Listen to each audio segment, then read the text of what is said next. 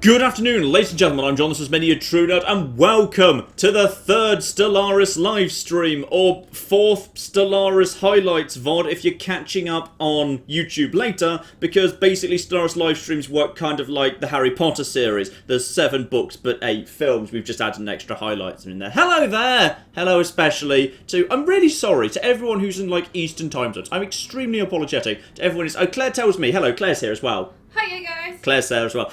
Claire tells me that apparently we also have, like, we've got someone from, at least one person from Japan in the stream right now in the chat. So that's an ungodly hour for you. I imagine hopefully we've got Australians. If you're Australian, then say woot woot or whatever the equivalent of woot woot in Australia is, assuming it's not obscene in other languages. But say that if you're from Australia in the chat. Hello there. Right, let's just very quickly verify that everything is as it should be. I haven't changed the audio settings the last time I've streamed Stellaris, so everything should be okay for the audio balance and what have you, but I'm just going to wait a second just to let Claire check on the chat. Claire's in the chat again, so don't worry, the chat will be represented. You can toss questions, suggestions, and general insults at me, and everything will be absolutely marvellous. Claire will keep me updated with what's going on there, and we will just now make sure that my audio, the game, etc. Well, not the game. You're seeing a welcome screen right now. I'll put the game on, why don't I? Yeah, audio settings are fine for now, but obviously please put on the game. There we are. That's a game. That's Stellaris. It's the game Stellaris, and just to zoom in. Ooh, look at all the ships. All of the beautiful, beautiful ships. They're above Rome. Above Rome in the Vesta system. Here we are. I think they should all be running. From my end, it looks like everything's running pretty much as it was doing before. So I think we should be all right. Stellaris. Stellaris is very, very pretty. It's very, very pretty. Even if everything's kind of flat. Everything's kind of flat, because everyone kind of flies in like a big flat line, and planets are like, they're all like in... Wait, is that a... In theory, because space is three-dimensional, why wouldn't we always imagine a system? Do we like imagine, like, you know, planets going around like this, and they're all basically in the same rotational orbit, just further out? Is it possible to have a system where, like, some planets are going around like that, but some planets are going, like, up, and then they're at crazy weird diagonals? Because isn't, like, either Neptune or Pluto at a bit of a jaunty angle next to the rest of the solar system? I think I've like seen a plan where like Neptune's normally drawn to a bit of a jaunty angle. Like it's going in a slightly different, it's not just in. But why do systems always go like that? Because most of the solar system, our real solar system, like everything is broadly on the same horizontal plane. But why? Why would that be? Are you you're looking at me like I know science. I think you know more science than me. I think you took more, no, you're French. You know more science than me. French. Yeah. Oh, is that a rule? I'm French, so I know more science. No, than you're you. French, which means you studied under a baccalaureate system, meaning you had to keep studying sciences longer than I did under the English system, where I dropped them as soon as possible. With the exception of biology, which makes my woeful performance in Birthdays the Beginnings even more embarrassing, because I have an A-level in biology, and I have an A-level, and that's how much I knew about the origin of life. Alright, that's embarrassing all round. Yeah, I still don't know about, like, astronomy. Keep an eye on the chat. Chat, if you know about astrophysics, and I'm sure there'll be at least one astrophysicist in the chat. I'll ask Dan later if need be. That sounds like something he studied at university, I think.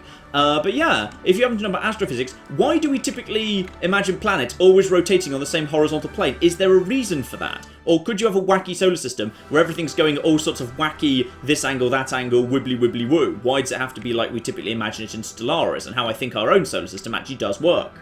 Keep an eye on the chat, I want to know that. While you're doing that and keeping an eye for someone to answer that, I'm just going to quickly reintroduce where we are here, and just to help things out. Actually, no, we'll start here. This is the Pax Romana, the great Roman peace, our great empire of not in any way pacifist, so it's probably been slightly renamed. In fact, it's actually slightly militarist, but just a little bit militarist, hence the sword. The sword with wings, because we fly and we have weapons. But, you know, also materialist, but also xenophiles. We are the grand xenophile hope of the universe, quite frankly. We are the grand xenophile hope of the universe. We are actually one of the biggest empires going right now. Like, in terms of, like, sheer size, I think there's, there's some flipping destroyers up here. I assume these guys are, like, Purity Altar. Oh, we're running on 1.6.1, by the way. Some of you may be aware, Stellaris had its 1.6 patch very recently, which has basically changed a few little bits and pieces. I don't think it'll make any changes to... Actually, it'll make some very small changes, which I'll explain as we get to them.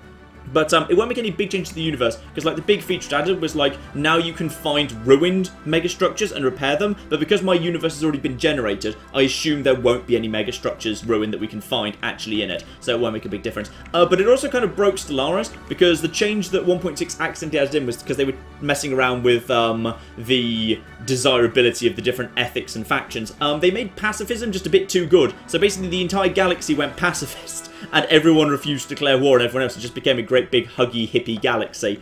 So they fixed that with a hotfix. They've basically they've removed pacifism with a hotfix. They haven't removed pacifism, but they've made it much less desirable. They fixed the problem they created. So don't worry, we are on 1.6.1. We're not going to run into the bug where no one can declare war on anyone else. That's not going to be a problem, which is nice. But yes, basically we are Pax Romana. We are a lovely, big, strong empire, and we are part of a federation. I'm just going to move into the... Yep, there we are. The diplomatic screen there. Oh, Claire might have an answer to us on the space question. Claire? Someone is saying that the galaxy spins in one direction over and over again, therefore centrifugal force pushes everything flat. And that's why it's on one plane, it's flat. Oh, so literally every single... that sounds sciencey. So does that mean, like, literally, no matter where we go in our galaxy, every planet's going to have the same horizontal orientation? Oh, sorry, every solar system, I mean, is going to have the same horizontal orientation. Broadly, though, I think there's some slight variation. Because, why does because Neptune's definitely not entirely flat. I've seen a plan where Neptune's not flat. It's like a bit of a jaunty angle. I swear Neptune's weird. Maybe because it's like, I don't know. Maybe it doesn't French science, ladies and gentlemen. French science. Maybe because it's like, nah, Galax shrunk. I have a degree in English. I have a degree in classics. I have a degree in classics. That's even more useless. You can't out-useless me. I am the useless king here today. My degree is so useless. There's a song about how useless it is to have a degree in English. My degree is so useless they didn't bother making a song because they just were assuming it. So, Alright. Right, I win. So yes, basically... Well, they're saying no in the chat. I don't know what they're saying no about, but I'm assuming I explained the science wrong. Excellent. But anyway, we are... Straight up wrong? Yeah, there you go. That can't be right. That can't It's be... not the galaxy. Bad John.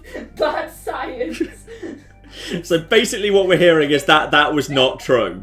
Stop asking the chat questions about astrophysics and like...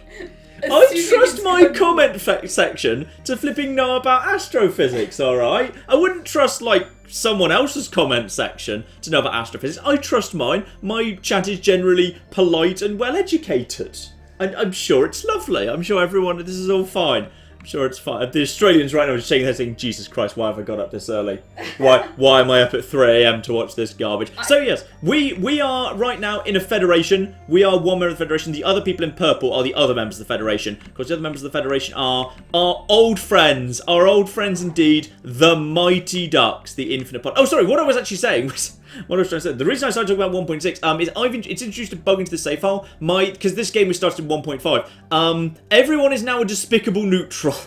Literally everyone, their description of the Empire has changed to despicable neutral. So, yep, what is it? Hang on, let me get the quote exactly right. What makes a species turn neutral? Lust for gold? Power? Or are they just born with hearts full of neutrality? This is a placeholder personality. It should not show up in game.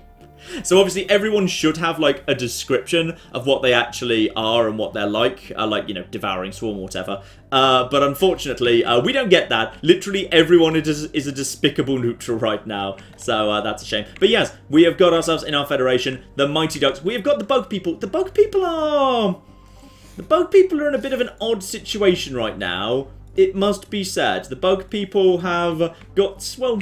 They're very small. They've got this one kind of isolated colony over here. Fine, that's literally controlling one system. They haven't even managed to expand because the Mighty Ducks are doing so much better. And then they've got like 3 planets over here. So they've got 4 planets total. And they're just completely ignoring this space up here. So I'm just going to expand into this space up here. Because if they don't want it, then I might just bloody well. Apparently there's literally nothing of any value in this system. Another useless system over there. So yeah, I'm vaguely thinking that we're basically going to do a great big north expansion.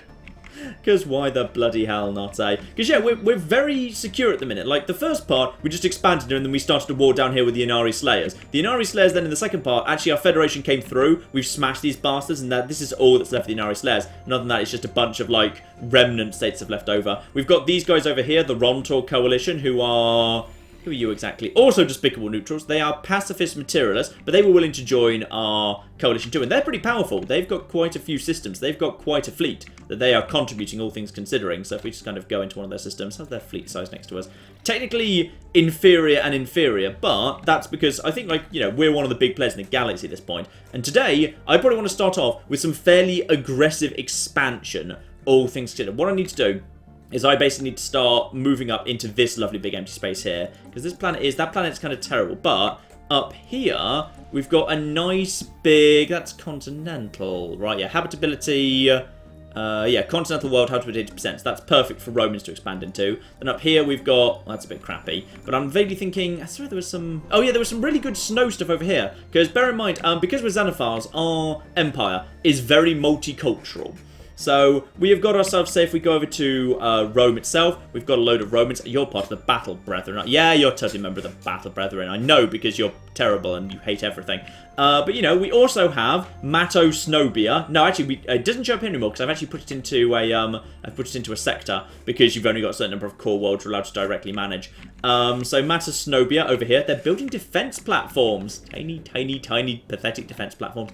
But yeah, Matosnobia, which is actually the planet of the... No, different Matosnobia. Planet of the Mushroom People, who love the cold. Meanwhile, we've also got bugs in our empire over on Constantinople, so I can actually create colony ships full of bugs, and they like the hottest climate. So between those three species, we can now actually colonize fairly easily pretty much every actual system in the entire galaxy, which is great. So that means we can start expanding really quickly. So for example, like up here, we've got these ice worlds that the ducks aren't going to want. So we can just basically go and get those. And yeah, we can just start, well, it's a little bit unfriendly of us because we're basically going to start expanding like around our own allies and kind of blocking off where they might want to expand. But we have open borders with them, so there's nothing to stop them like pretty much just going straight up to finding like other places. And then ultimately, well, this is kind of the bad neighborhood. Up here, this is kind of my ultimate goal for the time being, which is up here, this is the bad neighborhood of the galaxy, which is we've got ourselves some flipping, yeah, theocratic republic, fanatical spiritualists and xenophobes up here. We've got ourselves flipping a purity order, fanatical xenophobe and militarist up here. We've got the Tsins who are, they're a star empire, but they are actually fond of us for the time being, probably because they're so surrounded by monsters, they kind of need to take friends wherever they can find it. And then, yes, we've got ourselves some more potential friends over here, because these guys are associate states. If I go into the diplomatic view, that's not diplomatic, that's diplomatic. So yeah, these guys are associates with us. And who are you guys again? You guys are... Also, everyone's a despicable neutral. You guys might theoretically be friends. I could offer you associate status, actually. Why not? Yeah, confirm that. Bring them in. Just kind of slowly start bringing them all. Like, I don't need any problems with them. And they are willing to... Yep, we voted to offer them that. And we're glad to have the opportunity to work with you. Lovely. So they are now associates with us as well. So basically, I think probably we're just going to have to smash these guys. Because I feel like these guys are going to be trouble. I think they've attacked each other as well, actually. If I just go over here, you guys. Who are you at war with? Yes, actually. They are actually in a great big war. The two kind of monsters are actually at war with each other, which is fine, because I'm sure we can go in and smash both of them, which is lovely. State of our planet is Rome, our capital, is pretty much full up, and, well, full up with robots, because no one wants to live there for whatever reason. Constantinople is the perfect, glorious paradise, and pretty much ready to be shoved into a sector. Next time I do a big bunch of sectoring. Carthage 2 is basically our science world. You can see we've got a lot of science labs floating around here, so it's kind of producing a lot of our science. Skitarchy and Auroras Borealis are our two mushroom expansion worlds. Dotted around here, so Skitarchy is over here, and Aurora Borealis is kind of leading the charge up north over here. Both great worlds, kind of still just growing slowly. We just need to keep an eye on them as they're going along. Pond Pay is our youngest colony, technically. Way over here, we saved it from a meteorite at the end of last time.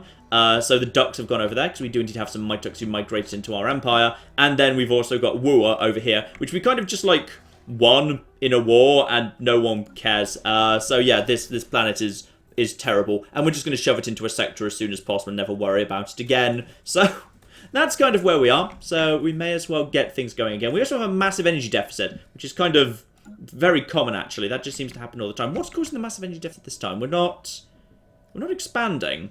Why have we got a massive energy deficit? I'm just going to build some spaceports in case we've already got solar panel networks, and we've already got... Right, basically I just need to build some power plants in a hurry there.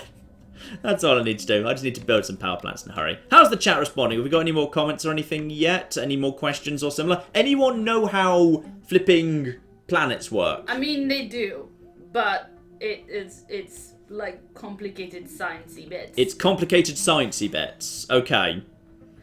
I mean, it's got to do with the way that, like, say, if you put a thing on a string and twirl it around your head, it, like, evens out to a plane because of, like, forces and gravity and stuff. Okay, yeah.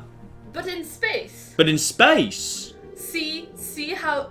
This is what comes of Clairthage, the science world. Yeah, this is the Clairthage it. science world. Why suddenly are there 10 bajillion... I think some treaties just ran out between the cartel of Casada, and now they're just basically agreeing all of the flipping... They just seem to be breaking and then remaking... Yeah, I think for some reason these guys have just decided they don't want any migration anymore. That's a shame. I'm also kind of hoping at some point we'll actually get ourselves a lovely opportunity to actually have a war in heaven, because we are literally sandwiched. This is a fallen empire. Overwhelmingly strong, but just like they just quietly get on with their own business. They don't bother expanding until they wake up. And when they do wake up, I am literally between them. And sure, I look bigger than them, but trust me, they are vastly, vastly better than me. We'll need to pick a side. And if we have to, I'm siding with these guys, because these guys are lovely. They're a bit patronising, to be honest, but... Ooh!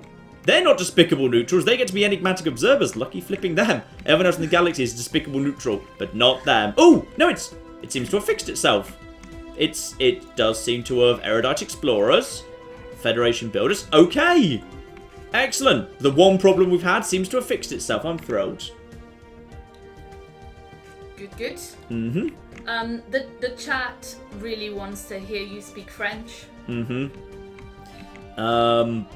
I literally can only remember a few expressions of French, and the only French I can remember are the stock phrases I memorised to do my French oral exam at GCSE, because rather than actually learn how to speak French, I figured out it was easier to cheat at learning modern languages simply by learning stock phrases that you could repeat. Okay, but your French accent That and your hurts you, French doesn't phrases it? That hurts you. are so cute. Mm-hmm. I remember, j'espère que vos questions seront assez faciles. I hope that your questions will be quite easy. I remember, j'ai décidé d'aller à la piscine. I decided to go to the swimming pool.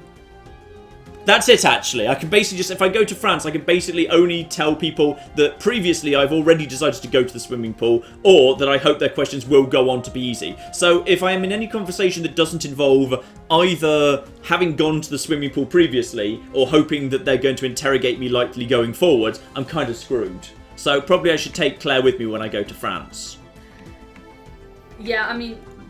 Yep. Yeah. Now people are laughing about you using the phrase French oral exam. Obviously. Well, obviously, yes. Obviously. That makes sense. Also, they all say that we should Google the science and stop trying to guess the science because we're wrong. We could just get guessing the sciences. Ooh. Hello. What's one of... Oh, sorry. I thought you didn't have a top there, but no, he's got a top. It's just a different coloured top. He's just a blue mushroom rather than a red one. Right, we basically need to just basically get some flipping power going as soon as possible. So, power plant, and just basically build power plants. Because I don't know what's happened to our...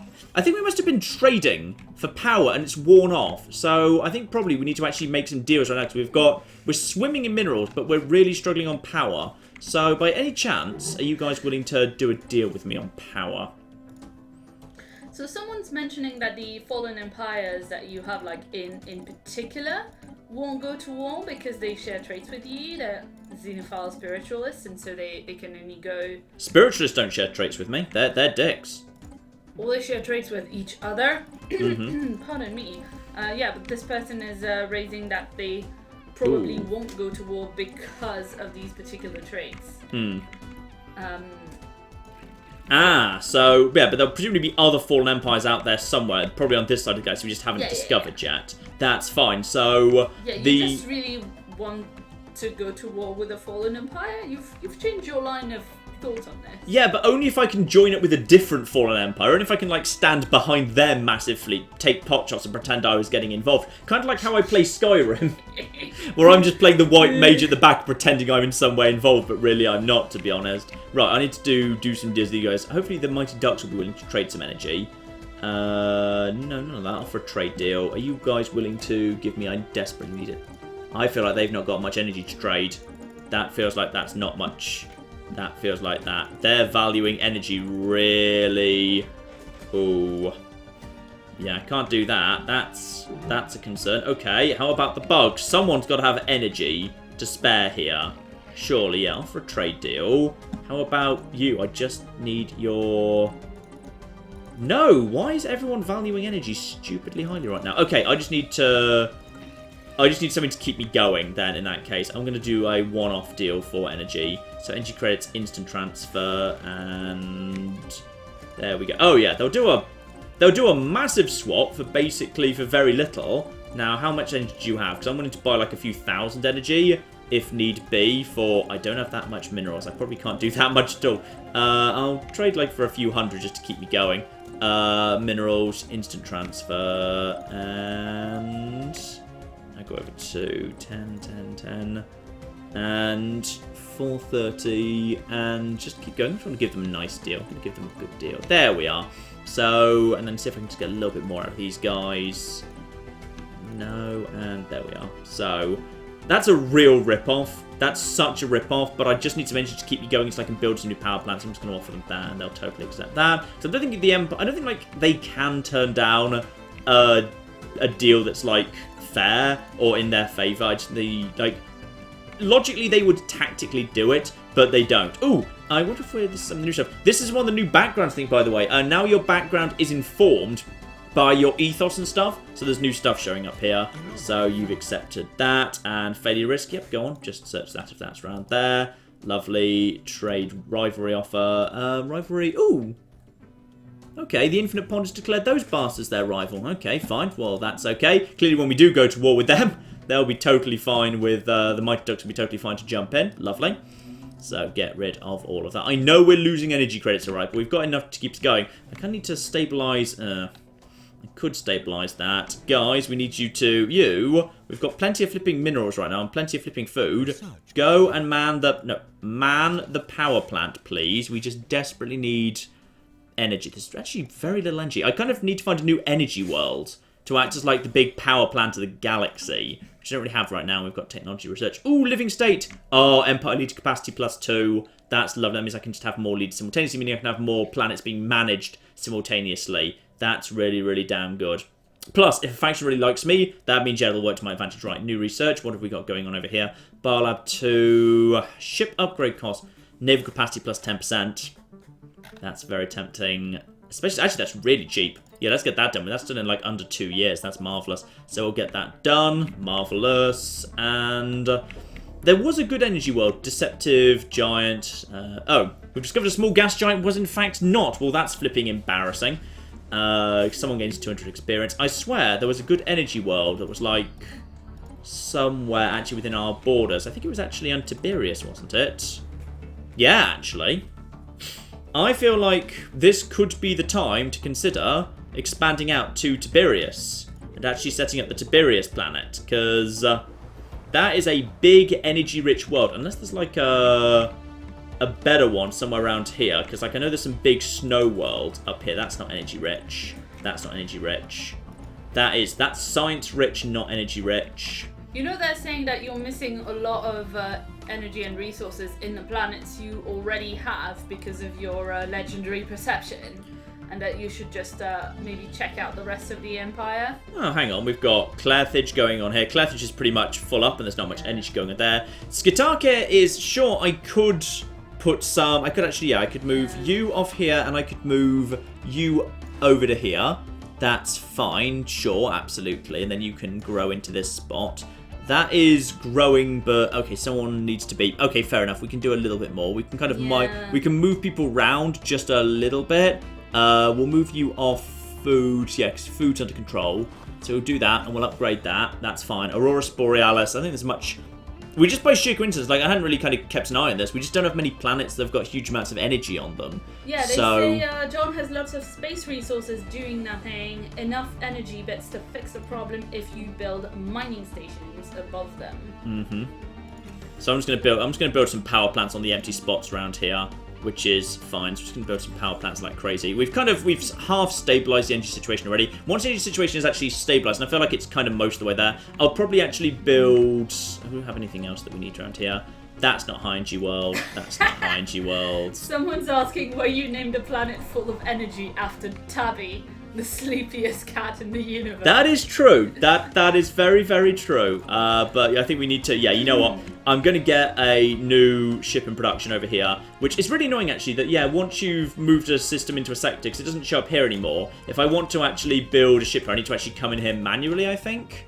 So colony ship. 119. Nice. We'll get a colony ship in production there, and not a droid. Why would we send the droids in a colony ship? We'll just send them in a flipping package. Right, yes indeed, we do need to send you guys the Zik Mox. There, one colony ship in production. Lovely. So as soon as that colony ship is ready to go, that will be fine. I've also got... Is there anything for my... Ooh. Wait, what? Why have we got so many... Hang on a flipping minute here. Why have we got so many systems around here that have got, like... that aren't being... mined? Did we have a massive Oh, of course we did. We did have a massive expansion down here because this has all come into the Empire recently, and I've just got construction ships sitting around doing literally nothing. Right, I've got a construction ship up here that's doing naff all. That needs to come, like, over here, and there's flipping 6 energy in this system. You know what? That's fine. You come over here, and you just build the mining stations here. That's okay. Where's my other construction ship? My other construction ship is way over there, dealing with this situation. You, yeah, build mining stations over there. Why aren't you building mining stations there already, quite frankly? I'm not sure. And then you are way over here. Are you actually doing anything good around here? I don't think so. In which case, yeah, if you're asleep, you just basically head around here. Service. Oh, you need a scientist. Right, we'll assign you a leader. Do we have a leader? Recruit a new scientist. Custom AI assistant. Anomaly research speed. Anomaly failure. Ooh, anomaly failure risk down. Oh yeah, every flipping time. Right, you just head over in this direction. Survey. Why on earth you? Wait, what? What do you? Oh, that's not the one I thought you were. Okay, well you're apparently over here for whatever reason. Why are you there? Okay, you're just over there. That's fine. You go over there. The chat was waiting for you to see that, apparently. It's not my fault. That only came into the Empire at the very end of the last part, so that's not my fault. So I blame the chat for that. Right, start that off. Everyone's now moving right. None of my ships are now sitting around doing nothing, which is good. We could do with training some more ships, except... Wait, wait. I think I know what the problem... Is the problem that First Legion isn't actually in orbit right now?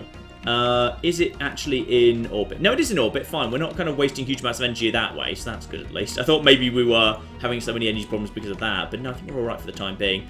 But yeah, we've got that new ship coming in soon. That will be ready very, very soon indeed. So that is nice. Actually, I don't think we can even... Do we even see that in the... No, I don't think we do, which is kind of annoying because, the colony ship I'm training doesn't even show up in the outliner, that strikes me as kind of annoying because I need to train my things here, my snow colony ships, because this is literally the only planet right now where we've got... Actually, no, it's not. I could have done it at Skitaki or Aurora Borealis. That's true. Actually, that would have been faster as well. But it doesn't matter. These guys are pretty damn close. I could have done it at Skitaki. That's very true. But that's fine. It will be a-okay. It will be done very, very soon indeed. And somebody's dead. Who died? Oh, it was our sociology scientist. Oh, that's very sad. Right. Please tell me we've got sociology. We do indeed have one. Oh, Claire. Yes. It's a mushroom. Ooh, mushroom scientist. We can actually have our first, entering our big pool of leaders. It's our first non-Roman leader, and their expertise is biology, which is exactly right. They are the most qualified person for the job. They are literally the most qualified for the job.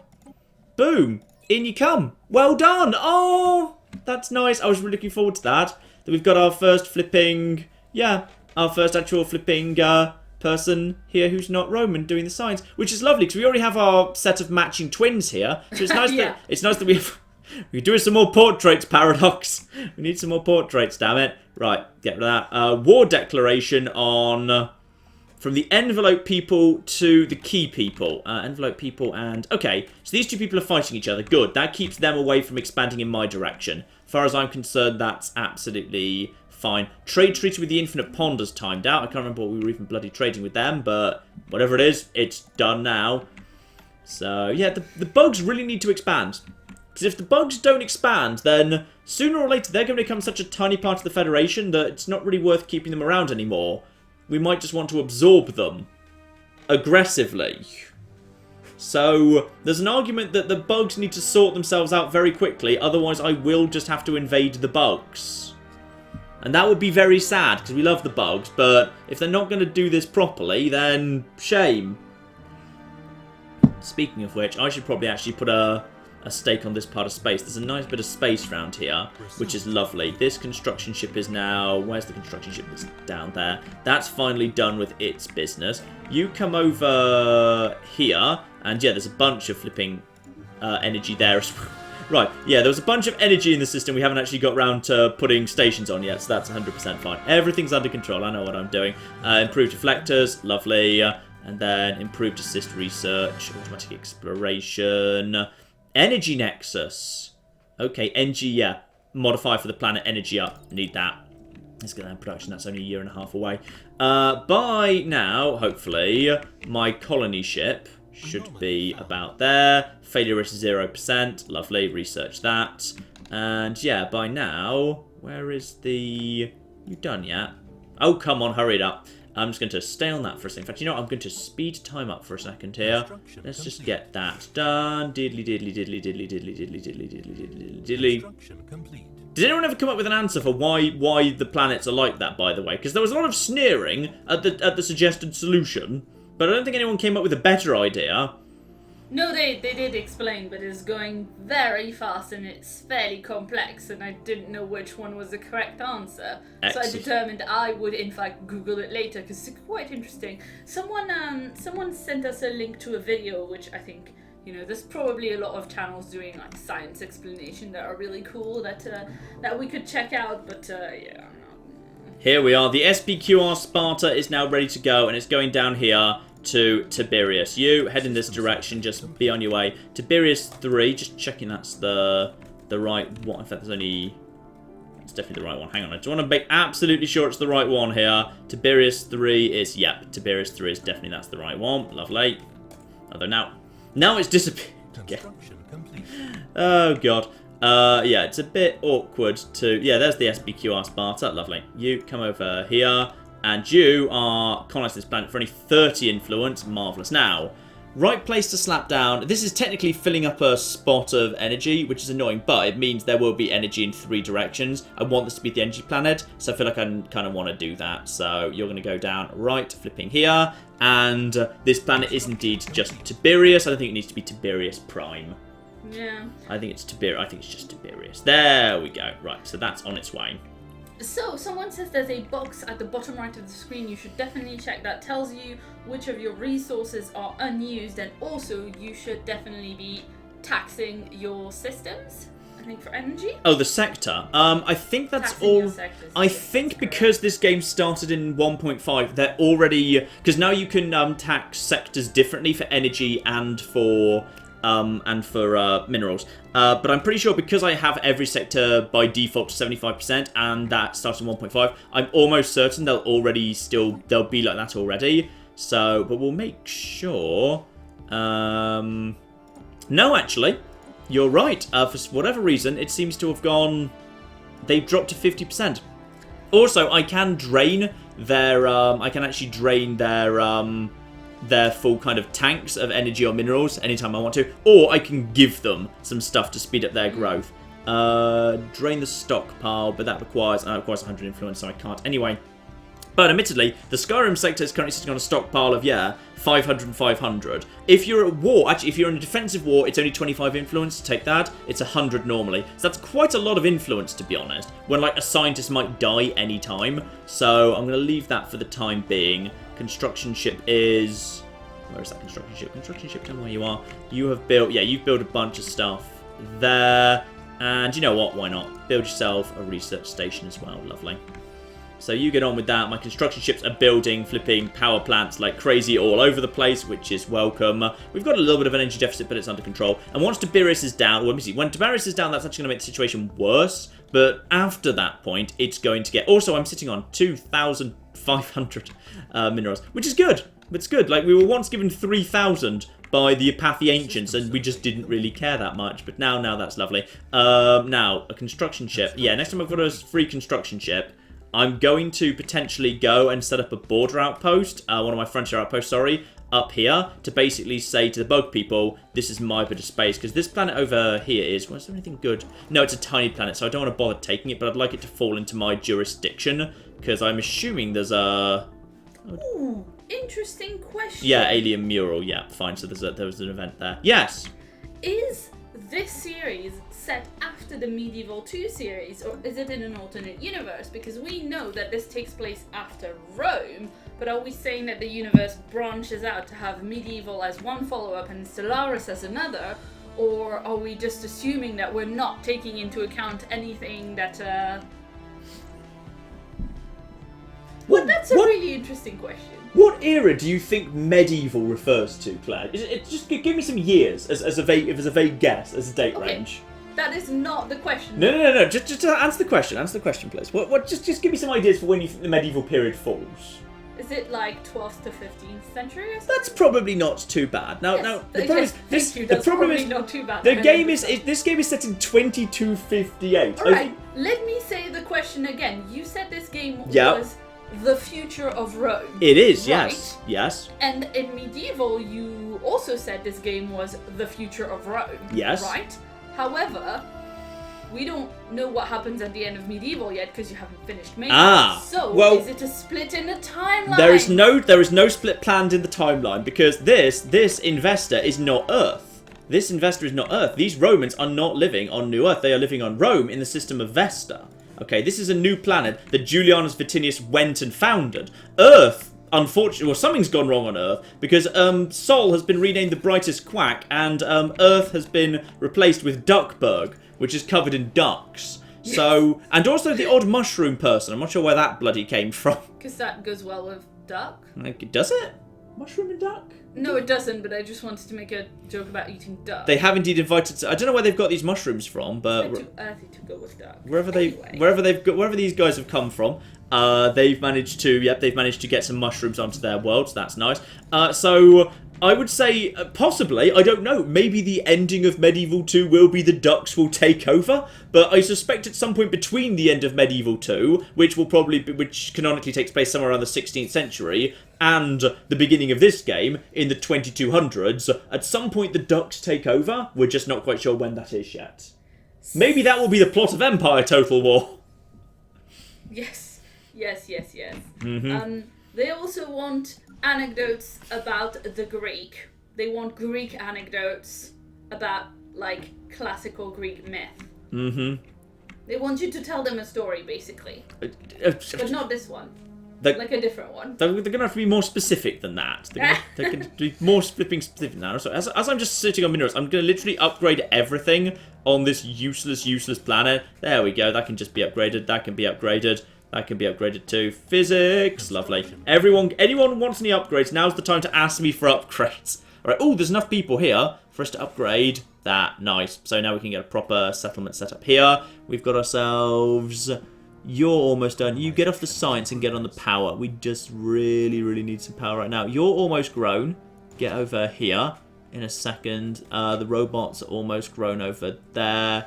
We need... The robots aren't very good at dealing with power. You know, I'm going to move you over there. Let's just get some more power. There we are. We've actually neutralized the power situation right now. And actually, I'm going to upgrade. If everyone gets an upgrade. Literally everything gets upgraded right now. Everything gets upgraded.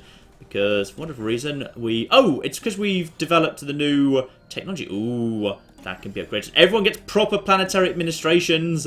That's nice. Everyone gets proper planetary administrations. Apart from Clairfitch, because I think Clairfitch is already pretty much fully upgraded. We really need to get rid of the glaciers. That's the thing we need to do at some point. Upgrade that further. You're migrating to... Ooh! One of our Romans is migrating out to Cortan. I don't know where that is. Okay, failure is 0%. You get on with that wherever you are exactly. How do I check where something is? Cortan. Let's see if I can find that. Logically, it's going to be somewhere we've got a migration treaty with. I'm guessing it's the name of the system. But if it's the name of the planet, it's going to be quite hard for me to bloody find. She's going to Cortan. So one of our Romans is going out into the universe. Migration is a two-way street. Sometimes they go out and go somewhere else. Interesting. And are you done, by the way? You are done. Right. I think it's time to do it. It's time for us to lay down a frontier outpost here. I mean, we've got a good amount of flipping influence coming in right now, so I can afford to, because I took down a frontier outpost somewhere else. I feel like if I put it here in Tyon, that should hopefully mean we get Vakradil, because that's a really, really nice system. And that will also mean, once we've taken this planet up here, because that's Continental World 21, which is really nice, that should join up really nicely. So I'm going to send my thing up here, and why can I not build a frontier outpost? Oh, you need loads of influence to do that, fine. So we can't do that just yet anyway. We'll have to save up influence to build a frontier outpost there, so we can't do that just yet. In which case, you were, which one are you? You're right there. Come over here, there's even more flipping. Just build mining stations. Everyone build mining stations everywhere, because I kind of forgot mining stations were a thing. Or rather, I forgot the Empire expanded, which it did quite significantly. It's not my fault. That is not my fault. The Empire expanded while I wasn't... How is it not your fault? I wasn't looking. That's the problem. Frontier Outpost is... Oh, Frontier... I didn't realize that. Frontier Outposts, the amount of influence required is a function of how far away it is. Fine. So as a result, that's quite expensive. So actually, it might be faster for me to actually build like a new planet up here, and then we'll be close enough that presumably... Or is it distance from... It might be distance from capital. Could be distance from capital. Ooh! The Infinite Pond are expanding fast all of a sudden, which is good. I want to see them expanding fast. Though, sadly, that means they are probably going to eat some of these lovely ice worlds, which they're not going to get much use out of. That's a shame, but it feels like they probably will. And they kind of need to, because they're getting really close to these guys who are evangelizing zealots. And beyond the evangelizing zealots, the fanatical purifiers, who now have nice skulls hung up in the background. Isn't that lovely? The fact they've now got skulls hanging in the background. That's really nice. But yeah, I feel like... Therefore, we need to make a move over here sooner rather than later. But I just want to stabilize the power situation by getting the very basics of Tiberius set up first. Speaking of which... Tiberius is currently being set up right now. I need to get you into a sector. But there's no sector anywhere nearby. It's kind of a shame. I might just put these guys in a sector of their own and then expand it to include Nikanda later. Because I think I'm right now at 1, 2, 3, 4, 5, 6, 7. Yeah, when Tiberius goes down, I need to... Once Tiberius is down, I do it to that point. Need to have cleared out one of these. So I'm going to put you into a sector. So let's go into sector management. Because I think I'm allowed 4 sectors at this point. So yeah, sector management is currently 4. We can create a sector purely for these guys. So that is... purely yours, and you know what, I'm going to give you 1 extra sector over here, so you've got some minerals and some energy coming in. So we'll do that. That's fine. Close that. Now let's just check how that sector's doing. So that is the new sector. That is the... Oh, this is the terrible... Okay, we need a name for the horrifying, stupid bird sector. Because, yeah, these guys, this is the stupid, annoying bird sector area. I'm going to tax them... I'm going to tax them less for energy, because that will mean they're... I need to tax them not at all for energy, otherwise they run a flipping deficit, right. But I will therefore tax them more heavily for... Give me 75... Wait, what? Why is that going up? Why is the amount there yield... Why is the yield going up? That's also fortuitous event, la-di-da. Energy credits. I need to give them more energy, but I don't want to give them more energy.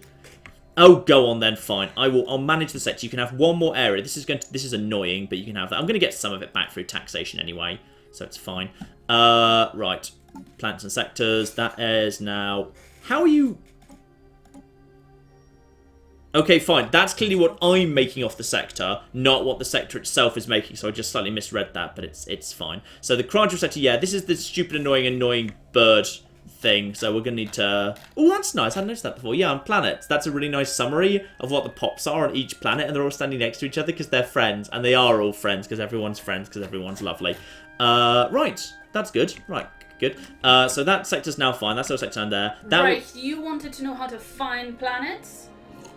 Yeah, because I know one of my Romans is migrating out to Qatar. How do I find out where that is? Control F. Ah, okay. So it's spelled something with F anyway, because they're spamming that in the chat. Core Yeah, apostrophe Tarn. So if we just do that. And whilst John is doing that, in answer to your question, chat, we are running from 4 p.m. to 8 p.m. UK time, which means we have a little over 3 hours. Sorry if you wanted to catch Doctor Who live, we are missing that. We don't get to see it either. If it makes you feel any better. Yeah. I mean, look, the important thing is we are not missing Eurovision. That's the important thing. The thing, weirdly, it can't be found. We must have a migration treaty with the Empire that owns Cortan, but it's not showing up in the list of known star systems, which is interesting. It's really interesting, actually. I wonder how that's possible. Unless, like, that's just searching star systems, when actually it's not the star system, it's the planet, and you can't search for planets, perhaps? But if so, that strikes me as a bit of an oversight that hopefully they will fix at some point. Still, pond pace go. Oh, blimey, literally everything. Upgrade all of the power plants. Yep, upgrade all of the power plants. Lovely. Right, and if you were still looking for a planet name, someone said that we should name a planet Our House and put it in the middle of the R Street system. Which I thought was cute. That's quite cute. If we have a planet that we don't have any name for whatsoever, we may well choose to do that. But I'm not flipping naming the Kragil system Our House, because it doesn't deserve it. It's too terrible. It's just a crappy system I just inherited at the end of a war that went straight into our flipping sector. It's awful. I only wanted it because I thought it would be funny to surround these bastards and hopefully one day squeeze them out of this whole sector. That's literally the only reason. So, Tiberius is currently being founded. That's fine. Now that energy's under control, I'm going to start spamming some more ships out of the spaceport. So we're not at capacity right now. And, like, pretty much you always want to be at capacity if you can be. So I'm just going to build some just get some destroyers. I mean, we've got so much going on there. It's going to take a little while to train up. And then Constantinople, just get some basic. You've got No, you haven't got corvettes. What else has... Somewhere else has a corvette thing, right? No, maybe we'll actually just build a corvette assembly yard here just in case. Because that will be useful, just on the off chance I ever happen to need it. But yeah, we've got destroyer assembly yards and corvette assembly yards right here, so that will be fine. We'll just build some of them, get some more, and then just get some corvettes in. Yeah, there we are. That's just eating up a large amount of minerals. If we need to, we can camp some of that. Naval capacity plus another 10%. We're not even using 10%. We've got... Oh, this is the first project the mushroom gets to actually begin on its own. Is that not lovely? Cheaper war demands, growth... Oh, yeah, growth. Because that's biology, and you are a biology specialist. So I'm going to give you, this is going to be your first pet project, genome mapping, which also opens up new stuff along the biological path, which is lovely. So there we are, a biological specialist mushroom gets to begin his own gets to build his own kind of little biological project. I would like him to be the emperor next, the next Vitinius, to be precise. Like, after our great leader right now, though, she'll be around for quite a long time, is done, I would like to potentially see a non-Roman emperor. I think that would be great. And if we could find a race of horse people and make one of them like a senator or something and then promote them to emperor later, that would cheer me up too. I would find that hugely entertaining. Also, I think right now we've got a single flipping strategic resource in the entire empire. Possibly because we haven't really been doing the research into... Oh, I saw that move. These guys are trying to vaguely expand over here. Me and them are going to run into trouble soon. Right now, we actually like each other. Almost weirdly, actually. But the border friction is really impacting that. But right now, yeah, we have trust. We've got mutual rivals. We're both xenophiles. So we're okay for now. But I feel like me and these guys eventually might end up in a war. Which looks like it will be a walkover. Because they're not that big. Like, this is them and this is our federation. But they've got big friends over here. Like, they've got... Hang on, let's just go into diplomacy and then click on these guys. They are... Actually, those are just associates. No, that's just Federation associate status. Who's your actual... I think they're actually in a Federation of 1. That's interesting. I genuinely think they're actually they are actually right now in a Federation of 1, just with nothing but flipping, yeah, defensive packs. And just Federation Associate status. I mean, they won't actually... Yeah, okay. In that case, we can just basically go and merge them if we want to at some point. That's fine, then. That's way easier than I thought it was going to be. If we have to, anyway. Ooh. Unlock ship-type cruiser. We've got cruisers in our empire. Speaking of which, strategic advanced kinetic weapon damage, not really our thing. Mass drive is not so much our thing. Mining network... Ooh. Carrier operations. I love carrier operations. Carrier operations are so much fun. Now, we get to design our first actual cruiser. Oh, we need a name for the cruiser. We need a name for the cruiser, because right now it's just called, like, it's for some reason called the Savo Island, which I don't know. So, yeah, right now we've got the corvettes, which are the Equites, and the destroyers are the war pigs. The cruiser is obviously the biggest. It's a big, bulky ship, as you can see there. It's a great, big, blocky thing. That we could make it a little bit more elegant by, like, you know, oh, that's a bit smoother. That's a bit smoother and nicer. And yeah, we can do all sorts of stuff there, like, oh yeah, hangar core. I feel like I want my cruisers to be carriers. That's kind of cool. I could deal with that, but we need to actually research that first. And then like a big, oh yes. Yeah, weapon slots at the back. Oh, that's just like just a block in space. Just basically I'm just tossing a great big space brick at my enemies. Maybe we'll go for the broad. That's better. I want it to have wings. I know you probably don't need wings in space, but I want it to have wings so it looks kind of, you know, wingy, if you like. It's kind of important to me.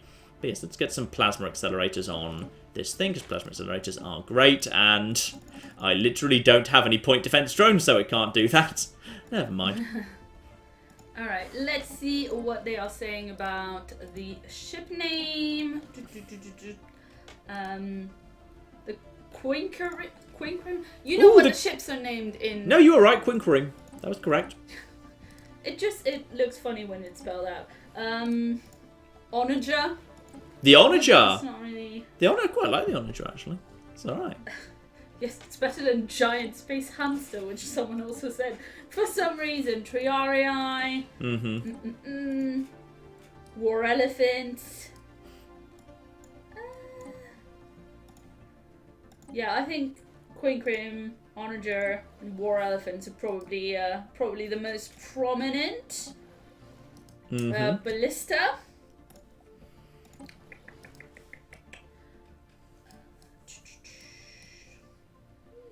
I'll save that for now. I need to save some space. I'll need to redesign these later anyway. So hang on, what are we liking? What are we liking out of those few? Well, those are the most suggested in the chat.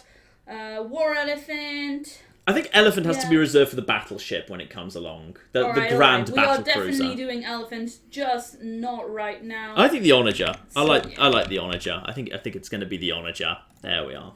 Call it sexy. Yes. The Onager class cruiser, lovely. Just get that back over there. Get some time moving on again. We won't build any of them just yet. We'll save that up until we've actually got the bomber wings. Because I just like introducing bomber wings as soon as possible. Because I think bomber wings are so strong. They're just great, and I love the fact that like they can basically do huge amount of damage, and like they don't run into any trouble themselves. You can just bombard your enemy from so far away. I love bomber wings. They're great. So we're just going to have those. What's this construction ship doing, by the way? It's just over here now. We've nearly caught up with all the stuff we should have done previously. Ooh, 4 physics. Yeah, go and build yourselves a research station over there. Thank you. Lovely. There we are. We're actually getting our stuff, actually doing things here down on the planet of Aurora Borealis. That's fine. Tiberius is almost down on the ground, which is great. Upgrade that. I think we could probably do with sacrificing a mineral or two, just to get some flipping energy coming in here. Yeah, just get some more flipping power plants. I know that's going to suppress the minerals. I don't care. On this occasion, I just did that. Ooh, and we've got ourselves our next tradition available. That's nice. You know, there's some fun stuff in Discovery. Haven't really looked at. Yeah, anomaly failure risk down. That's really cool. Planetary Survey Corps. Gain research points equivalent to a 10th of our monthly gain when surveying planets. That's really nice. I think they've just actually... they actually reduced that slightly. It used to be more ridiculous. Yeah, when surveying planets, because that's really, really damn good. So that's now, I think it used to be a 3rd, and that was way too much. So now it's just down to a 10th, so it's not as good anymore. But science recruitment cost down by 33%. Leader skill levels up by 1. Faith in science, assist research, increases planet happiness by 10%. That's really cool as well. Though actually, I think I'm very close by to, yeah, diplomacy's not actually too far off even being done. Habitability up by 10%. Or the Entente... Entente coordination. Lovely. Amount we contribute towards Federation naval capacity counts for twice as much. It's kind of fun, because I'll be president at some point in the not too far future. Yeah, the next president is me, and that's coming up in about, like, less than a decade. So I will be president again in the not too distant future, which is kind of cool. We've got alien tourism for the visitor centre. What's the finisher effect for finishing diplomacy? Adopting all diplomacy increases our trust cap. Ooh, trust cap plus 50. That's actually interesting. Because, yeah, obviously, you can only bank so much trust with people. That's actually sort of nice. Or prosperity's been doing good work for us, actually. We have done a bit of prosperity stuff so far. So, private colony ships. Yeah, apparently the good thing about those is even though the ethics can be all over the shop, they only cost energy, not minerals. I don't know why right now I would want something that costs energy rather than minerals, but whatever. Energy Grid and Energy Nexus now also produce 2 Unity. That's actually kind of good.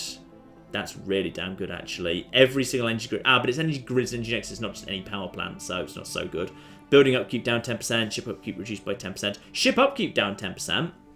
I could do with that. That's probably going to be a big boost to my power immediately. Yeah, they want you to finish one of the trees, and quite a few people are saying you should just finish diplomacy. Yeah, I would agree, actually. I've already done a bit of diplomacy. I think...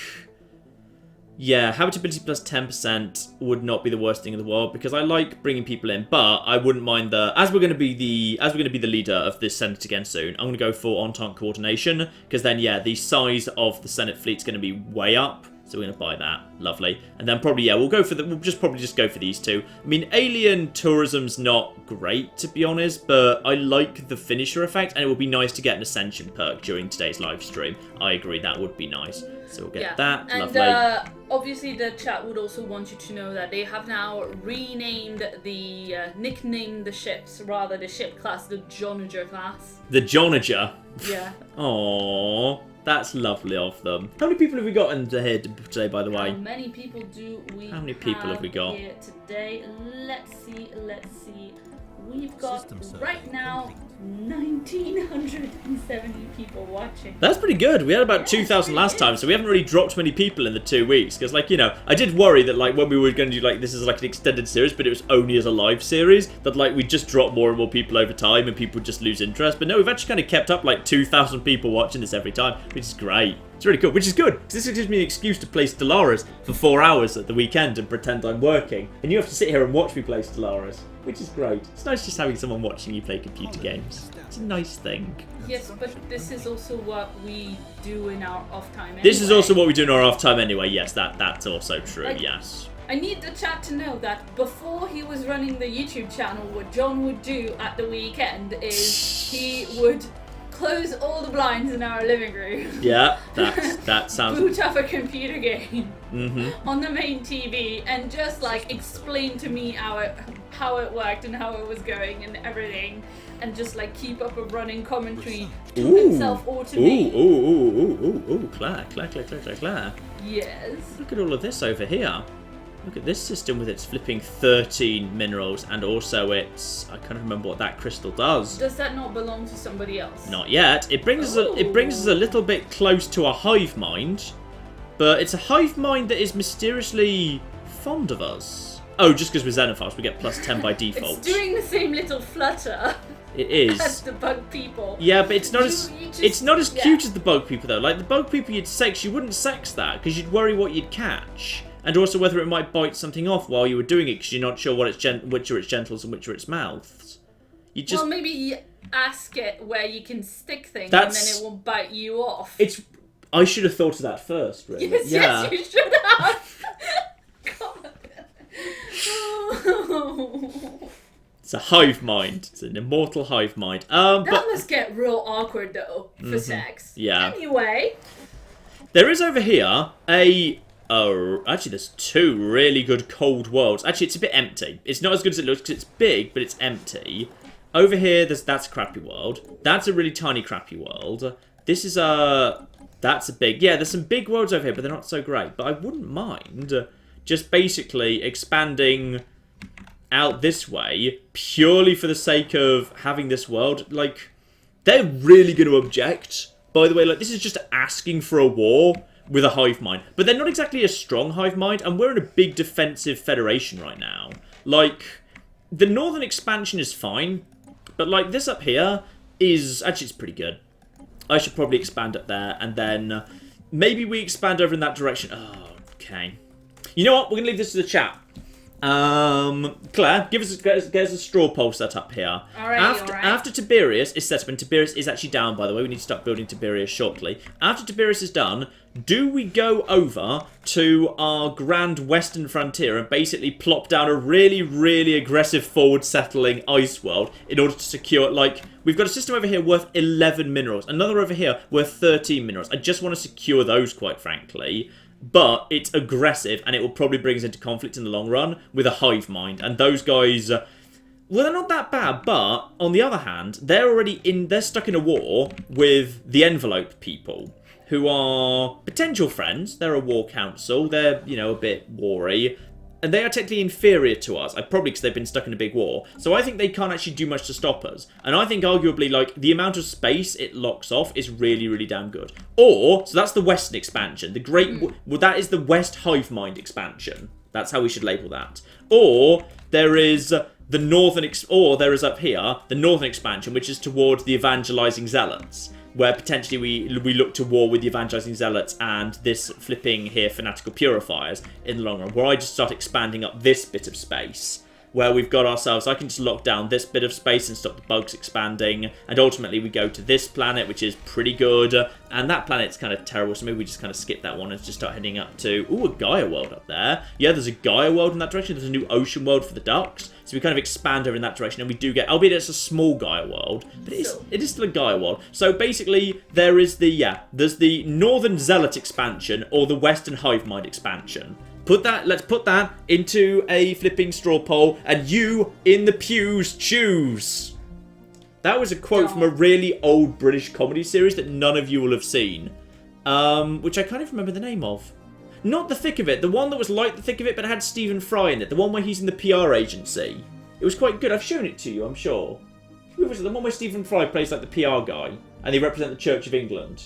I don't believe I have seen that. We need to watch that. I've got it on DVD somewhere. It's really good. I promise it's really good. If anyone remembers what that is, tell us in the chat. Ooh, growth speed's done. The mushroom finished her first thing. And habitability plus 5% for Engos Vapor. Ooh. Oh, and seaweed. Seaweed, we need to get rid of that. Just get rid of that, because we've definitely got seaweed on at least some of our planets right now. So watch the chat. Claire's going to be spamming that straw poll. Have I ever made you like an admin, by the way? Are you currently using the menu through Have I ever made you an admin, by the way, on the chat?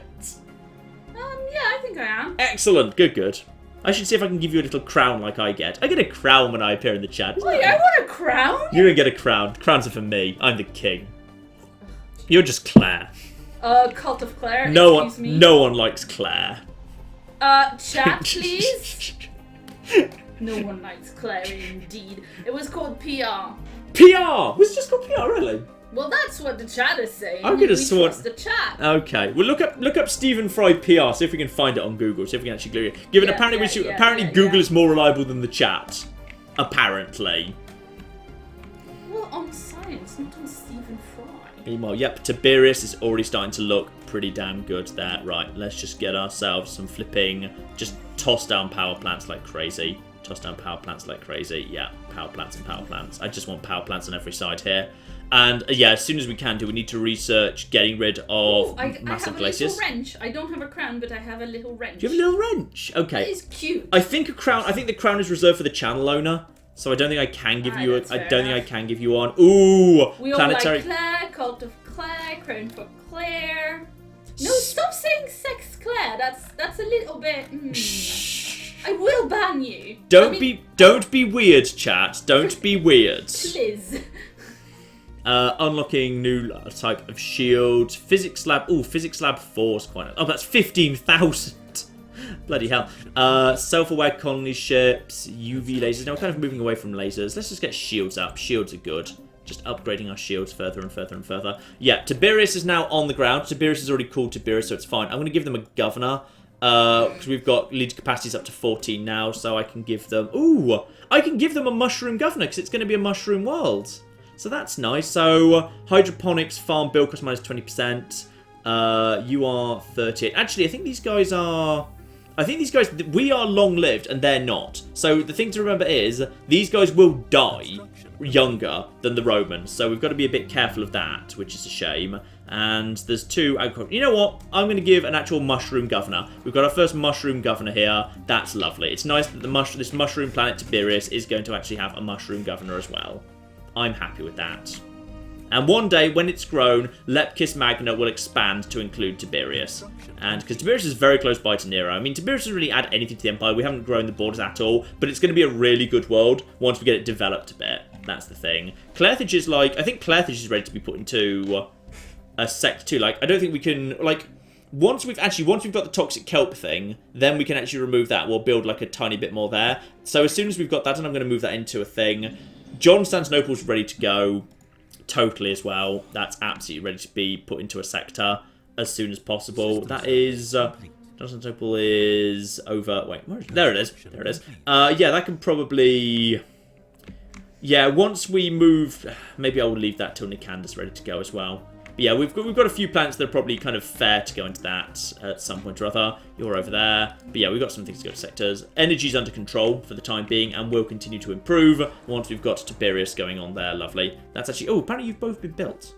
Robots are right now... Hang on. Robots are... Energy credits minus 10%, minus 20%, which is a shame. That is a shame. You go down there and man this, because maybe I'll build like some robots just to tide us over for the time being, and like in the long run they can just move into the mines and whatever. Or whenever synthetic shows up, we could research that, and then they'll be good at doing energy work. Now, what was the response? What was the response to? What was the response? Let's have a look at the poll. View results. West Hive Mind expansion. They clearly just. Yep, they want you to sex the other bugs. Well, that's fine, because the bugs have finally done what I actually want them to do. The bugs have just set up a brand new world to the north in the direction I was vaguely thinking of going. It's not a great world anyway, they've expanded on, because this was a world I wasn't really that interested in. This world is... I don't need to rush and get that. I might go and get it later. I might go and secure this bit of space. But honestly, I feel like the opportunity lies in this direction anyway. So I feel like that is the right thing to do. So with Tiberius down, I think we should probably get that done as soon as possible. Also, we've got a... They want to just hand me some minerals for research. Yep, you know what, guys? Grow as fast as you like. I'm 100% down with that. That's all lovely and good. Speaking of which, Rontor, are you willing to just basically... I just want to buy all your flipping energy, alright? I'm going to buy all your energy just as a one-off, just to keep me going for the time being. So how much energy do you have right now? How much energy do you actually have to trade away? Because I'm just sitting on a giant pile of minerals. I'd like just... They've got loads of energy. Good. Minerals and an instant transfer of... assuming this isn't like too ridiculous. I'm going to trade away 2,000. I'm not going to trade away quite that much. Right, get this down, get this down, get this down. And we'll just give you a tiny bit less. There we go. Tiny bit more, tiny bit more, tiny bit more, tiny bit more. Spot on. Right, yeah, I'm going to trade away 2,000 minerals just to get a giant pile of energy. I want some energy just to tide me over. So that's fine. So they will totally agree to that. Yep, they 100% have, and they'll probably like me for it as well. Good, good. So that's a big pile of energy over there. Something good down here, was there? No. Oh, no. Apparently it was called Absolute Power. Yes, that was it. Yes, it was called Absolute Power. Yep. There you go. It was absolutely called Absolute Power. Sorry that took me a minute to Google. There's too many things going on at once. That's fine. I think everyone appreciates it is tough to manage a 2,000 person chat on your own. It is. I think everyone will appreciate that. There's actually a really nice world down here. This is a world I saw ages ago. This is a bug world, potentially, because it's a lovely hot world. But it's got energy. It's got Betharian on it. Betharian's kind of like... I've settled planets just to get hold of Betharian in the past. It's a really, really damn good resource, because I've got some Betharian on Constantinople, and it means this one square produces 15 energy a turn, which is crazy when you think about it. You are just leveling up as well. Fine. So, if this is over here, this is an ice world, that means we need to... Our empire is going to be taken over by mushrooms. There's a real risk that the Romans are going to end up in a minority, and it's going to be all mushrooms. And then all various racist political parties will start rising up, and they'll start producing panic propaganda about how the mushrooms are outbreeding us, and, you know, we've got to kick out the mushrooms, because otherwise the mushrooms, you know, Romans will be in the minority within 20 years, because the mushrooms will take over. And when that happens, we'll have to deal with that, unfortunately. Right, Tiberius, actually, Tiberius can have a spaceport, because that will actually further increase the size of our fleet, which is good. And then Skataki is probably the closest thing we've got. Let's build a colony ship for just 119. And indeed, we're sending some Zikmoks over there. Lovely, good old Zikmoks, who are technically repulsive. We are making the Empire slowly smell more, because the Zikmoks, one of their race traits is that they are repulsive. Which means, obviously, they get more points to do other stuff. We might actually be able to genetically engineer the repulsiveness out of them in the future. That might be a nice thing we could do for the mushroom people. Unless, of course, because they're mushroom people, the repulsiveness is part of the spores they give off to communicate, and I'm being really offensive to mushrooms right now. Which is entirely possible. I mean, probably. Probably, yes. Now, what have we got going on over here? Rome is looking fine. More people are migrating away to... Another person's migrating to Cortan. Where is Cortan? Where are you going? We don't know where this is and we can't get to it. I mean, okay. It's probably in duck space, because that's the only... Because the ducks are broadly, in terms of, like, ecology, they're compatible with us. Because they've also got... Because they're the ocean planets and we humans can live on ocean planets. But that's so weird. That's, yeah, really weird. But alright, fine, whatever. Okay, so we've got that fleet now. We've got that being trained as soon as possible. We've got and I need to find something to do with all my construction vessels, because all my construction ships are apparently doing nothing right now. You go over here, build yourself a research station. I think you're around here somewhere too. You are around over here. Come around here and build us just a flipping mining station. And after you're done with that, build yourselves a research station. Lovely. And then that's not in our empire, so that's fine. Another construction ship over here. All the construction ships are just in the same area, which they probably shouldn't be. That's probably very, very inefficient. Are you technically in the empire yet? No, you're not quite, unfortunately.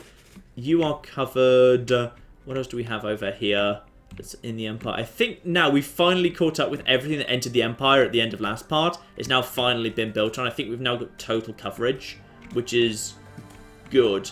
In which case, we may as well send you out in this direction, just, ready to go and help out over here a bit. So you just move over there. Just get over in that direction. That's fine. Right. And I've also got a bunch of science ships not doing anything right now. You're over here doing... No, that's not where you are. That is where a dangerous thing is that I should... I'm just going to turn that off in the sit log, actually. Stop tracking that because it distracts me and annoys me. So, science ship is... Where are you? Where are you? You're all the way up there, right? Yeah, there's some stuff. Ooh, this is wait, what? I think those are different bug people. Those are primitive bug people, I'm pretty sure. Living on the planet with atmospheric aphrodisiacs. Should we go and settle the planet with the bugs and the atmospheric aphrodisiac? Well, yeah. Yeah, that sounds like a good idea. That sounds like a pretty good idea. And someone also said that actually Sydney Sleeper, who's been on all three of the he's back! And is in Australia. Wow. Says that the way to deal with the xenophobes is to make a colony on the other side of the galaxy, resettle everybody in it, all of the xenophobes in it, and then give the colony to the hive mind. Which sounds to me like that horrible trick you do in The Sims, where you have a troll man imprisoned in a room with no exit. I don't think we're allowed to resettle. I think because we're xenophiles and we're generally fluffy, I'm not sure we're allowed to do that. Plus, glacier tile blocker just showed up. That is so good. Yeah, we're doing that every time. I like you, mushroom friend. You're doing really, really good work for us. I like you a lot. So you don't want to exile all the xenophobes?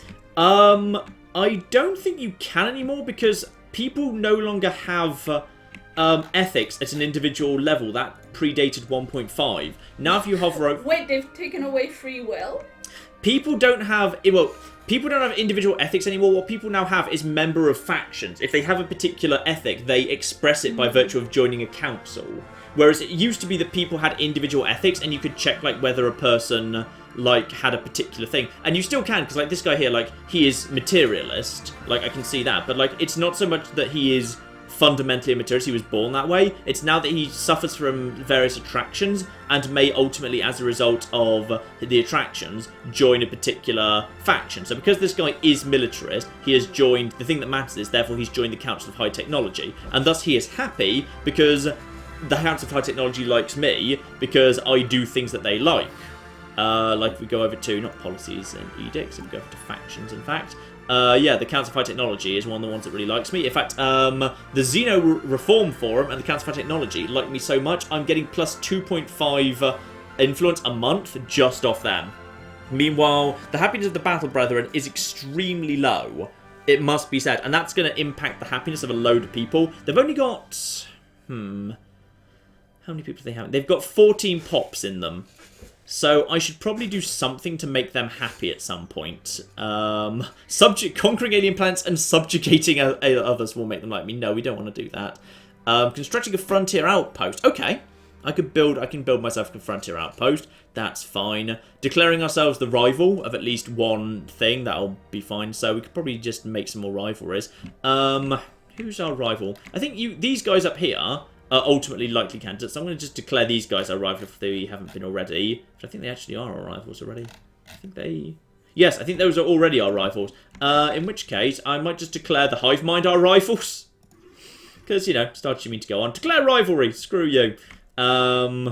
No, I'm actually not going to do that. It's too dangerous. We haven't even settled the planet down. Maybe we'll settle the planet first, then we'll declare rivals later. I've cowarded out of that one. Dear. Tiberius is growing quite nicely. We've got a few people coming in over there. We can just get rid of some of this stuff. Don't need to bother getting rid of the wild animals yet. And I can, of course, confirm that the chat does want you to go and colonize the planet with the atmospheric aphrodisiac. And the bugs, so yeah. So you can sex the bugs. Someone also said that the atmospheric aphrodisiac is you. Mm-hmm. Oh, kind of. Yeah, kind of. Kind of, yeah. So, now we're getting rid of the kelp on Clairthage. We're finally getting rid of the toxic kelp that covers Clairthage. And once that is done, we will actually be able to, I think we'll put Clairthage into the Leptis Magna sector, and then it can be left to manage its own affairs. And what's going on over here? Yep, we can just keep piling money into all of that. Keep on building more power. We just desperately need a bit more power going on here. More flipping power, damn it. I'm just building more power plants than we've got, actually. We don't even have... One, we haven't even upgraded the ones we've got. And two, we've got you. Get over down here. There we go. Lovely. Oh, someone said that if you give a planet to the hive mind, it absorbs it and turns everybody who's not from the hive mind into food. Yeah, hive minds will just eat people. I don't think they have to. I think they can just purge. I think it's... They have to have the devouring swarm civic in order to do that, I think. Anyway, I don't think that's actually like 100% like necessary. What's your issue, by the way? Yep, you're part of the Battle Brethren, which is why you're upset. So in which case I'm going to swap you around with these people, because I would rather have a good quality person who's happy working the power plants. We need that. And Jumimog can come over here and work this thing. Lovely. And you, when you grow, can start working the farm, though the food situation is under control. We've got plenty of spare food in case we need it later. Oh, blimey. So the Duck Planet, meanwhile, good old Pompeii. Yeah, that was nothing but toxic kelp. So luckily, we can now actually clear out all of the toxic kelp. So I'm willing to spend a fair bit of money. We're just going to clear out all of the toxic kelp. Someone said once you take the sexy bug planet, you have to name it Australia. Okay. I think that says more about the person who suggested that than it says about me. What? Because it's got loads of, like, weird bugs on it. Mm-hmm. Yes, apparently the first thing that person thought about doing was sexing them. Well, I mean, this is your chat. It's full of hashtag sex everything. Mm-hmm. You're the one who was saying you trust your chat. I trust them on the topic of astrophysics, not on the topic of Australia or sexing bugs. Alright, let's see. Actually, we've got plenty of flipping... and we've got an Australian confirming that spiders are fucking sexy. Excellent. And the SPQR Abundance is ready to go. So it's going over here now. We're going over here to this planet. Here we go. And it is this one, right? It is. Yep, there it is. The Ice World. This is a flipping aggressive move. This is a ridiculously aggressive move. It's colonized planet 950. Okay. That's a concern. Right. I need 950 influence because it's so far away. What can I do to speed that up? If I expand in that direction, that would presumably speed that up, right? Or if I need a ton of influence in a hurry. How do I get a ton of influence in a hurry? because I can't... The other place I could expand would be down here. That's a really good planet, but that's even further away. Is it distance from capital or distance from empire? Actually, it doesn't even matter in this case. It's aggressive in either case. Right. Okay, we literally can't expand over there right now. I need to save up influence in order to do it. And also, apparently, I need to set a load of people to actually be doing some stuff. Oh, advanced combat roles. I like advanced combat roles. Get on that. And defense station, engineering facility 2. And battleship. Battleship. Battleship. Unless I want to do impact thrusters, but no, I want battleship. I want just one battleship as the flagship. And our trade treaty with the technocracy. Yes, Claire. Nothing. What? Someone says, what sexy legs are and what has lots of legs? It's bugs. Well played. Well, spiders in particular. Yes. Spiders in particular. Alright. Yes, there's a lot of Australians on the chat confirming they have sexy spiders and bugs in Australia. Okay, well done to that individual. Right, so... Basically, at this point, we can't... move. Okay. Now we've got a flipping a colony ship full of mushrooms with nowhere for them to go. So is there anywhere where I can put them that's like cold and icy, that's a bit kind of closer and easy to get to? Because there's these good ice worlds over here, but this is kind of dickish to the poor infinite pond. Because clearly they just want their empire to be a great big blob. And I kind of don't want to get stuck in the middle of them, because it means I'll never be able to reunify it. So do we have any good... That's a tiny ice world. That's a tiny planet world. That's all these ice worlds, and I can't get to any of them properly. That's continental. Someone says if you want to reduce the influence cost, you can build a frontier outpost first. Oh, if I build a frontier outpost nearby, will that count? That's what the chat is saying. Okay, well that's... Well, the problem is that might cost a ton too, because if I look at this, that's... frontier outpost. You see, the frontier outpost is going to cost... That's going to cost 500 itself. So that would then... I don't know for certain that's actually going to work, because we've literally just had a new patch, so they might have changed that. And if that person's wrong, then we've just put ourselves 500 influence behind. So what we need to do instead is find... Possibly this mushroom one just has to basically just hang out in space, and we'll find somewhere to put them down later, I guess. Actually, there's... Would it help to use the expansion planner? That's true, actually. It would help to use the expansion planet, which I always forget to do. You forget to do things, John. Shut up. Problem is, like, hang on, where's that? That is... Where is that? That's... the problem is, I struggle with the expansion planet, because it doesn't tell you what's flipping in your empire. If I wanted to, like, filter it to just... And what's nice and close by? Carmageddon. Carmageddon is an ice world, which has high gravity, unfortunately. Constantinople 3 apparently has an Arctic world just there. But it's tiny, so it's not actually that worthwhile. Any more cold worlds that are just nice and close by? Tundra world. Tiberias 2, but it's empty, so it's kind of terrible. I think we should just basically... keep it back and then just wait to be able to do it later. What I'm instead going to do is I'm going to build a new Roman colony ship, and actually we are going to expand north, and we're going to take this world before the bugs expand and eat it for themselves. So this is a bit aggressive to the poor bugs, but I think we can pull it off. So I'm going to... Where's the nearest planet that's actually convenient for this sort of thing? It's probably Carthage, actually. Carthage is probably ready to have that done to it. So Carthage, you're going to be producing... and that thing is almost done as well. Lovely. Let's also build some stuff here at Carthage while we're passing by. Power plant 1 and Carthage. There's literally nothing there. So you know what? Carthage can also have a... Why can I not have a... How can I have a statue? Can you literally have one? I think you can make it have one statue. I know you can only have literally only one statue. I didn't know that was a thing. But I can't build a second one, so possibly that is indeed the case. Right. Let's just get another power plant down. I'd rather just have as many power plants as possible. But yeah, Carthage over in space. We're going to get ourselves a colony ship over in Carthage. And it's going to be a Roman colony ship. Yep, because that is going to be suitable for that there continental world. So I apologise. I will go and expand in the face of the hive mind as soon as possible. But like in the meantime, the big planet I think I want to be the big next planet is that one, because that's actually a pretty damn good planet, and literally we can clear all the tile blockers already, which is really nice. And in the meantime, I should send a construction ship up here to potentially put a frontier outpost for only 159. because I kind of want to lock down this whole area of space. So I'm going to send this guy, which is closest, you're pretty damn close. I'm going to send this guy up here to lock down this whole area of space, and then that should merge this whole empire together. So I'm going to put you over here, and a frontier outpost is going to come over there. Now, over on influence, what can I do here? Inner federation, from rivals, from factions, planetary unification, from effects.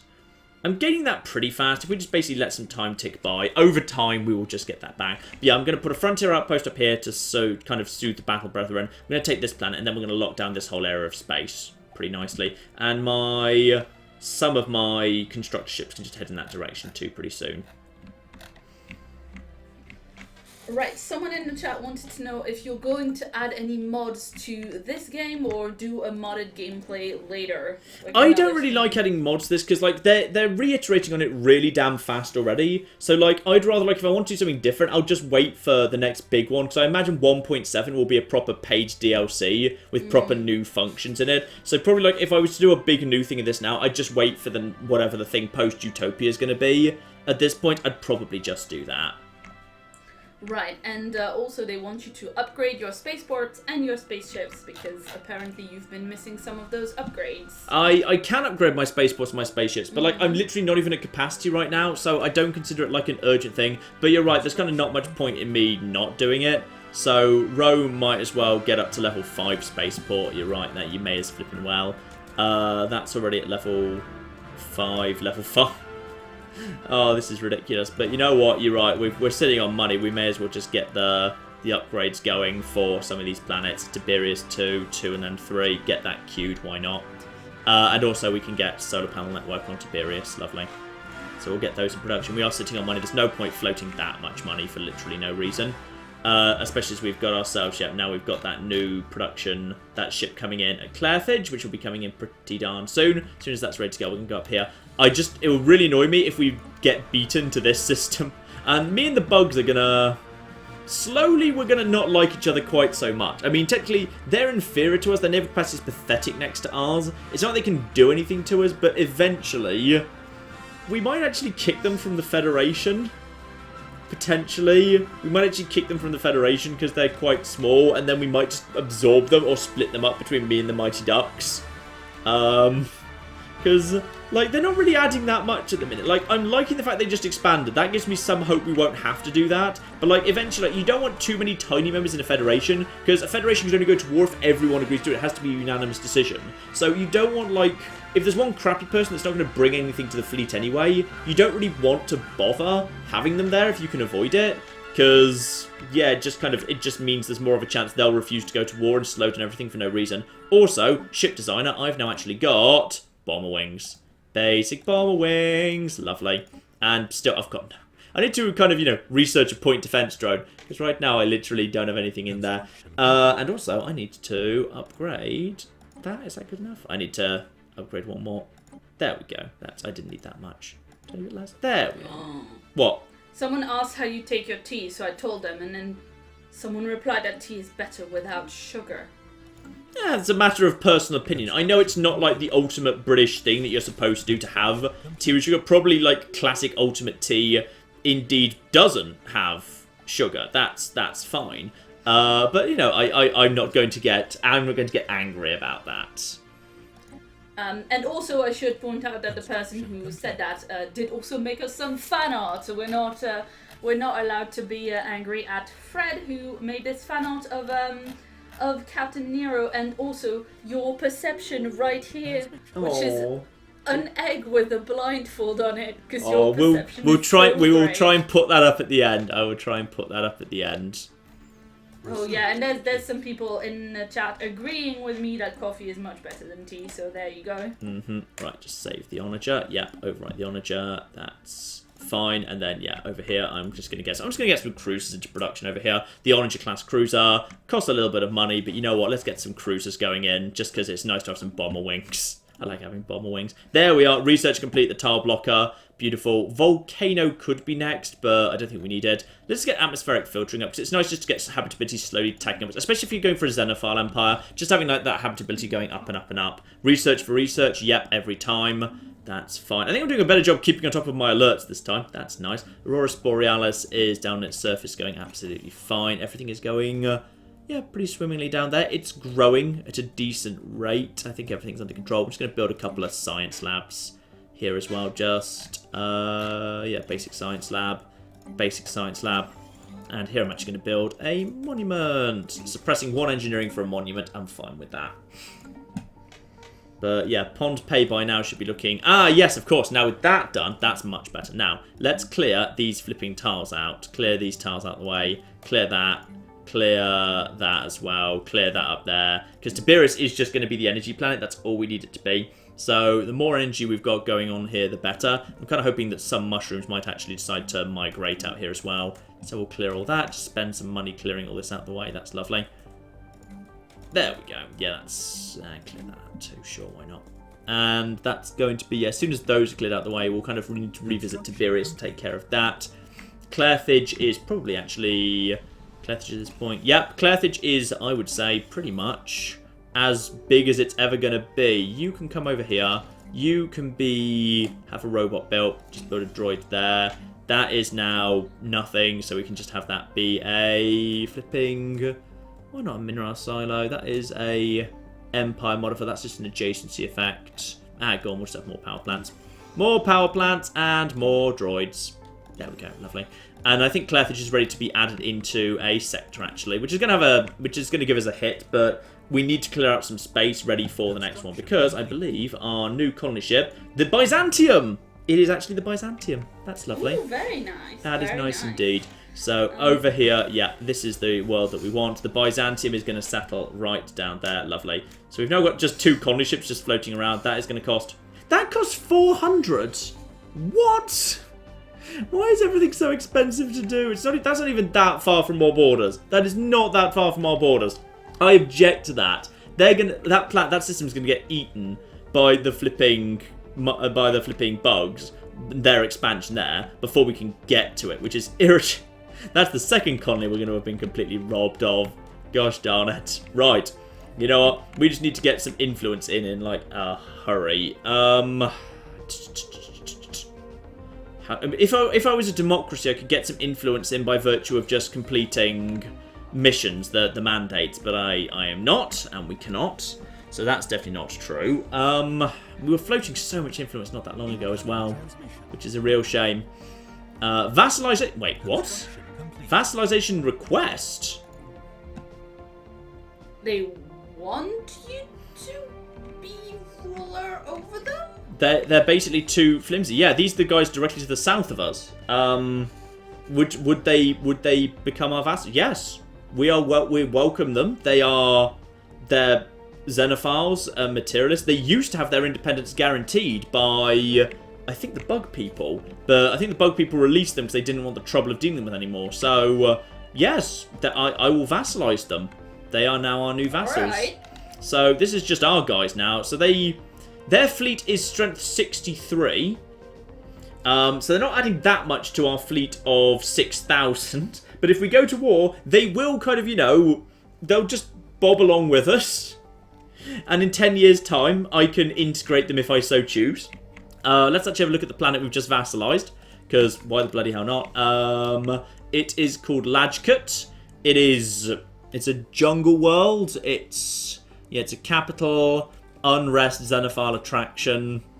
It's more of these people. It's the same species. This is just all the people who used to be the Inari Slayers that have now kind of collapsed and fallen into small bickering bits and pieces. We have a clock somewhere, by the way. We should probably keep an eye on the time. Yeah, I'm keeping an eye on the time. It's 5:36. Can you just grab the clock over there and just move it? Yeah, sure. So I can actually see it. I have no idea what time it is.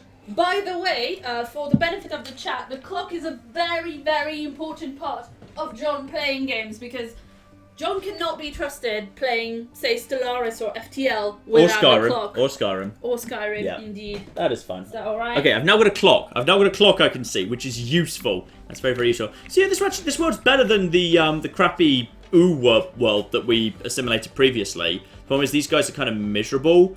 What's making you so flipping unhappy right now? Happiness, faction happiness, unrest, unhappy pops. I think it's just... They're part of the... Oh! They're part of the Inari Unity block. Basically, they don't like the fact that the block got split up. I see. They want the Inari to one day rise again once more, and I'm not sure we're having that. I'm not sure we're having that at all. Never mind, Spaceport of Pompeii has completed its queue. Lovely. Right. So. Where we want to expand next, we may need to expand in, like, small little baby steps in order to... So we can't expand there, because that's technically inside another empire. That's a bug world, but it's tiny and crappy. I just need to find... I need something as, like, a stepping stone. I need a stepping stone that's going to get me out in that direction. Now, I could... I know right now we've got 2 flipping colony ships just in orbit, just wondering when they're going to get on with the colonization. We do have over here a reasonable empty bug world, but again, it's still really far. So probably it's even further away than that is. So that's going to be a huge thing too. Like, I really need a stepping stone that's like here-ish, but this just isn't one. There isn't one there. So because there's this big space here, it's just going to be really expensive for me to expand in this direction. I just would need huge amounts of anything to expand in that direction. Same true in this direction, to be honest, but possibly not quite as bad. So we've got, yeah, Ice World there, not so great.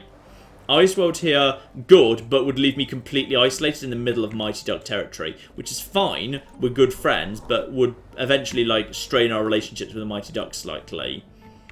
That's way out of the way. I just need influence. I just need to basically get time ticking along and just start slowly gathering some influence. I mean, like, I'll have another look at this one in a second because I'm literally building a frontier outpost here. This frontier outpost is in construction right now. So once that's done, that might have a positive impact on how far that is. Because, like, I went from Carthage, because just in case it's a function of the distance between the planet that it was trained on, as in, like, the actual colony ship. Carthage to here is as short as I can get, because Aurora Borealis has no people on it, because it's too cold, so there's no Romans there. So, yeah.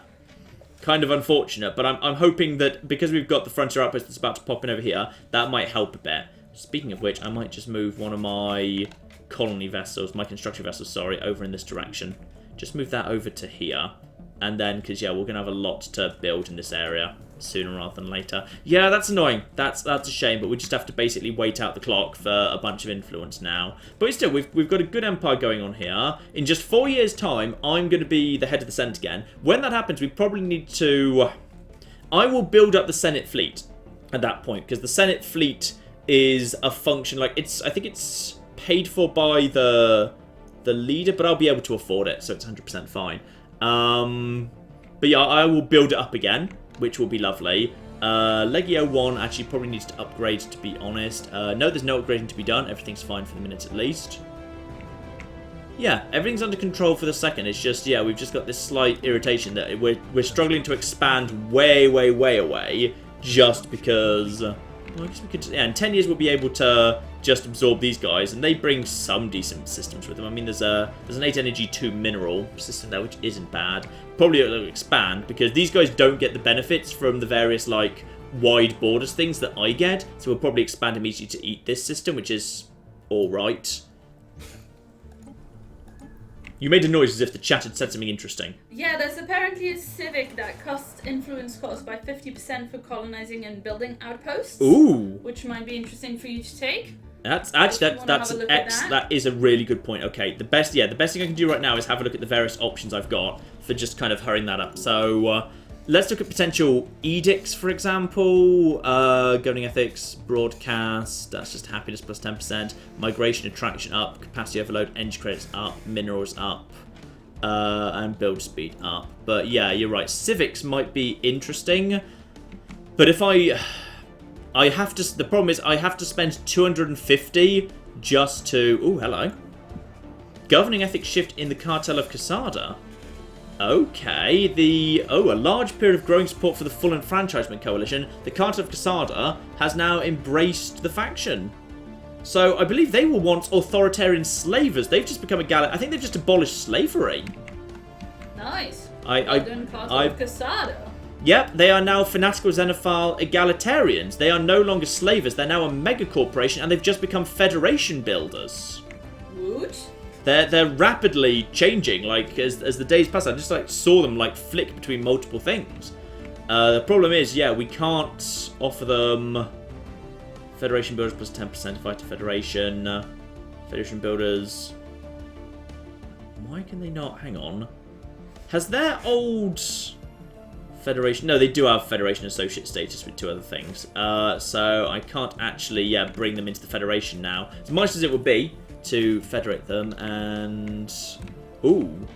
I mean, that's new. I think the Envelope people are expanding in this direction.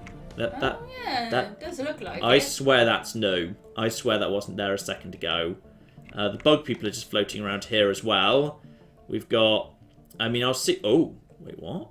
That was some form of colony vessel just arrived. The Cheerful Plumage. And also someone has just decided to have a chat to me. Spiritual Seekers. I doubt that you're going to want to be friends with me.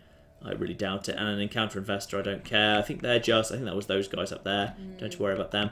Yeah, there are colony vessels floating around this part of space. Someone else has their own expanding over here too. But if I can't afford to do it, I'm not sure how anyone else would be able to afford to. I really doubt it. We've nearly got that. Yeah, we've nearly got that done.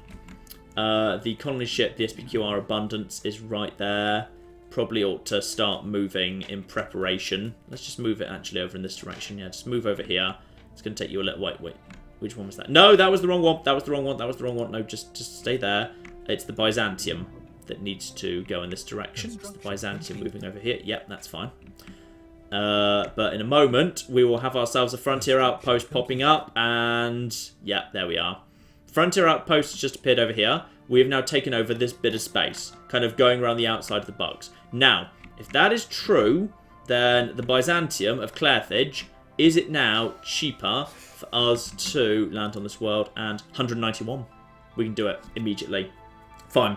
That's how we're going to do this then. We're going to have to just go and basically throw up another frontier outpost, like, on the other side of the galaxy. But for the time being, I want to make sure we get this planet down, like, immediately, before the bugs basically... There is a planet cap, though, of how many planets you can have. It's not a cap. It's not a hard cap. You can go over it. It just becomes more inefficient as time goes by. I will shove Carthage into a sector momentarily. I think Carthage is ready to join Leptis Magna, so don't worry. And also, the number doesn't go up until the planet is settled. So I think it'll be fine. I'm going to... hang on. Just pause here for a second. Where's the right place to shove the thing down here? I could go here, then there will be 2 minerals and 2 food, but that's not that efficient. I'll go for... Here would get me minerals and... that's tricky, actually, because you're not allowed to settle on a pre-thing. I'm going to suppress 1 energy... Actually, no, I won't. I'm going to suppress 2... I know it's a waste. I'm going to suppress 2 minerals here, because that will get me energy, and a 2 minerals here. So I know it's a real waste to suppress 2 minerals by landing on it, but it's fine. Oh, this world needs a name. Right now, I'm just going to call it. We can rename it anytime we want. So I'm just going to call it that. We will rename it before it actually gets down on the ground. But this is our world. This is our Great Northern Expansion. This is Roman. These are actual Romans that are settling this. Yeah. It's heading north. It's kind of... It's bordering the bug world. It's getting close by to them. Do you mean it's the expansion that democracy decided we shouldn't do? This is also the expansion that democracy said we shouldn't do, but we did it anyway. Yes, that is true. So you might want to feed that into your considerations for what we're going to call this world. It is a continental world. It's a lovely world. It's somewhat mineral rich, which is nice. It'll probably have a fair few robots on it, so that's good. So let's hear your suggestions for that world. Right now, it is just Assanese 3, so we're going to need a better flipping name than that.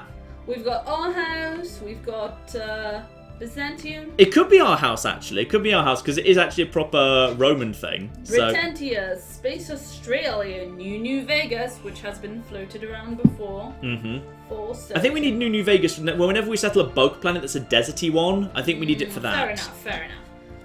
Space Hole. Yes, our house, but then only if you can rename the system R Street, obviously.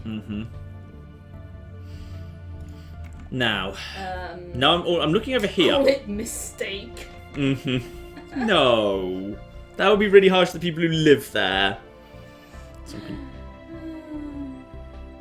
Right now, our house is doing well. I think it could well be our house in the system, R Street. Yeah, that's nice. I like that. That's just a tiny world.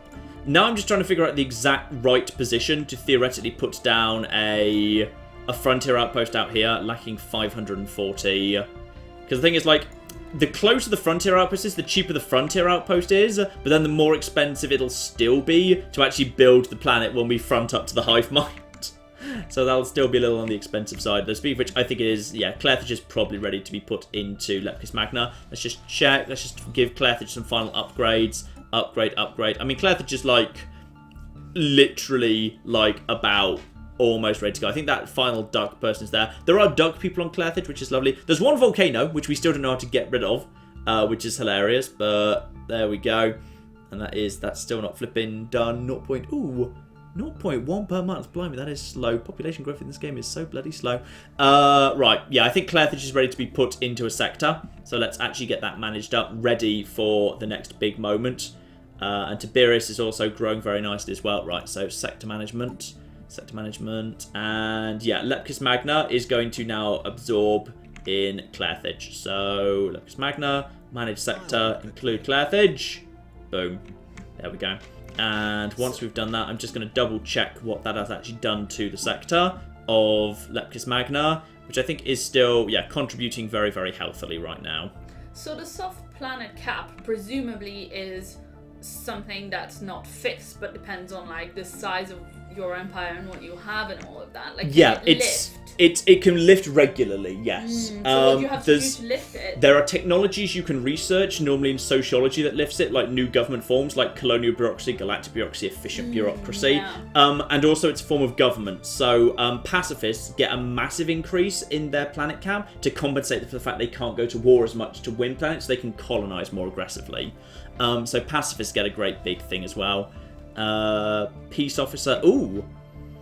Okay, so the fanatical purifiers and the flipping fanatical zealots have made what appears to be, no, not a white peace. What's this?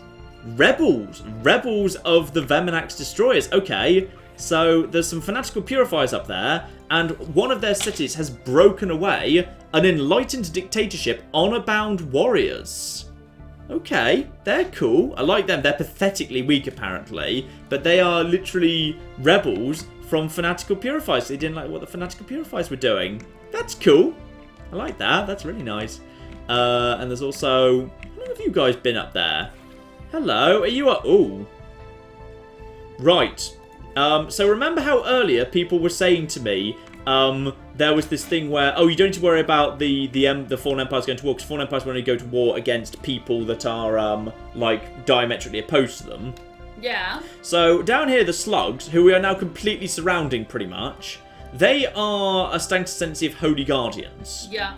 And spiritualism is the opposite of materialism in this game. Yeah. We've just found up here the Keepers of Knowledge, fanatical materialists. Stagnant ascendances. Yeah.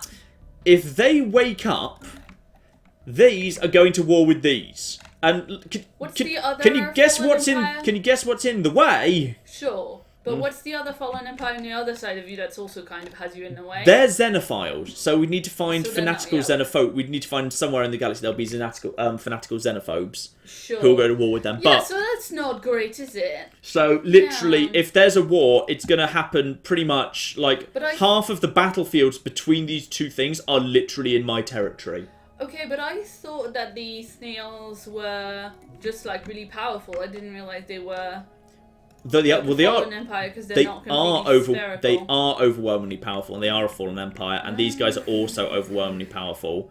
Fallen Empire. But actually, we're slowly catching up on them. Do you notice now it used to say overwhelming, overwhelming, overwhelming. Now the naval capacity, it's superior to ours, but it's not overwhelming anymore. Very nice. So they're still, the problem is they're technologically so far ahead of us that even though their fleet might be not that much bigger, it hits a lot harder per ship. Though actually there's a weird thing in Stellaris, which is if you want to have the most powerful fleet in the world, you literally don't upgrade at all, because you upgrade, ships get more expensive. If you just have a ridiculously, like, massive fleet of basic unupgraded corvettes, like, it can generally hit harder than anything else, just through sheer force of numbers. People have tested this, like, they've just put, like, ridiculously overstacked, cheap corvette swarms against fallen empires and won. Wow, that's cool. Yeah, I think now it's something that was kind of doing the rounds in some Stellaris communities recently, so I strongly suspect that will be patched at some point to fix it. Speaking of which, Ansony's prime is down. I think we did indeed decide that was going to be our house in the middle of our street, did we not? Yeah. So that is going to be our house, spelt in the traditional, you know, Danish, not Norwegian. Those are different countries. Those are different countries. I'm probably just causing trouble with the Scandinavians. In the middle of our street. There we go. Lovely. So, that is fine.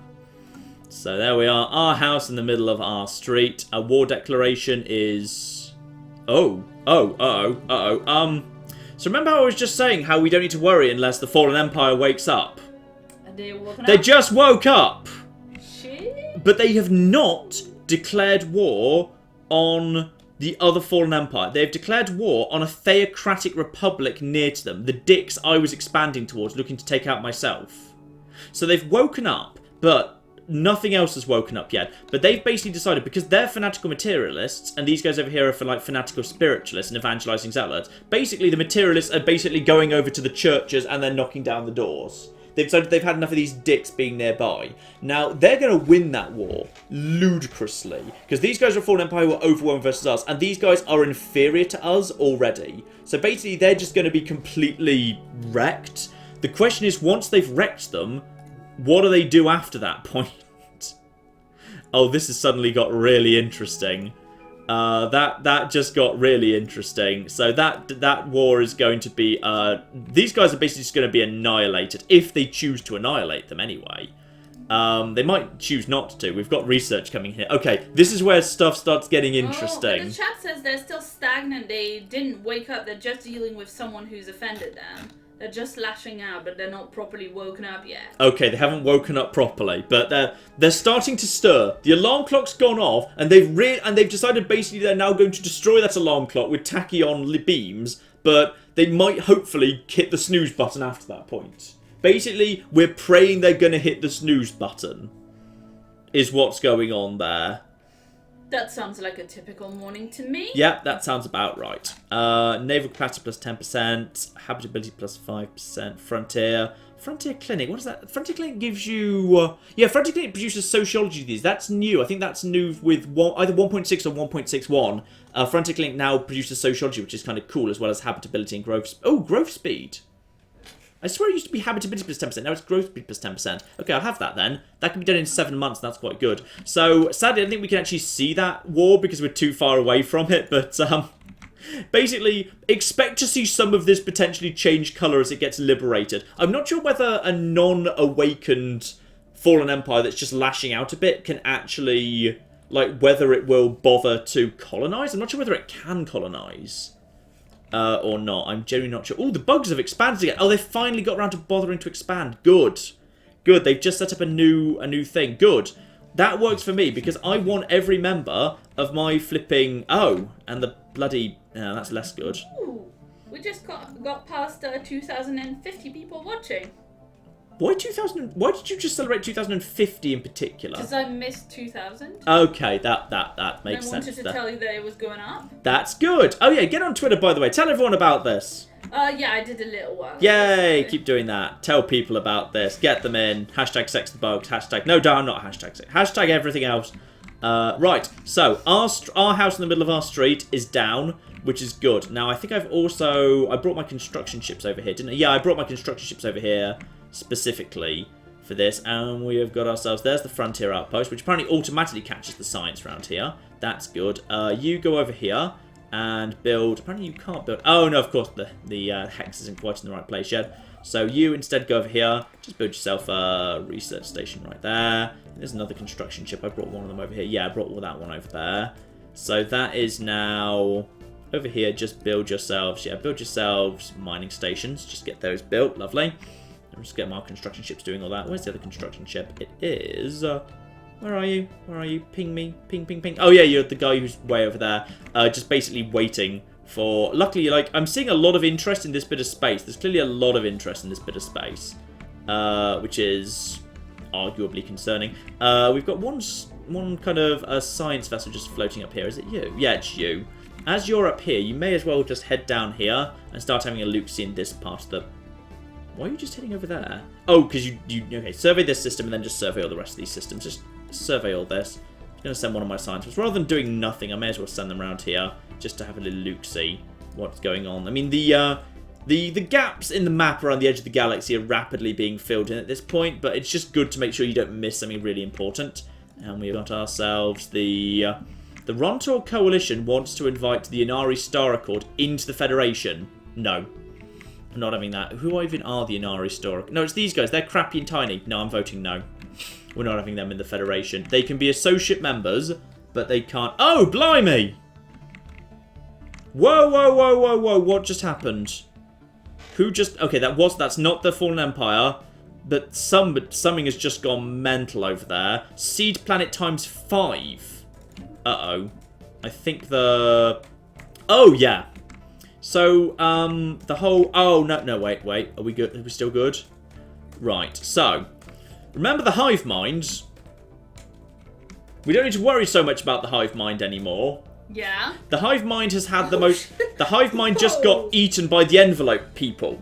Well, I did not realize the envelope people were going to be so damn ruthless. The envelope people just literally took 5 planets off them. The problem is those 5 planets, if you just go and take something, then it's going to have hive mind people on it. Hive mind people can't live outside of the hive mind. They will die off. So, at this exact moment in time, I guess, like, they will just start dying. Yeah, they're dying off. Although, well, the game is saying they're being systematically killed off. I'm not sure whether they are being systematically killed off, if they are literally just dying because they can't survive outside of the hive mind. But I think they're just dying. And it's kind of interesting. That means, like, taking a planet off a hive mind is not the worst thing in the world, because rather than having to deal with its population thereafter, you know that, like, it will just die from time, and then you can just move your own people in and take control of it straight afterwards. And also, a Curator Lambda Enclave has come to our chat. Oh, it's little floating jellyfish people. Well met, little floating jellyfish people. Right, so these guys right now are pathetically weak. They are indeed pathetically weak, so... Oh dear. Right. How much... We might need to consider whether the envelope people are a threat. Right now, they are... They're authoritarian fanatically. They are somewhat militarist. They like us a little bit. They've got 12 planets, which is not great. Technically, their naval capacity is inferior to us, though they have equivalent fleet power. Our entire coalition could knock them out. But if I want to take that planet, the problem is they might start expanding like crazy now, because they've probably gained a huge amount of... Well, they've gained a huge amount of planets, but they've also gained a huge amount of trouble for it. Why is that planet blue? Why is that planet blue? Oh, it's been terraformed. Someone's actually doing some terraforming. That's the first terraform we've seen in the game. Apparently planet blue means terraformed. Right, so... We need to... If we want that planet, we need to get it, like, now. And that is going to bring us into a major conflict, probably. Right. That is, yeah, that's a concern. Right, we're up to 244. We need to basically just toss down a frontier outpost. Hang on, no, don't do that. Don't do that. Just show me where we could go. Frontier outpost, still another 400 influence to do that. But... could reform that. How close am I to the next? I'm 71 months away from any of that. If I expanded... No, I couldn't open up this. Expansion probably gives you... Yeah, for the purposes of colonizing building frontier outposts, system counters being half the regular distance away. But I would need to open the expansion tree and then do that. So that's like going to be months and months and months away. Like, I can't do that anytime soon at all. So that's what that person was talking about. It wasn't a civic, it's a tradition. But I'm 2 tradition adoptions away from reach for the stars. So that's going to take some time to do, unfortunately. So we're just going to have to keep an eye on that, because the envelope people represent a concern for us right now. Who are the logical enemies of the envelope people, if anyone? They've got a research agreement with the heart people. They hate those guys. They are actually closed borders to a couple of arseholes, nothing major. And they are Federation Associate status with those guys and some winged people over here. Fine. So they've got a great... So they're Associate status with a big group of people over here. But honestly, they haven't done much over there. We just need to keep an eye on them, because if they are... We might need to draw a line in the sand for these guys. We might need to draw a line in the sand and reposition the fleet slightly to potentially go and take care of them if we can. And Frontier Clinic has indeed been done. Beautiful. Leader Lifespan plus 10%. That is bloody tempting. I don't think we need to clear swamps. Let's get Leader Lifespan up. Let's just keep going down more of a genetic route. Given you are good at that sort of thing, you can do that very, very quickly indeed. Lovely. So someone said that the next ship class that you research should be called Letter Opener to deal. Letter Opener. I like it. So the peace. Apparently, peace has actually been accepted between these guys and the fanatical guys, and all it was that they wanted was humiliation. It was just a humiliation play. I'm surprised actually that some of them hasn't actually, because like just for fun at one point when I was testing like with the save file I had with the Mighty Ducks, I just went and like deliberately annoyed a fallen empire to get them to come over to me, and after they humiliated me, most of my empire rebelled immediately, leaving me with almost nothing. So I'm surprised that hasn't happened to these guys, because they appear to have been left with like everything they had before. It's just now they are... Presumably they've basically they've had their entire fleet smashed just to teach them a lesson. So now they are, if potentially the flipping fanatical purifiers come in and attack these guys, they will just be able to walk all over them now, because they presumably just had their fleet completely smashed. But, yeah, these guys over here, like the Rontor Coalition needs to actually do more to contribute, to be perfectly honest. The Rontor Coalition needs to start growing fast, because I'm, yeah, deeply, deeply concerned. And, that system I want, Menok, is right on the border. If they do any more expansion, we're going to be in trouble there. Right. Our street is properly down now. Let's go over to our house and have a little look-see. Good old Romans. Let's clear some stuff out. Actually, let's give them a governor. I think we can afford to have a governor right now. Recruit a governor. Doesn't need to be a mushroom person on this occasion. Agrarian and agrarian. Those aren't great leaders, to be honest. Yeah, those just aren't... We're not going to be doing much in the way of that, so I'm not going to bother. Instead, we can just get rid of that, and build you a lovely mine. We're just going to build you a basic mine there. We're going to build you a power plant here. Very good. Right. So, there we are. Our house is down, and that's now growing nicely. Tiberius, how's Tiberius doing? Tiberius is doing... Oh, yeah, Tiberius is ready to be upgraded long ago, in fact. We have got ourselves a bunch of power plants there. Let's just get more power plants down on Tiberius. Make sure we don't forget about growing Tiberius. That is a... You, swap places with you. You get a mine going. And that suppresses the food. We're okay for food for now. Get another... You come over here. Get another mine built here. In fact, actually, no. You go down here, where we're going to build ourselves a power plant, and we're also going to build a robot there to man the mines, even. Yeah. So, yes, that will be fine. Tiberius looking fine there. Pohnpei is probably growing nicely. Yep, Pohnpei is actually ready to be upgraded to its planetary capital. Lardy flipping dar for just 425. Upgrade. Get that underway. Upgrade. Get rid of that kelp, and we'll build you a mine as well. Just keep getting that there mine in. Lovely. More and more mines. Mines. Where's the bloody hell this mine? Is there enough minerals here to justify Yeah, there's probably enough minerals there to justify that. Claire's turning something towards me. Yes, we possibly will. We have been seeing people have been mentioning. Oh wait, hang on. Something just happened. Something major just happened. Ongoing research data scientist. Oh, our physics researcher is dead. Physics researcher dead. At the age of 114, though. What, the mushroom? Or... No. The mushroom. Oh, one of the twins. Yeah, right. one of the twins. So make sure. What we need to do is make sure we don't hire someone who's also looks exactly the same. You realize there are more than 3, right? Mm-hmm. You can scroll down. Yeah, but those people are already acquired. I think people who are available automatically float to the top. Those are people because like scientists are also on science vessels. So we need to recruit. We do need to recruit someone new. Ancient civilization, no. Leader, resilient. She's 36. She's resilient, plus 24 years, and we're about to get plus 10%, and we're enduring. She's going to be around for a long time. And people who live ages are great, because it means they get up to 5 stars after a few decades, and then they just stay there for flipping ages. So she will be like, she'll get up to 5 stars eventually, and she'll just keep working for like forever, which is kind of cool. Good. Yes, I think we might have just like a brief pause. I appreciate people who are mentioning in the chat. Some people do want to nip to the bathroom and whatever and not miss anything. So I would say now is as good a time as any for us to have a very, very brief pause. So in fact, just to actually do that, I will specifically put up the thing that we've got ready for this. There we are. We've put the break thing up. So what we're going to do is we're just going to have a 7-minute break. Precisely 7 minutes. Because at 7 minutes, it will be 6:15, and then we'll pick up again. So, if you want to go grab yourself drinks, food, whatever, do that. Excellent. We'll see you back here in 7 minutes.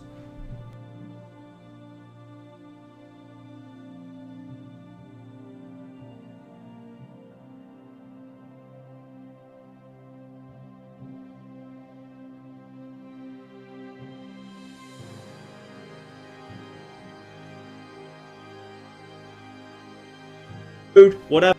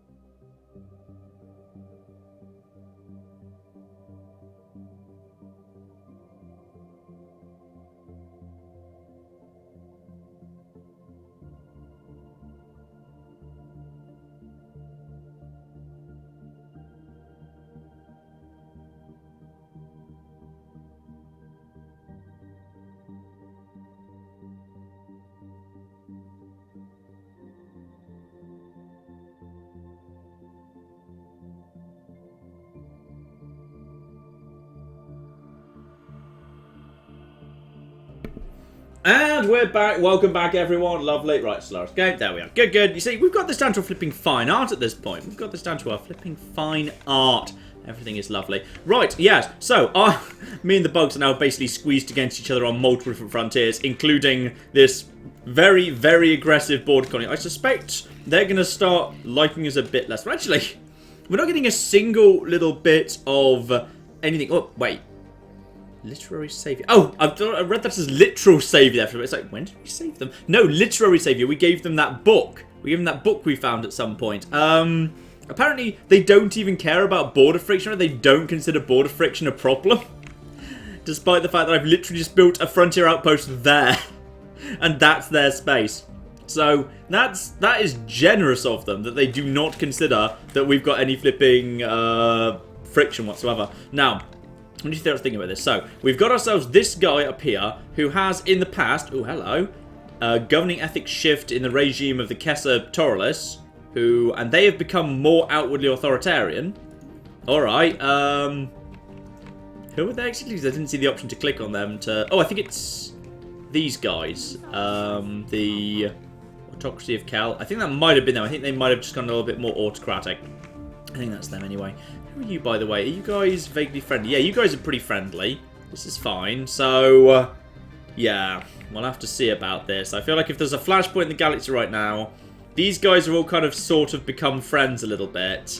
And these guys have all sort of become friends a little bit too. So, we might need to see. There might be a bit of a clash of East versus West here. We'll have to see. But I'm, yeah, very worried that we know we're now in the path of two potential warring foreign empires. These guys, if they wake up, we don't know who they're going to go to war with. You're not a foreign empire. Oh, no, you are a foreign empire. Right, so we found who they might go to war with then. Sorry, I missed those guys. Yeah, so we now know if these guys wake up, they're going to war with these guys up here. Because we literally do have, yes, we've got ourselves the militant xenophobes. And honestly, you don't want to be next to them. I'm kind of glad we're on the opposite side of the galaxy from them. Because you just don't want to, like, be next to them in general. I haven't seen this one before, actually. That's cute. They are a fungoid. Actually, you know what I'm really sad of? I don't think we've seen a single plantoid this entire game. If you're hearing noise, by the way, Claire and I have Maltesers. We're just eating Maltesers. That's how we're keeping ourselves going through this whole thing. Yeah. So, someone... There's plantoids somewhere, potentially. I don't think I've run into a single one. I have the plantoids pack, and I just haven't seen them. At all.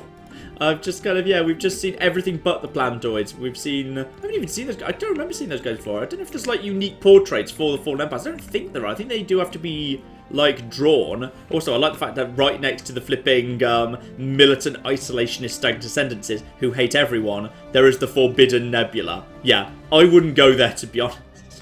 I wouldn't go there at all.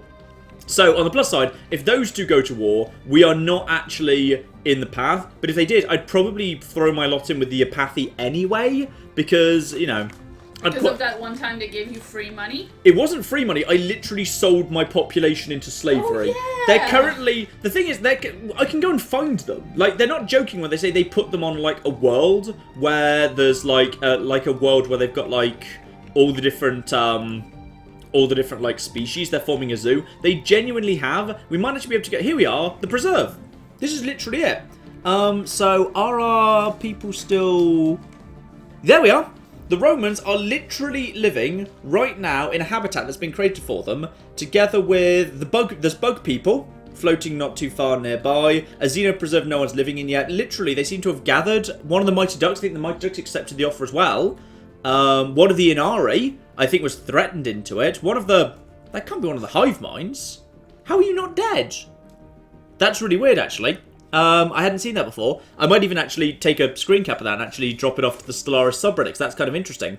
It would appear that hive minds, if they are picked up and put in the preserve of the Stagnant Ascendancy Xenophiles, they actually don't die off. They just live there. What's that building they're living in, by the way? You're living in a Xeno preserve building. Produces 2 sociology and 1 food. Okay. So they're just there. They're just living there by themselves. So that's nice. If I want to, eventually, like, you know, if these guys ever got crushed by their Stagnant Ascendancy fanatical xenophobe enemies, I could just go and take that planet. If they didn't want it, I could go and take it over and actually kind of bring this guy back into the fold, which is nice. Happiness apparently is at 50%. So, you know, he's happy about some stuff, but not so happy about other stuff. like being a prisoner forever. But you know what? That's fine. Like, you know, if there's one Roman that is sexing the Xers, it's probably this guy, given he literally lives on a planet with, like, all of the different... Though, actually, he's living next door to this guy, which is probably not the alien you want to sex. In some ways, and neither this person... Don't shame people for their kinks, John. You don't know. I'm not sure many people have the kink of teddy bear that's been infected with mold. Like, properly full-on infested. Not that sexy. Moss, not desperately sexy in some ways. I know you're out there somewhere. Okay, we don't know there is a planet somewhere out there. We just haven't run into them yet because these guys have actually picked them up. But yeah, I like that. I like the preserve. You can actually find the preserve and look it up. And you can keep an eye on how your guy's doing. Make sure he hasn't died off or anything. That's cool. I like that. Yeah, and someone also suggested that if we do go to war against the envelope people, we name the campaign #NoMoreJunkMail. #NoMoreJunkMail. I approve. That's cool. Build mining stations. Cannot. Oh, because they're not in the section yet. Right, so in that case, you just come over here, build a mining station there. You come over here, build your research station there. And then after that, you can probably go and take care of that. Lovely. And then we've got a colony ship. Oh, yeah, we've just got our colony ships just chilling out, waiting to do something. It's fine. No one really knows what we're going to do here. As long as if these guys expand any further in this direction, we're going to be in trouble. We're going to lose that planet. But if they do expand in this direction, the thing is, we don't... Ooh, what's in here? That's where the automated dreadnought is squatting on 2 potentially good planets. Bloody automated dreadnought. I think people saying you need like in the tens of thousands of strength to take that thing out, so I'm not going to throw my fleet at that just yet. Is that one of the mega structures, the dreadnought? No, not a mega structure. That's Utopia. This is the Leviathans. Right, because someone was asking if you were planning on building any of the mega structures in future. If we were to get to it, yes. But because I think. There's a very real possibility. I think the megastructures need a bit of rebalancing, because there's a very real possibility you can win the game before even bothering to build a megastructure, and by the time they become unlocked, they're kind of pointless. Like, habitats are great, but and the Dyson Sphere's okay, but I think it's not really worth... I think it's very questionable whether it's ever worth building a megastructure. To be perfectly honest. I think the only one that's really fun is the sensor array, where you basically get perfect visibility of pretty much the entire galaxy. Ooh, nice. That's just fun, because it's nice to be able to keep an eye on things. But I think, for the most part, there's not, they're not huge. Oh, we need to do some more moving things around here. Right, you, come over here. Man the power plant, thank you. Continuing with #NoMoreJunkMail. They want you to name the fleet that goes to do that spam filter. Spam filter. I like this. I think this is what we're doing, damn it. I think this is what we have to do. Right. And if you do build a mega structure, you have to name it Bridge Ballast. Uh-oh. Hang on. We've got hostiles. Hostile fleet present. Oh no, it was just a hostile fleet present. Company? No, it was just someone we were going to invest. We were just sending someone out to investigate. It's fine. One of our science vessels ran something. We are not being invaded. Do not panic. It's not a bad bug planet down there, but we can do without it. And then, right, nothing to worry about. They will just carry on their way up afterwards, and everything is fine. Yeah, lovely. Constantinople really needs to be put into a flipping sector. Just doesn't have a convenient sector to be put into, unfortunately, because it's kind of tucked in the way behind Skitaki. Meanwhile, Pohnpei. Oh yeah, we didn't rename the system. Sorry, the system needs to be renamed Pohnpei as well. There we go. There we go. That's much better. Pohnpei is slowly growing, but it's going to take them a little bit of time to get properly set up. I'm surprised more people haven't actually migrated out of the Mighty Ducks territory, but I guess they're expanding themselves pretty aggressively right now. So there's plenty of places they could, in theory, go. So they don't need to worry about it too much. And our house is... Ooh! One of the Inaris come over to our house. I wasn't expecting that. Well, go and work in the bloody power plant then, you bastard. What's your deal? You are part of the Council of High Technology, so you're presumably going to be very happy. Remind me, the Inari people, do they have anything about them? They are rapid breeders, so they can reproduce pretty quickly. They're more likely to be nomadic. They are fleeting, so they're going to die out pretty fast too, so probably don't bother with these guys as leaders, because they'll just die quickly. But yeah, all in all, not so bad. Let's just build ourselves some more. I'll go for power over here. One basic power plant. Oh, that's something I should do, by the way. Over on Tiberius, which is our big power planet, and we are indeed going nuts on the power. Over there, power, power, and power. What we need to do is we need to build, and also we'll just upgrade you and you. On a convenient spot, we just need to build ourselves the great big... what's it called? The power thing that increases the power of everything. Energy grid? Is it called an energy grid? Yeah, produces some energy credits on its own, but also planet modifiers energy credits plus 10% for the whole planet. I'm just going to build that in the middle of nowhere. That is useful, and we could do with more mushrooms being born as soon as possible, just for the sake of, yeah, getting these things manned. But this is all looking fine. We've got apparently an encounter investor. I see that all the time, and it never seems to be anything, so I'm not really sure what that really means, to be honest. Right, and then Constantinople is, yeah, just nothing I can do there. As soon as I can, we will stuff that into... What if we could just kind of bank the Skyrim sector around the outside of Skitaki to get to Constantinople? It's possible, I'm not sure. Now, someone pointed out that there is a, just north of where the Dreadnought is, yeah, there is a black hole system. There is a black hole called Gargantua, and if you send your science ship there, you can spawn the Infinity Machine or the Friend Sphere. Mm-hmm. Which might be an interesting, like a cool bit of science. Okay. Okay, we might well do. I mean, like right now, I think we need to focus on the expansion things. Yeah, we just need to get this. We need to get this business locked down. Well, just in case you have a science ship floating around that's not being occupied. I think I've misjudged. I think I misjudged how big the zone of radius around the outside of this was, unfortunately, which is a shame. Yeah. Because I'm not sure whether they're gonna necessarily be that close together. But you just head up here and just build the mining stations around there for +4 minerals. That's fine. I'm up to flipping 12k.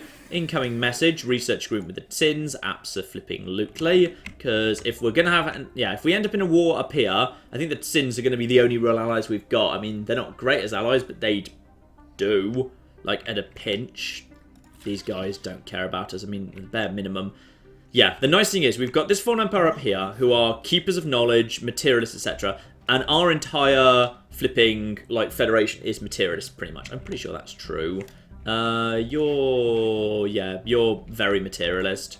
You are also very materialist. Right. So we've got an entire Federation of materialists. So they should be fine with us. If they decide they're going to attack someone, it's going to be either, of course, they're going to come down here and attack the slugs, or the snails, sorry, or they can come over here and attack the bloody religious people they've already attacked once.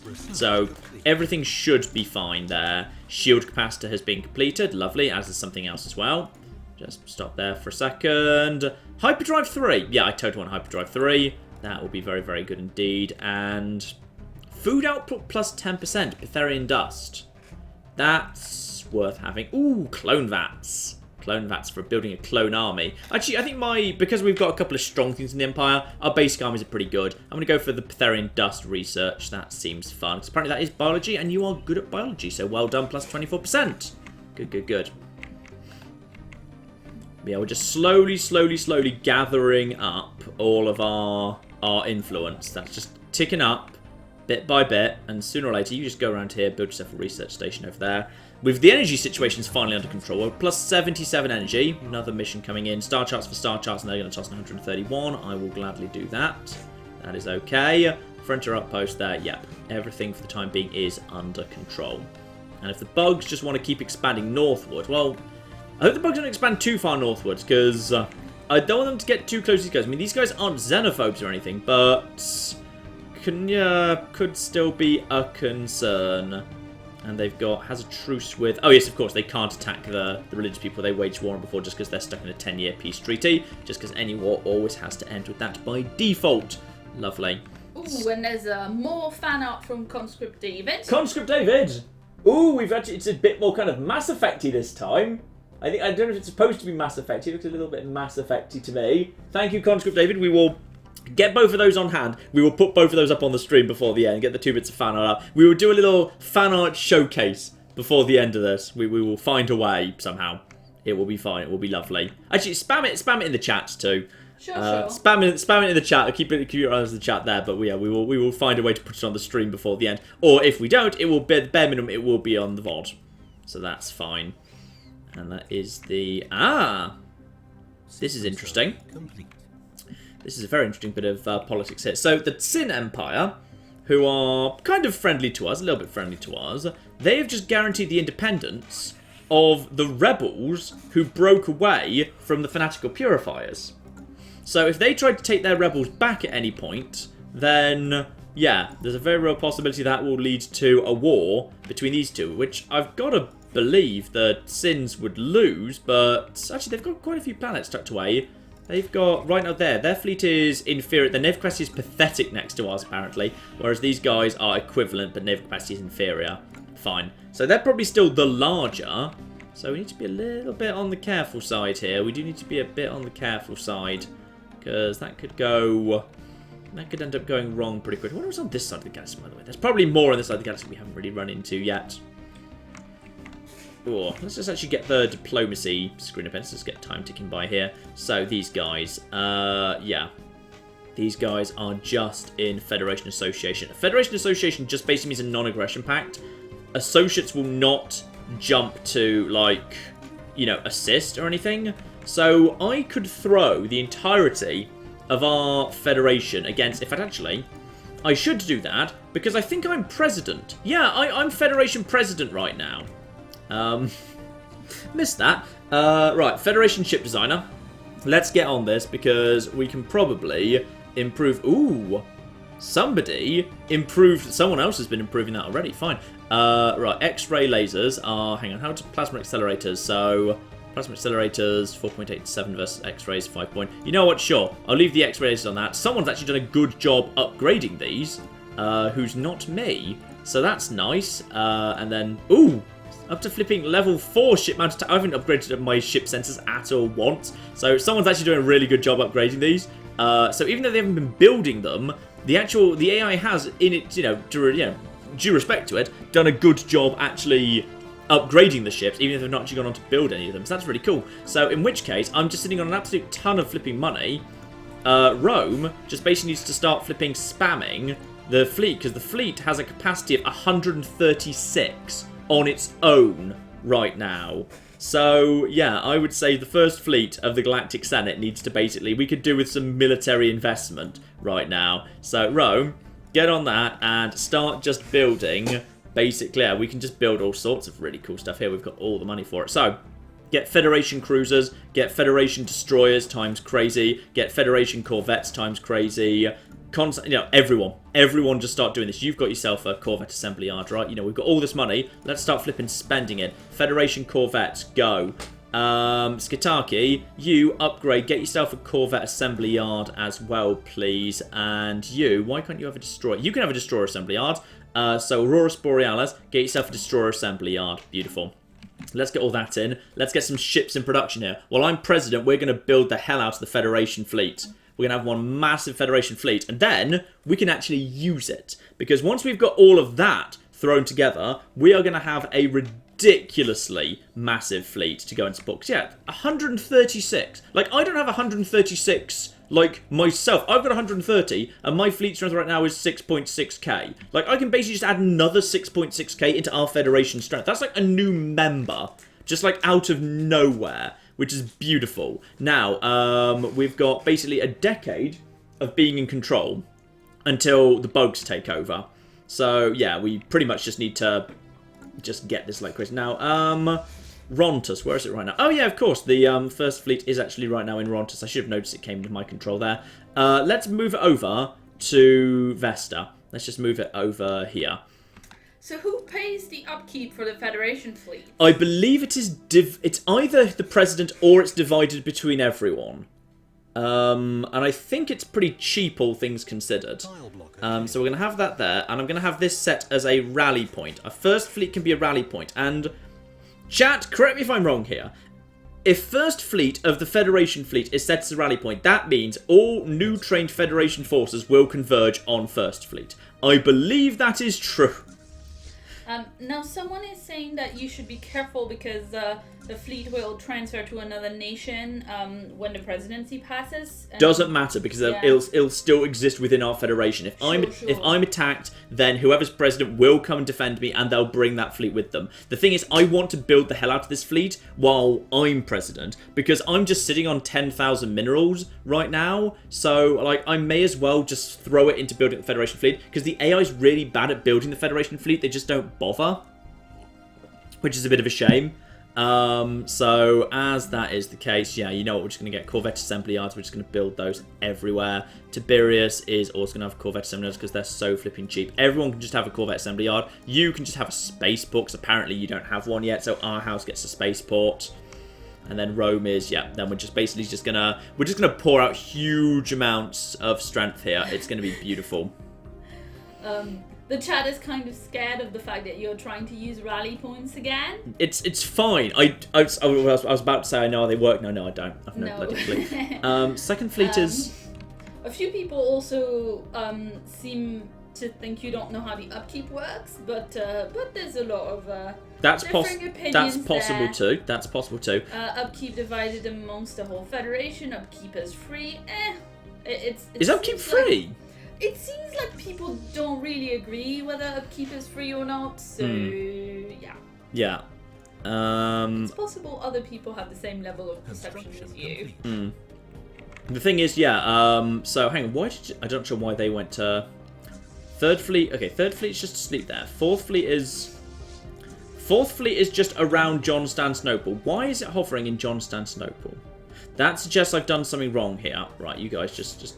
And you shouldn't be there either. You should all be converging on First Fleet, which is on its... Why are they not converging in the right place? Okay, chat, just explain to me in simple baby words how I set it so that when I build Federation ships anywhere in my empire, they will converge on the First Federation Fleet.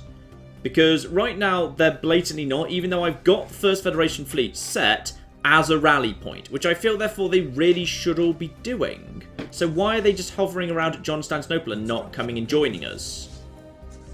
Because that feels weird to me. It feels like they blatantly, like, you know, should. Yeah, it feels very odd. Right, okay. Meanwhile, yeah, everyone's just doing that. You've got yourself now Corvette Assembly Yard, so now Constantinople. Actually, we could probably just do some flipping of our own troops as well, to be honest. Let's get some just more Corvettes for our forces as well. Communications established from the Curator Alpha Enclave. That's lovely. We're not worried about you right now. Skitaki, you've got yourself, yep, Corvette Assembly Yard, so you can also just start building yourself Corvette class for the Federation. Fascinating, I'm sure. Right, get some of that going on over there. Lovely. But yeah, I'm genuinely not sure how I get those guys to rally as the Federation fleet. Someone said that they are going to Constantinople because the Constantinople rally point is still set to active. Constantinople is... There's not a rally point set to Constantinople. It's not active. Click to make this a rally point. It is not active. Yeah, so they are saying that you just need to make sure that all other rally points apart from the main ship are... Rome, Constantinople, Skitaki, Aurora Borealis, Pohnpei, Tiberius, our house. None of them have active rally points. They're saying... First Legion is a rally point. First Fleet is a rally point. None of the others are. So why are they not... There's a second rally point at Legio 1. Yeah, Legio 1's a rally point because I want my own fleet to converge on Legio 1. Yeah, but that's not how... They're saying they will converge to the closest rally point.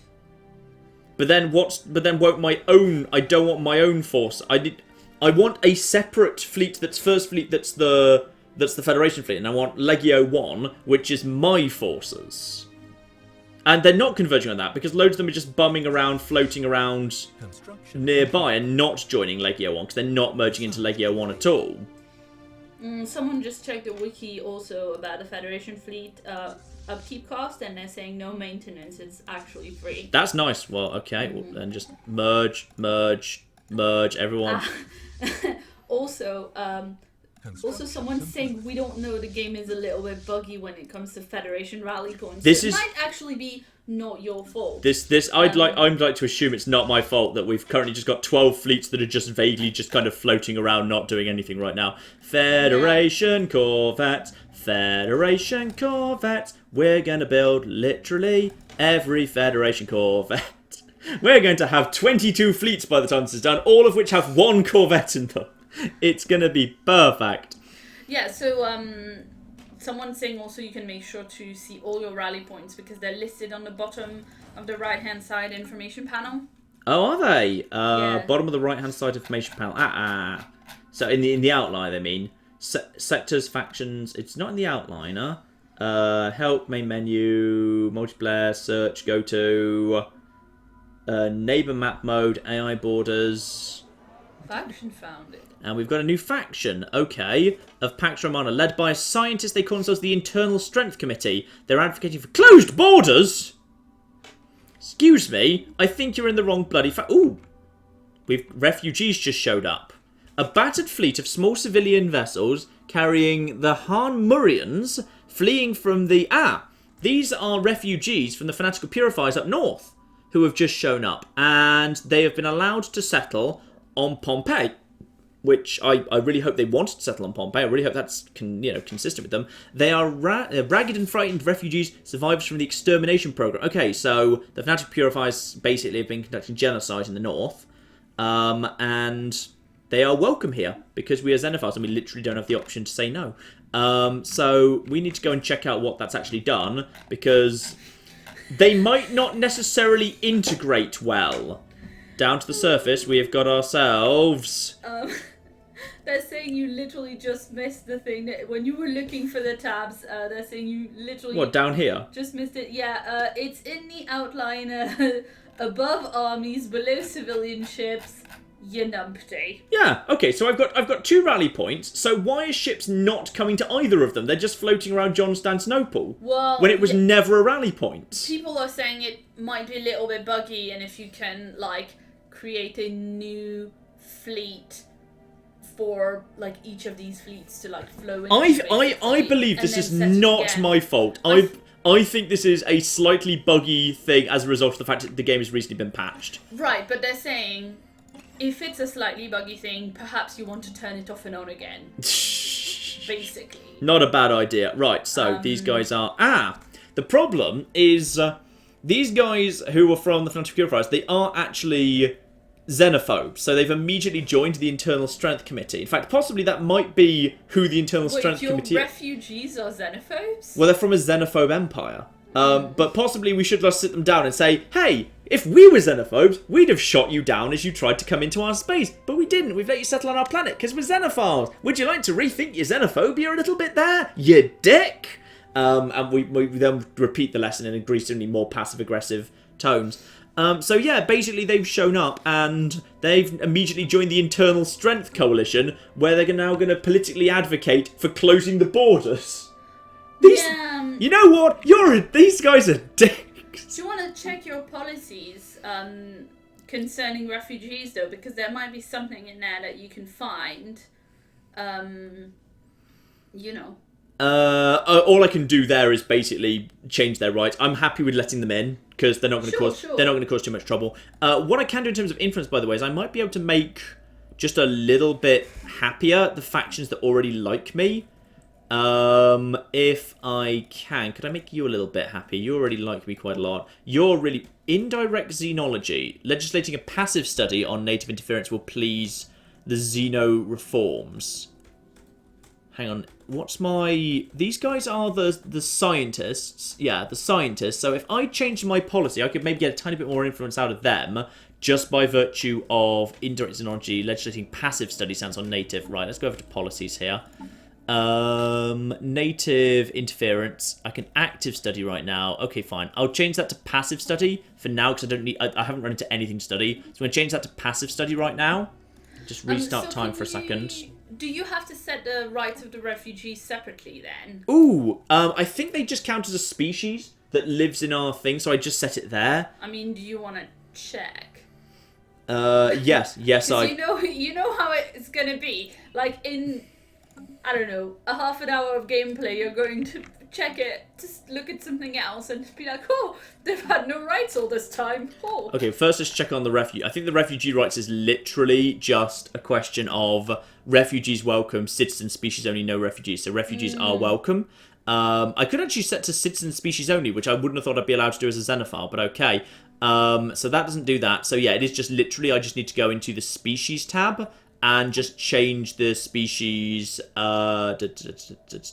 full citizenship. They've automatically gained full citizenship. Let's just set their rights here. Full citizenship, no migration controls. Yeah, that's fine. No migration controls, no population controls. Colonization is allowed, and they can go straight up to social welfare. Ooh. I'm not sure they deserve it, quite frankly, but you know. Someone also mentioned. Someone mentioned if you want, you can deny them voting rights so that they don't join with your racist faction that you've got already. Slavery type, citizenship, full citizenship. Residents. Yeah, so I could set them to be residents, but that will lower their happiness. Plus, they're not trouble yet. If they become trouble in time, I could take away their voting rights. I don't want to do it yet. What? I just said I'm not doing it. No, that's good. That's good. I approve. Mm-hmm. Anyway, yes, and also someone said you should check out the colony ship that you used for the mushrooms because you still have it floating. I know around it's because yeah. I know, and that's sucking up a bit of energy. But as long as it's in orbit, it's not that bad. Also, I'm just going to increase everyone to full military service, which sounds bad, but it actually means good because it means the species can go on to become generals and admirals. So I'm basically going to give everyone full military service. It's not like that doesn't mean like when I read it, I assumed that meant like actually being pressed into service, but it doesn't. Well, it's not conscription. No, is it? no, it's not. So instead, I'm just going to give everyone full military service, so we can have like mushroom admirals, for example, because you may as well increase the maximum amount of like people that can be admirals, because that just increases the chance we'll get a good quality one. So full military service to the Romans, obviously. The Inari as well. The Inari, you've already got social welfare, full military service, lovely.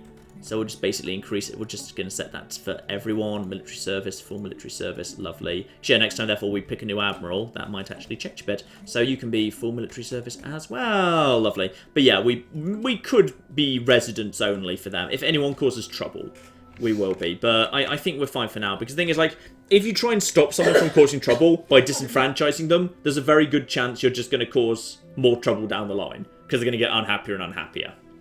So, yeah. It's not a good direction to go down unless you're absolutely sure. And that is... Okay, no, it's fine. It's fine. I thought they'd eaten the system I want. So at this point, this thing that's over here... I think we can just about afford to slap down a frontier outpost out here, but they're not going to be keen on us if we do. So what I'm probably going to do then is slap down a frontier outpost like here-ish. I'm still 200 short even for that. Because this is a nice bit of space with a load of good stuff in it. Like, I wouldn't mind just having this, to be honest. I could just actually send the bugs over there, actually. But that would involve setting up a third colony ship. We've still got the mushrooms just floating there. But if I could just basically... That is not a bad world. Like, there's not much on it, to be honest. It's well positioned, though. Like, the thing about that world is it's really, really well positioned. It's lovely positioned. So what I'm going to do is...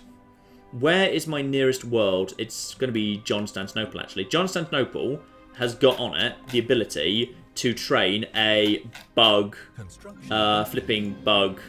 colony ship. So I'm going to train a colony ship of the bugs.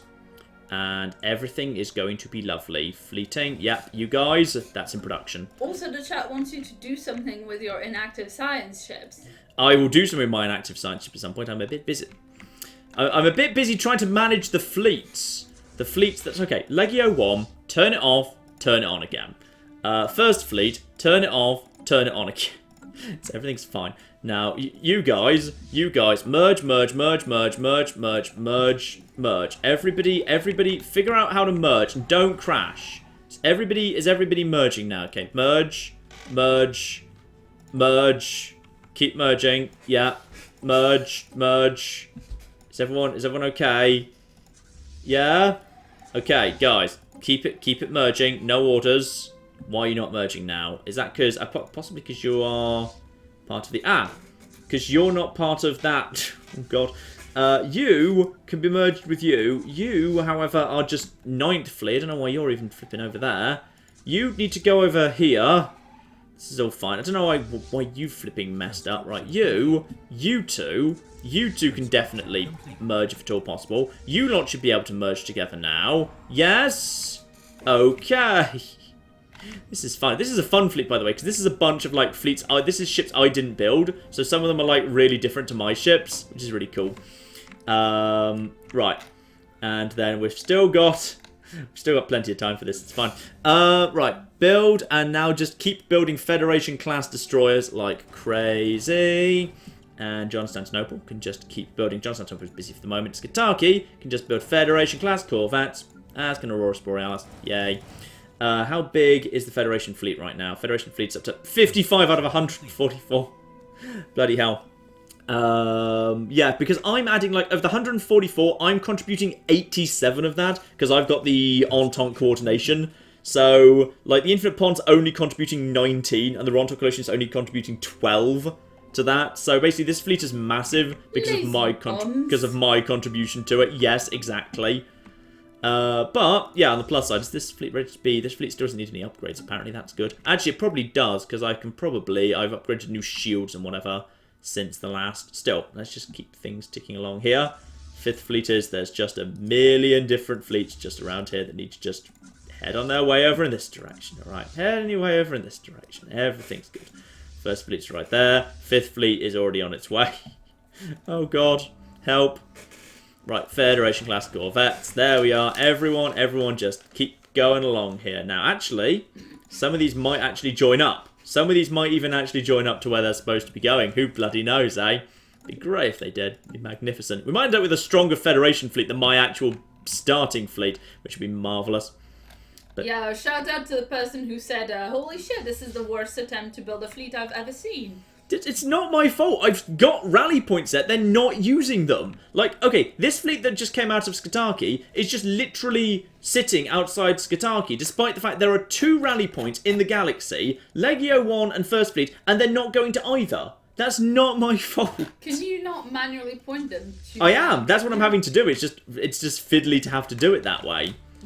It's just really, really damn fiddly to have to do it. So instead I'm just going to ignore them for a bit and just basically send some other stuff. So we've got also, my construction ships are probably just about done with everything around here by now. Yeah, my construction ships are done around here for the time being. Good, good, good. So... Construction complete. This is not my fault. Oh no! What? The envelope people. The envelope people are continuing to expand, but they're not expanding in the direction that would get in the way of this. All I need to do is, I just need to basically, as soon as that colony ship, the SBQR Congo, with its bug people on it. Now, can we afford 525? No. I need 671 to colonize this planet over here. It's not a great planet, but it will be an excellent launching off point to get over here, and it will mean I can basically secure this bit of space for our Federation, which will be fine. So we just basically need to gather like another, in like 2 years time, we will be fine because that will be another 100 or so of that. So what I'm going to do is I'm actually going to send the colony ship over in that direction, like right now, just to speed up. So it's just going to move over towards there. So that's 100% fine. Everything's under control. It's just going to move in that direction.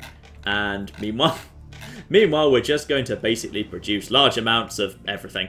Yep, continue building Federation-class corvettes, and Federation-class corvettes, and Federation-class, Federation-class, Federation-class corvettes. Yay. That's the Federation-class corvette song. It's a good song. They want you to sing more. Oh, of course. They mentioned that earlier when you were singing. Obviously, yes. Right, and also just upgrade that to level 2, then to level 3, and then also build solar panel network there. Lovely. So we'll just get that built. Yeah, basically we can just start spamming Federation-class corvettes, like from basically the entire Empire, like 7 at a time. So we should at the bare minimum. That is a new thing we've just got revealed there. Farming subsidies, hydroponic farms 2, ship upgrade cost minus 15%, leader enhancement, select a lineage, leader experience gain plus 25%, leader lifespan plus 25 years, leader recruitment cost plus 50% though, which is expensive and I don't want to do that. But No, leader lifespan is long enough. Leader lifespan is long enough. I'm just going to go for the clone armies because that will open up new stuff. Because that clearly says that's going to unload. That's going to unlock new opportunities. You just closed up right now. Was it about researching Gargantua? Huh? Was it about sending your science ship to research Gargantua, which is the black hole next to the Leviathan? No, it wasn't. And no, you fuckers, you absolute fuckers, no! They burn. That was going to be my. Wait, what? What? Wait, did they get pawned in like their? What the? They were there. They were. What happened? I don't know. Well, you need to go kick them out of that planet. I don't. They were there. They totally were there. Where did they go? What the crap happened? What happened to them? What?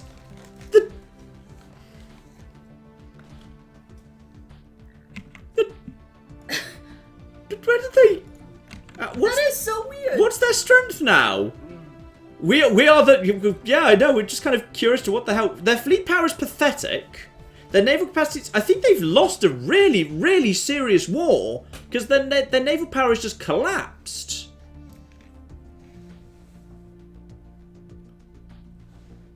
What? Where did they go? Did they lose a war? Who are they at war with right now? They're rivaled with those guys. I don't see any signs they've been at a war. But their fleet has collapsed. They got rushed by an ascendant, someone is saying? It's the only solution I can think of, but which ascendants and why? Unless there's like an ascendancy like over here we haven't seen yet.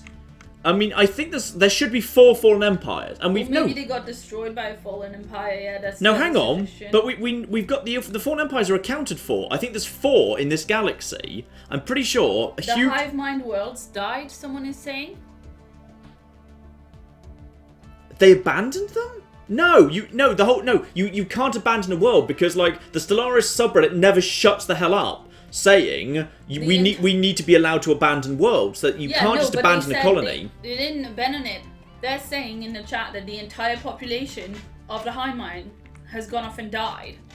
Like all of the hive mind. That's they're true, just not but there anymore. Does that, if you have literally 0 population on a planet, does that mean you just lose the planet? Well, I mean, I guess, because if they had lost the war, then someone else would have colonized over there. It looks like it was just like a massive.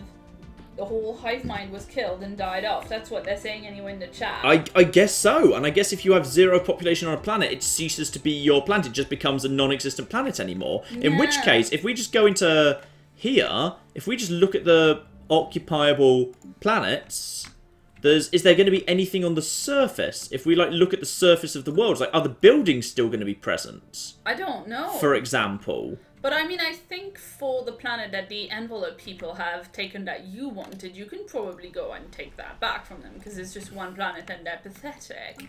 How tough are they? And are they in any way? Are they kind of? Do they work with us? Yeah, they are. Oh, this is interesting. They've not gone for the planet. Oh yes, they have. Sorry, I was about to say they've not gone for the planet I wanted because it's the wrong biome. But no, it's because I was sending the bugs out there. Yeah, they're just saying the only way to abandon a planet is to kill all of its population. Yeah. So I think basically we just need to now basically spam like everything like crazy, and then if I can persuade the Federation to follow me, we're going to war against the hierarchy, against the envelope people, because they've just taken that planet that I want, and I can simply. Should I occupy... No, I can't. No, I literally can't occupy that planet because I have set my military policy to wars of liberation only. And if I do a conquest, the others will refuse to back it. So I just need to liberate that planet and then vassalize it immediately. I might not be able to vassalize it. I'm probably too far away to vassalize it.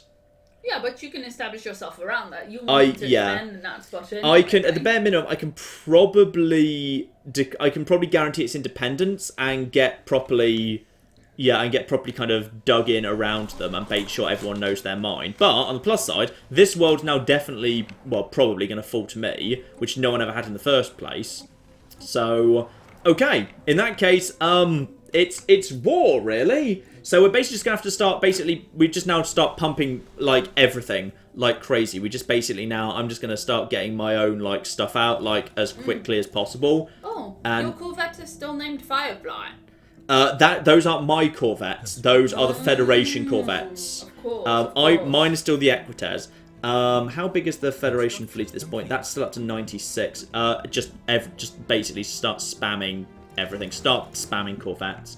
Skatakis. Yeah, let's avenge the hive mind. Yeah, Corvettes, and then I'm just going to spend all this money on Corvettes right now. Pompey, you've now got yourself, you've got Corvette Assembly Yards, right. Equites, and now we are just basically spamming Equites like crazy, and we're just going like Corvettes everywhere.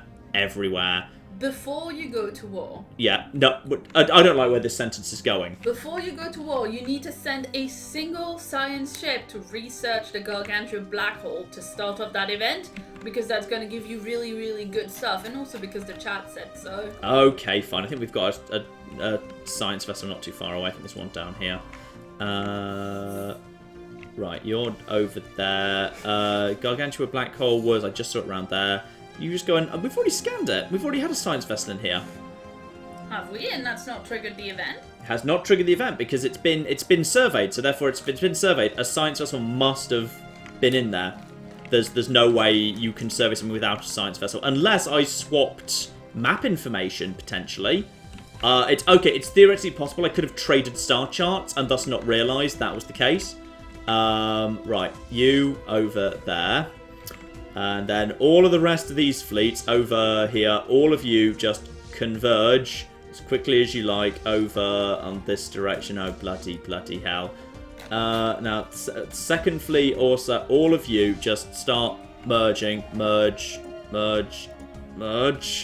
Right, now, third fleet is... yeah, everybody's saying you need to scan it again.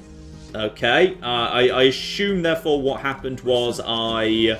had map information. Yeah, I swapped star charts for star charts, I would guess. Yeah, because people are saying you're going to get, like, friendly machines, or you're going to get, like, a really good thing from it. Yeah. Well, we're expanding in that direction anyway, so it's fine. And battleship has been unlocked. Lovely. And ship hull points plus 5%. Well, that's just bloody convenient right now. Kinetic weapon plus 5%. Let's get the ship hull point plus 5%. Why not? It's going to take a long time to research that, but it never hurts to have a little bit more strength on that. Right, everyone in there. Now, just before we go any further, I'm also just going to check the ship designer because I suspect my cruisers can be a little bit better than they are, the onagers, because I think I've now got myself a... Yeah, I got myself a shield capacitor there, which is worth having. Have myself a Type 3 cold fusion reactor to make up for the power shortage there.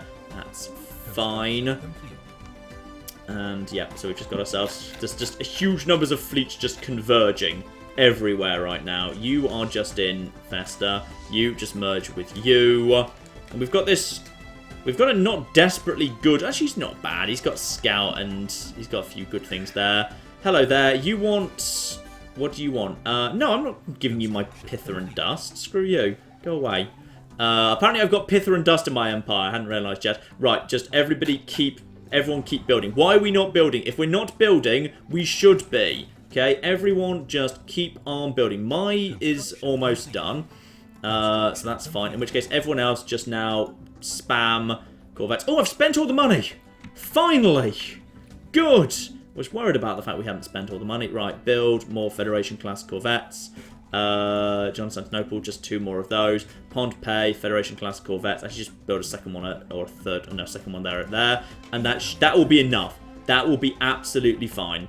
Now, all of you guys are now just merging. You see, my own troops are merging quite nicely into First Fleet. It's only everything else that refuses to merge together. Right, go together. So we've got ourselves, yeah, we've got all of our allies. We've got a Federation fleet of 5,000. We've got 8,000 of me. This fleet can do with some upgrades, to be honest. 2 ships will be upgraded. It's not going to take that long, to be honest. All of you guys are now going to be merged together. All of you guys coming in. Bring the fleets together and bring them in. Bring them in, bring them in, bring them in. Lovely. And now, God, we've got the highest fleet number right now is 26th fleet. 26th fleet is on the move. But they're all going to be merged together. It's going to be fine. Vesta, you're just asleep there. This is all okay. Right. So we should probably start repositioning the fleet at this point, because, yeah, at this point you're... And did you also just go on... Wait, where's the other plant I wanted? No, this was the plant I wanted. But it's time to take a stand against those guys. We're expanding in this direction, and these guys are in our way. And I basically need to...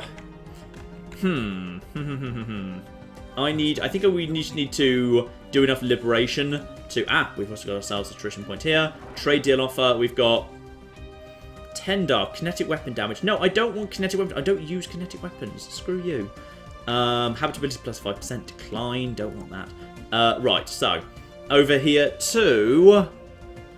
Dynamic ecomorphism, habitability up by 10%. You know what, let's just get towards diplomacy being done, or prosperity being done. Ship upkeep reduced by 10%. That's flipping tempting. But no, let's actually just take dynamic ecomorphism, because I want to get towards actually having that tree being completed. And then now we're in 136 months, we are actually ready for that to be completed, and we'll get our first ascension perk, which is really cool.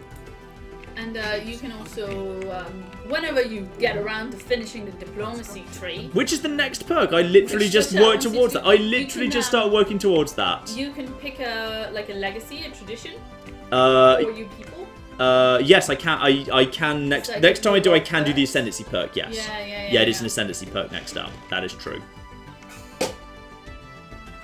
So, now everyone is... You know what? At this point, I think everyone can now start migrating. Legio 1, moving to the staging point. We're moving over towards this sort of an area. I think we just kind of moved towards... Yeah, move to a staging point over in Ofang. Right. And the first fleet and the fourth fleet can also move in that direction too. Lovely. I think we've got enough strength for now, and we can just keep kind of getting more going as well. You guys merge together. Lovely. Everyone together there, and then the other Federation fleets that are still incoming can also then head in that direction too. So first fleet of the Galactic Legion can head over in this direction as well, and these guys can basically meet us there. There we go. So now we have got ourselves up to not quite a full Federation fleet, but still pretty damn decent. So at this point, another message coming in. Minerals for... No, I'm not selling you the Pither and Data. Bloody hell. Admiral gains trait. Admiral... that's the Admiral who's not even my Admiral. He's the Admiral who's in the Federation fleet. I'm just going to leave him in place because he seems decent enough. Yeah, now we basically need to figure out whether the Federation is actually willing to go to war with us or not. Whether that's going to be the case. And do you have any friends, by the way? Because I don't think you do. I think you've just got... Yeah, Federation Association status. You don't actually have a Federation. Or rather, you're not in the Federation, so therefore it doesn't actually matter. So I now need to figure out what terms under which these guys are actually going to be willing to, like, accept an attack. And Constantinople, we also need to embark all of our armies, I would say. Yep, embark all armies and get them moving over to Ofang to join up with the staging point as well. Marvellous. Right, good big war ready to be planned here, but I'm gonna drop a save here, just on the off chance it goes horribly wrong, and also because the game kind of breaks a lot when like stuff like this happens. The game does often like break during wars. I have seen just like fleets just go missing for no reason. That seems to be the more buggy times now. So we need to figure out how we're going to make our guys actually like agree to this, because if I basically say, like, I want Edomar. I want in the Edomar system, I want that to be liberated. So let's just go down to liberation of Edomar. Edomar. There it is. So I want liberation of Edomar. And I want that to be, I need to, oh, bloody hell, right, I need to go that to me. So if I'm saying liberation of Edomar, everyone's willing to just agree to that, actually. So a straight up, I get, or rather, I don't get anything. That planet is liberated and becomes more to my liking. Then everyone seems to be fine with that. Now, what if I also say the same for whatever this is down in Uze Glory? So Uze Glory, this one. Then that will be part of the same empire. if you like. And everyone's still on board with it, and interesting. I might be able to actually convert more of this than I thought I'd be able to, because I think we can just basically roll over these guys, to be honest. And then I for Gua as well. We could, vassalize. No, we can't vassalize. We won't be able to, they're too strong to vassalize or make into a tributary. But I for Gua also add them to actually, if I do that, then we're going to have, then that's going to be one empire that's kind of spread across 3. What would be better would be if I make these guys as small as possible, because then I'll be able to vassalize them more easily down the line. And I wonder if I offer the others as liberated things to other people. Like if I offer, say, no, not to you, to the Infinite Pond. If I offer you that, and I offer you this, liberate that, and I offer those guys to the Rontor, are you willing to let me seed? Am I allowed to actually demand that I get Edamar? So if I just pull this out for a second, because I don't think I'm allowed to by the terms of seed the planet Edamar. No, I'm literally not allowed to, because our war philosophy does not allow this war demand. But if I were to change my war philosophy... So the chat is kind of saying that you shouldn't declare war, and I'm not quite sure why. And why not? Just kind of, well, the chat is normally... Just asked them. The chat is normally so keen on me declaring war. John's science ship is in the male empire's territory. If he unpauses while they're at war, the ship is as good as dead. Save the science ship. So yeah, they want you to wait. They want you to wait until your science ship is back before you declare war. Which science ship is nearby? There's... I don't know, but you can find him using the F key. Or the search function. He's going to be over here. He's going to be nowhere near them. He's going to be fine. He's going to be out of the way in just a second. Literally, he's going to be out of the way. Alright, well, on your own head be it. He's going to be absolutely fine. And research agreement for research agreement. Yep, fine. There we go. I found it funny now that one of these guys is actually called the United Inari Nations. When the Inari could not have been more carved up and broken into little bits if they'd wanted to. The Inari are now split between 5 different nations at this point. Aww. These guys were absorbed into us. These guys are our vassals. These guys are an independent Inari sovereignty. These guys are the United Inari Nations, and these guys are the original Inari Slayers. They've been broken in 5, and one of them's claiming to be the United Inari Nations, which is just sad. It's just very, very sad. And Rome, by the way, can just keep pumping out more and more destroyers because we've got the money for it, so why not? Let's just get reinforcements coming in. I honestly don't know why the chat is thinking there's, like, a bad idea for that at all. I think it makes perfect sense for us to... Also, you have a colony ship in Edamar, which... that's what they mean! The colony ship! Yeah, that would be why. Yeah, you know what, we're going to send... Is that full of civilians by any chance? Only 2.5 million. Alright, well... Actually, is it 2.5 million or 250? I think it's about 250,000. I think it does say somewhere. Only then. It's only 250,000, for goodness sake. So that's like the size of your entire subscription base? That's true, actually. I've put all my subscribers on the colony ship and just said, they don't matter. It's fine. Let's just send them in a war zone. Yeah, it's just a war zone. It's... Yeah, just move the colony ship and then you can go to war. Okay. The chat isn't at all opposed to you going to war. It's just, you know, maybe move the ships that we have that are in enemy territory right now. Yeah, I now understand what the chat is saying. Yes, I understand what the chat is going for at this point. Yes. So, and Third Fleet, lovely. Third Fleet is currently located in Shukal and is on the move. Good old Shukal system. We like this. We like the Shukal system.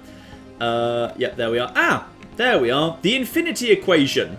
So, as the science ship approaches the Gargantua black hole, they find they're not alone. At the edge of the event horizon, it soars, reflecting light from the stars being drawn into the dark, gaping hole, a gigantic construction in the shape of a perfect sphere. We cannot pick up any signals from it, nor does anything we send make it respond. It simply sits at the edge of the abyss, waiting. Begin the Technosphere event chain. And why am I concerned by the fact the moment I said that, Claire started laughing? I'm laughing because the chat has just heard you saying that you put them on a colony ship and they're all saying they're screwed and they're gonna die.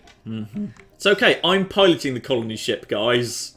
That doesn't make it better. That makes it much worse, in fact. Yes. So... One's a very safe driver of cars, not of colony ships. Now, technically, this is now a quest in the sit log, but literally there's no kind of indication what I need to do. It just says it's there, and it doesn't do anything. It's cool, though. It looks really cool. It is cool, but there's no indication what I do with it. It's an infinity. It's going to tell you what to do with it. It's an infinity machine times 1. It's got a little skull marking its strength, but apparently it isn't like it doesn't attack or anything. It just sits there. Well, obviously the chat wants you to sex the sphere. I think we'll leave the sphere alone for the time being. We'll leave it alone just for the time being. Okay, the chat informed me, if I change my war philosophy to include allowing wars of aggression once again, if I try and cede... Uh-oh. This is more concerning. I'm more concerned by the fact that Leviathan contact report. Pax Romana has encountered something that is beyond sublime. Giant beings, their sheer existence a testament to the unfathomable wonders of the universe that make most life forms appear like flickering lights next to burning stars. Despite the true nature of the Leviathans being unknown, the people on Rome are happily... Is this actually on Rome? Where is this contact report? Wait, where did this happen? This option is available due to Pax Romana having the Xenophon. Yeah, but have we just discovered that Cthulhu living under Rome? Is that what's happened? Because that looks like Cthulhu to me, and... Where was that? Was it squiddy? It looked squiddy, and it didn't give me a location. Which is interesting. I will gladly accept a migration treaty with you, whoever you are. Lovely. Yeah, that's fine. We'll have a migration treaty. Lovely. I don't know where that was. It said the people of Rome. There's no new thing here like saying we now live on top of Cthulhu, and we've all gone mad. So that's good. More people. You're migrating out to our house. That's nice. Yeah, chat, tell me, if I change my war philosophy now back to aggressive, will my more pacifist friends be willing to allow me to just take over this planet and just basically have it for me? Because these guys, though they're not perfect, they're, you know, authoritarian, they're militarist. I feel like I could integrate them into the Empire, given enough time. Yeah, they're saying that if you change the philosophy, your allies won't like you anymore. Okay, we'll just liberate them. We'll just liberate and then we'll slowly vassalize over time. Oh. What? Also, they're saying that if you colonize the sphere, it can be a planet of many true node followers just called balls. Oh, that's nice. And while I'm thinking about it, colony ship round here, I am actually going to throw down, because I don't know how quickly I'll be able to vassalize this planet. Actually, that's a really good point. If I'm going to want to vassalize this planet, distance is a function of vassalization, whether they're willing to accept or not. If I throw down a frontier outpost right here, right now, yeah, then I'll be really close by to a frontier outpost. Yeah. Meaning I think they're more likely to be willing to accept fair enough. Vassalization after they've been liberated. Boom. That is clever. Right, through here, build a frontier. Why is that now taking 888? It didn't need 888 before. That's not fair. Screw you. Or can you have it, like, maybe that's also a function of distance from you? Like, can you do that nearer to your maybe main I'll have it, empire? like, have it here, say. I mean, is the planet just not as good at all, or...? It's not so much about the planet. Frontier outposts aren't about planet. Frontier outposts are just, like, controlling an area of space. I feel like here, and then hopefully we'd be able to control this area up here. So I'm going to move this construction ship. Someone said they'd rather face Cthulhu than fly in your colony ship that you're driving. Mm-hmm. That's mean. Yeah, I'm going to build a frontier outpost over here on Ofang, where we're actually posting the staging area. So we're going to do that. That's going to be fine. And then literally, I think the entire... What do I want out of this war? Yeah, what I want out of this war is I'm going to want these guys to be liberated in my interest, and then I'm going to give each, and then 2 more tiny empires just down here that are going to be like my allies. That's literally all we're going to do. So I believe our forces are almost in position at this point. My fleet is still not at flipping capacity, so I'm just going to keep pumping destroyers and a John Constantinople. Just keep going for some more Equites. We've got loads of strength for the time being. And Skataki, sure, a few more there as well. Equites ×3. Lovely. We should have reinforcements coming in. I wish I didn't have strategic resources anymore, because at this point, like, because I've got 6 out of 6 for Engos Vapor and 3 out of 3 for Pithra and Dust, everyone just wants it. I need to figure out how much it's worth and how much to flipping sell it for. Because I've actually got quite a bit of it, so I should probably actually start selling it. So, my main 8.8 fleet is almost present. First fleet is catching up to. They're almost there as well. My construction vessel is almost to Ofang. I believe my armies are present and correct as well. They are, yep, they're almost there as well. So, very soon everyone will be there. Then all we will need to do, really, is hold out at Edamar. Yeah, their fleet power is pathetic. I think they lost a fair bit in the war against the Hive Mind, which they won, but it looks like it was one hell of a Pyrrhic victory, to be honest. So the fleet is almost present, as is first fleet. Then as soon as we're in position at the staging outpost, I'm simply moving everything to Edamar, and then I'm simply holding in position there until reinforcements arrive from my friends. And I think we should be able to, just because their fleet power is marked as pathetic, therefore my fleet and the Federation fleet alone should be able to hold, even if they've actually, like, throw everything they've got. I think we can basically just invade Edamar by ourselves, like, without too many problems at all. So, is everyone now in position? Legio 1 is resting. First fleet is resting. Yep. I think we are ready to go, therefore. So, again, I'm going to drop a coward save here, just on the off chance. Just going to drop a coward save. There we go.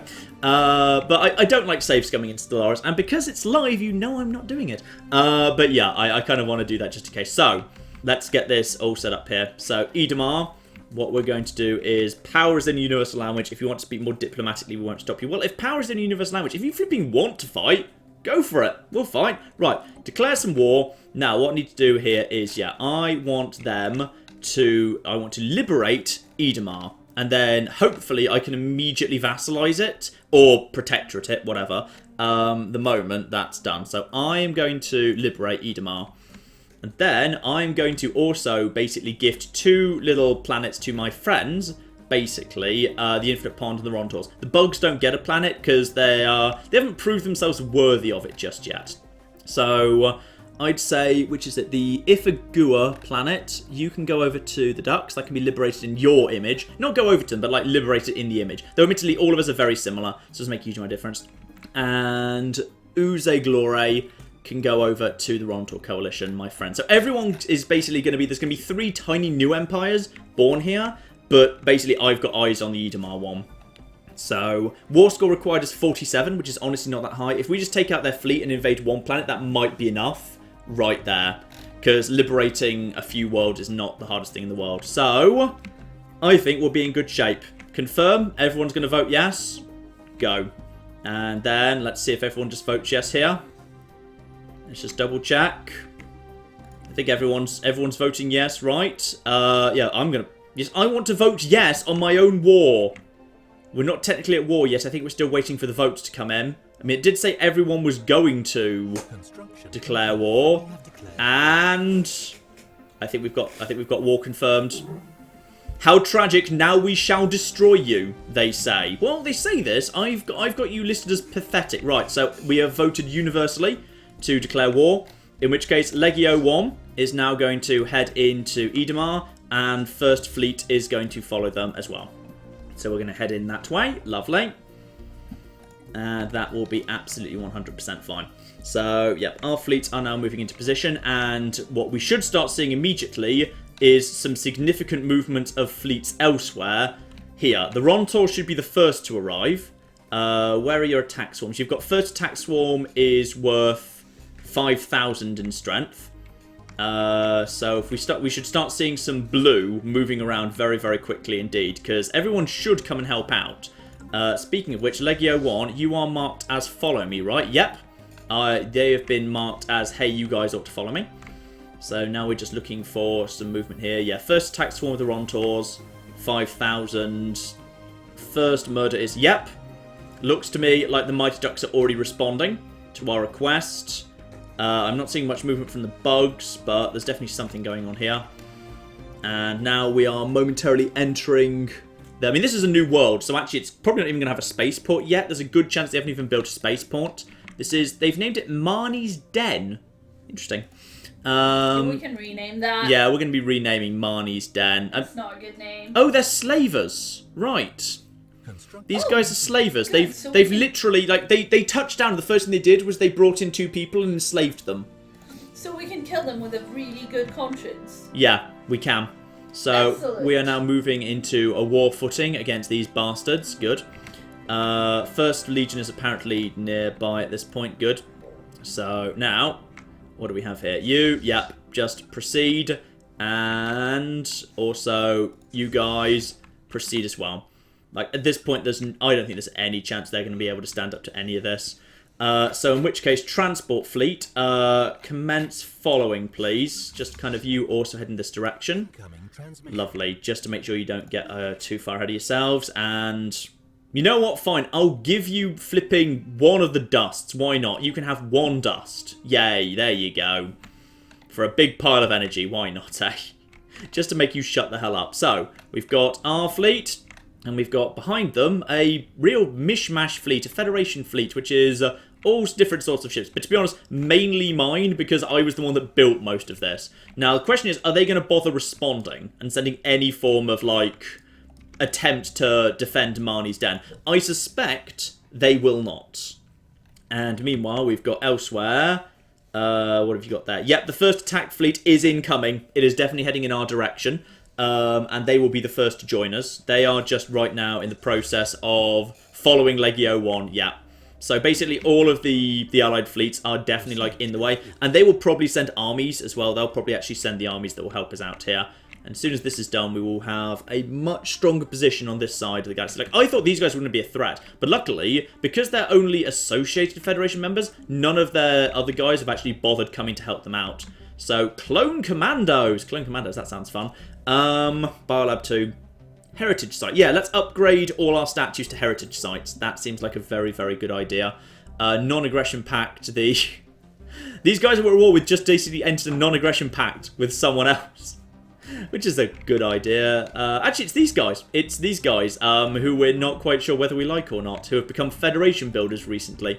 So, let's just check how the war is going. I think the war is going very, very nicely indeed. We're bombing that planet to hell at this point. It's, I'm pretty sure, already out of... Yep, it's already out of everything. They've got 2 defending armies, so things not looking so hot for them.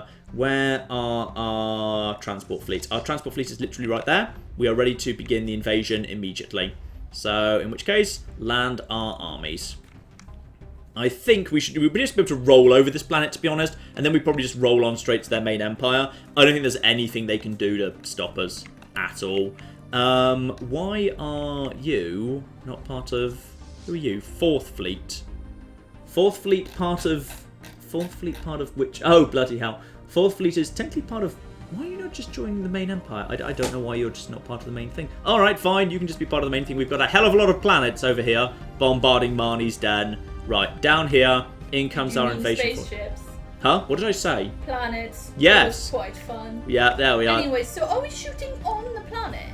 Huh? Are we shooting the planet itself? Because that does sound like a baddie kind of a thing Well, to do. they've got planetary defences, like, you know, bunkers and stuff. So we're bombarding their defences from orbit in order to make our job... We're not bombarding their slaves in a bid to free them from slavery, are we? No, they're fine. Look, they're alive. Okay. We have a light bombardment. Like, you can bombard way more fast and brutally, but it leads to civilian casualties, and that's called a terror bombing, and your own people hate it. So you want to not do that. Oh, that's cool. Yeah. And if you're a pacifist, you really hate doing that. Basically, it's basically collateral damage of civilians, and depending on more pacifist members of your own empire despise it when it happens. And in come the reinforcements. In come our friends. This is I don't even know whose that is. I think those are the bug ships. The bug ships have arrived, and in come also. Oh, it's our vassals. It's our vassals. This is their fleet. This is all they've got. Aww. That's it. They've sent all 195 strength of their navy to join up with the Armada. That's cute. That is, I admire them. I admire them for that. I'm just going to let everyone else catch up, actually. First Murder is almost present. The Infinite Pond is actually sending its transport fleets in, so they're going to be providing a large part of the armies. They're actually going to be backing us up here. So we've got... Wait, what have you just done? What have you just done? How have you just... I think they've just built a flipping... I assume they've just built a flipping... yeah, a frontier outpost somewhere around here. And we're going to go and blow that up, like, as a priority, because I'm not sure... Oh! Yeah, something's going on here. Have they got... Oh, no, they've got... Oh, yeah, yes it is, yes it is. Right, we're going to go and blow that up as a starting point. Their fleet is... That's Transport Fleet 15. That is... Fleet... I think they are... I think they're engaging. I think there's actually an engagement going on. No, no. Okay, the Mighty Ducks might have just been caught out by the second fleet here. Right, what we need to do here is I'm sending Legio Womp straight over there to try and hunt them down. I'm going to leave First Fleet here for the time being. First Fleet of the Federation is going to guard Edamar to make sure they don't take it back, which is fine. I don't think they can take it back, but yeah, we now know where basically their only fleet is. Their only fleet is 3,000 or so strength. It's around here. It is, yeah, oh, they've got a massive okay, they've got a massive force of armies. So we basically just need to track them down. We just need to chase down their armies as best we can. Because if we can take out their armies, that's it. They can't take back our planets. If they can get those armies down onto our planets, they've got a chance. So we've basically just got to make sure their transport fleet doesn't reach any of the planets we want to take out. Next objective, though, is to smash the frontier outpost at Medgar to make sure they don't get that after the war, because that needs to be disabled right now, just as an absolute priority. Incoming transmission is... no, I'm not selling anyone Pither and Dust right now. Screw you. And we've got... Oh. I think we all just piled into the same area. Yep, I think we just... Or some of us did. Hang on. Some of us are showing up here. There's... Okay, there's 3,800. I need... Legio 1 is now going to basically try and hunt these guys down. Yeah, hunt these guys down. Just get on top of them. Lovely. And we may as well actually trap them. Basically, they've come into the system trying to take out this force of... These guys are actually warping. They should just stay. They should just stand and fight, damn it. Right. Because they haven't stood and fight, these guys are now going to try and... Oh, yes, we're on top of them. We're on top of them. Ooh. Yep, our fleet has now caught them out of position. They are now going to be absolutely overwhelmed and screwed. Our cruisers might run into a bit of trouble, but we've just got so much firepower going on right now. Their big ships are going to collapse in seconds. This is all they've got. In come our reinforcements. In come the Mighty Ducks behind. In come behind. Oh, it's more. It's just so much now. They are just going to be... I think they've basically just been wiped out. That looks really cool. I think all that's left now is their transport fleets, and they're gone. That is up to 34 on the war strength. That's pretty much... Ooh, the Infinite Sphere is doing something, which is unfortunate because we're kind of busy. We've picked up a signal. It originates from the Titanic metallic sphere that we encountered earlier. So it's now sending out a rhythmic pulse of radio waves pointed towards the black hole it orbits. What it's doing is beyond any of our staff. This signal might have created an opening into the sphere for our scientists to exploit. Okay, we might go and look at that later. We're a bit busy right now with the war. Okay, there's a war going on. Also, sociology research to be done. Also, there's someone in the chat who's just come in and has never played Stellaris and is really confused. I know, but doesn't it look pretty even if you don't know what's happening?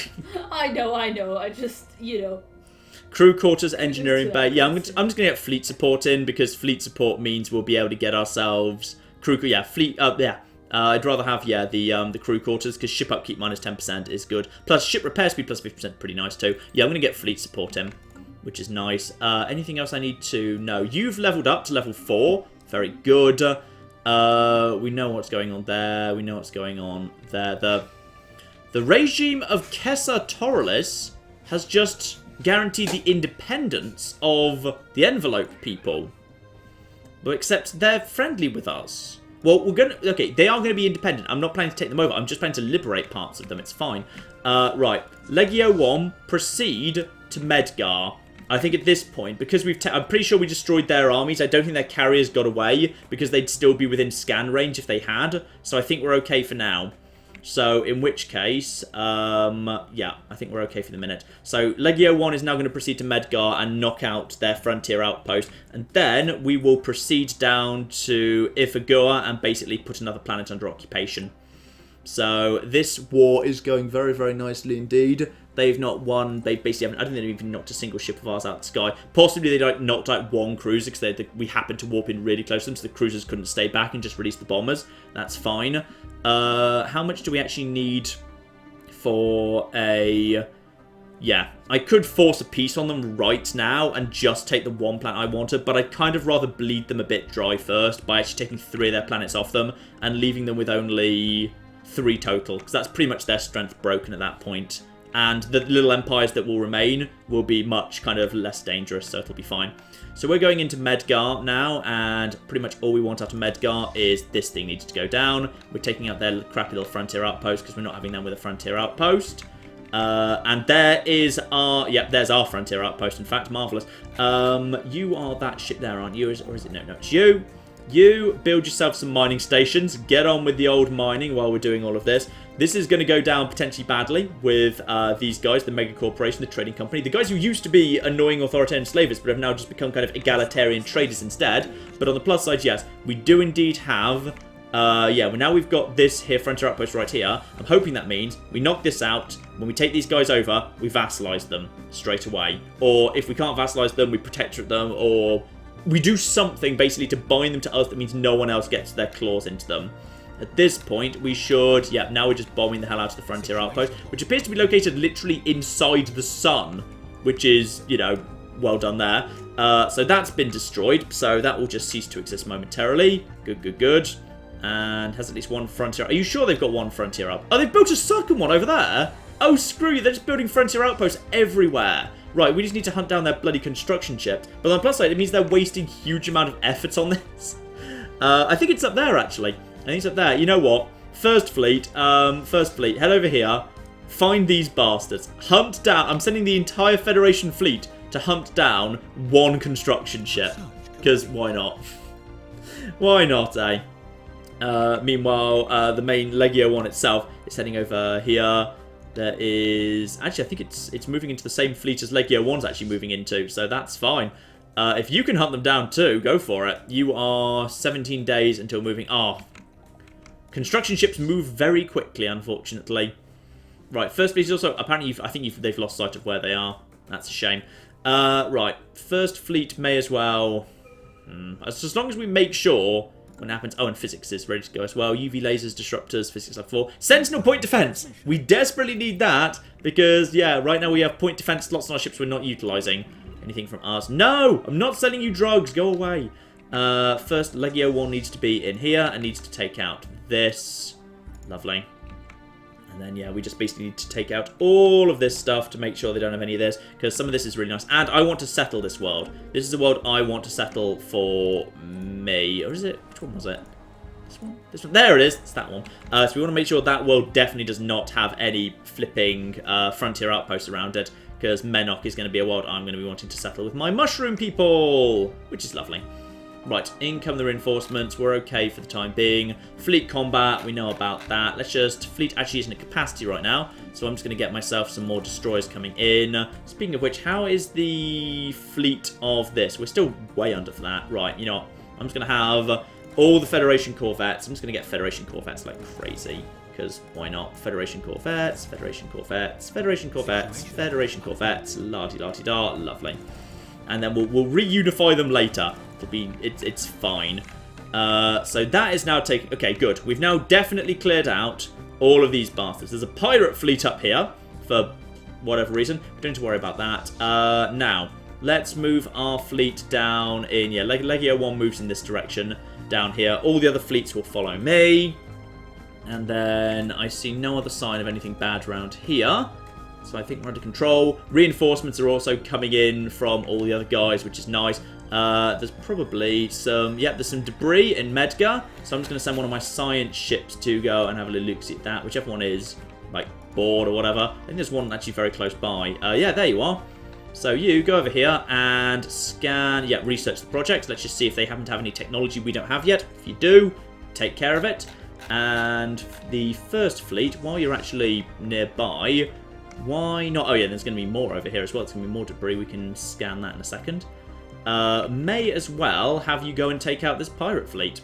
I guess. Actually, there's no point you taking out a pirate fleet because the experience will belong to an admiral who's not actually in my faction, so it doesn't actually matter. Alien vessels over there, nothing major. Everything's under control for the time being. Good, good, good, good, good, good. This war is going smoothly. This war is going very smoothly. Crew quarters is complete. Share the burden. Slave... No, not slaves. We don't want slaves. No slaves. Military academy. That's potentially worth having. Yeah, let's get a military academy in case we need to kind of train armies more efficiently or something. And Legio 1 is just now heading into their space. Just basically, I think if we take one more planet, then we'll just have enough war score to force the peace on them with the 3 liberated worlds, and that'll be the end of the war. There's no point pushing any further than that. I think actually we could, there's nothing to stop you pushing to 100% by just occupying enough planets and then forcing any peace you want on them. But like, I don't see as much point to it, to be honest, because, you know, just because they're enemies right now, they might be useful to have later. Like, you don't want to cripple and bleed dry everyone, because sooner or later an endgame crisis might show up. And you don't necessarily want everyone to be pathetically weak. It's worth having, you know, a variety of stuff just, you know, around that's not you, just in case you need to join forces for something more important later. And speaking of which, as we've got that there, yeah. Where is the science... Not the science vessel, the colony ship, which had the mushroom people on it. You, go and hang out close by to there. That's fine, because, yeah, we might well go and settle on the Menoch world now that we've got that. Actually, just check how is expensive that to settle now that we've got that. That is 318. Yeah, that is so much cheaper now. It's definitely distant, so I can definitely just plonking down this here has been a really good decision, because that means, well, actually, it hasn't been, because it hasn't come even close to covering these 2 areas which I wanted it to cover. So I've completely, once again, a second time, I've misjudged how much distance a frontier outpost can cover. I might need to take some more perks related to border expansion, then it might do a little bit better, but we'll have to see. Anything interesting in the chat? How have they got any interesting comments on the war? We've been talking about Eurovision quite a bit. You've been talking about Eurovision? Uh-huh. In the chat. Right, fine. Fine, don't talk about Stellaris or anything. Well, it's just that some people mentioned if we were going to finish a stream on time for Eurovision, and the Americans in the chat got confused as to what it was, so, you know, we had to tell them. Now, for people in the chat asking, we've got about another 20 minutes on the kind of time that we set for the live stream, but as we all know, it is quite difficult to stop playing Stellaris once we've started, so, you know, perhaps a little bit more than that. Probably until like 8:30 or something. When actually is the Eurovision Song Contest? I'm assuming it's at 9? Right. Okay, so we built in a bit of leeway. Yeah. By the way, this is new for 1.6. They've now taken all crappy guns off mining stations. Mining stations now have literally no guns. They used to have like a handful of guns. Now they don't have anything at all. Those have gone now forever. Yeah, they still want you to scan that orb, by the way. I will go and scan the orb after the war's done. We're busy. And by the way, there's one thing guarding the rather well-named, I can't deny, Vilcot's Pursuit, which is this station right flipping here. And, oh, the view from that station doesn't look good, to be perfectly honest.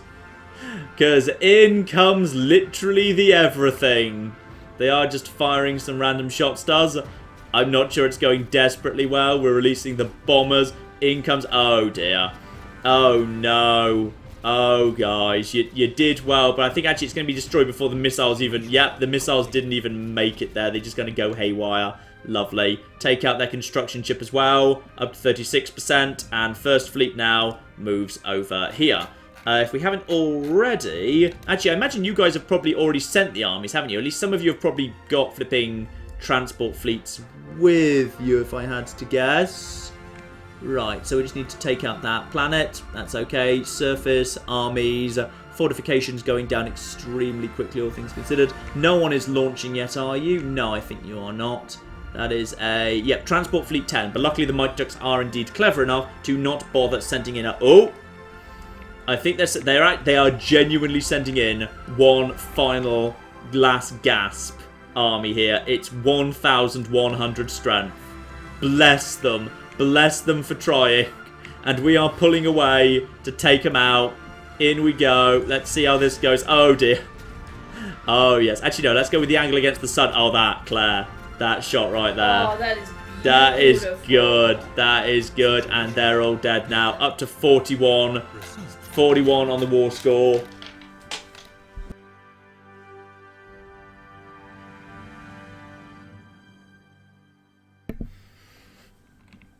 I'm gonna find it.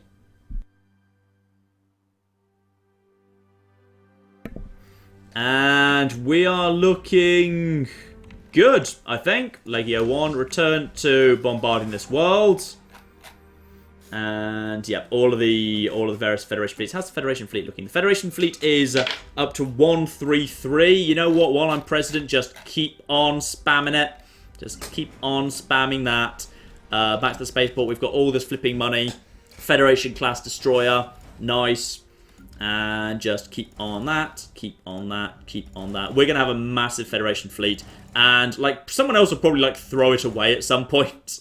It's fine though. It's 100% fine. Frontier Hospital. Ooh, Chemical Bliss. Finally, we could have, if we wanted to, yeah, drug-induced stupor as our welfare standard. But I don't think we need to worry about that. Instead, Frontier Hospital. Yeah, I like the sound of this. I like the fact they've now changed that from being habitability to growth rates. Because it makes sense. It does actually make sense. And it's, yeah, quite good. And I believe this place is almost out of strength. And once out of strength, I imagine someone's going to bother... The mighty truck's going to bother sending in... I think they're actually waiting for me to send in my transport fleet. So in which case, you guys embark. Transport fleet 6. Come over here and land your armies. Now that I've given the order to land armies, are they willing to send in their own troops? I think they are. When you say, like, follow, they will literally wait for you to arrive first. Also, I should actually assign a leader, which you can actually, I believe, do. You can, like, recruit... like mid-war, and they just kind of somehow catch up. So army morale on attack, army damage on attack plus 50%. Yeah, you know what? You and you. There we are. Now my army is now much, much better because we've got some guy here. The chat still wants you to research the orb. I will get on the orb. We're nearly winning the war. All right, we're busy. It takes like 3 clicks to do. Apparently. Yeah, but my science vessel that's nearby, I kind of want to be also working on researching the projects. I want to make sure that they do the work for collecting like all of the research from this war, because it would be a shame to waste that. So spaceport has done all of that. Lovely. So all of that's done. There's definitely nothing there. First fleet, actual first fleet itself is most definitely just still hanging out here. They're not doing anything yet. I'm just going to send them over here just to make sure nobody does anything. There's transport fleets just hanging out here at Edamar. I don't know why you've just got transport fleets hanging out here at Edamar, but I think the bug people have just basically decided their armies are going to hang out over an already occupied planet. So that's fine. They want to do that, they can do that. Oh, bloody hell. Right. I'm also just going to try and get...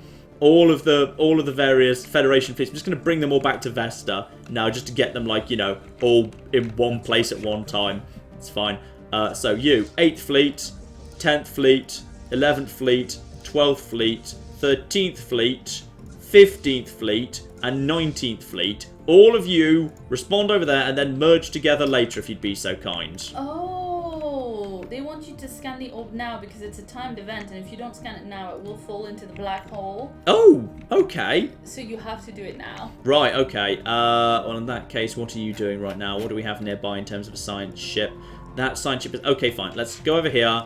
Go over here. Research that project. Right. Science ship is on its way to Gargantua, people. It's alright. It's okay. And now, where exactly is my transport fleet? It is on its way. Still just a few station jumps out. Should be fine.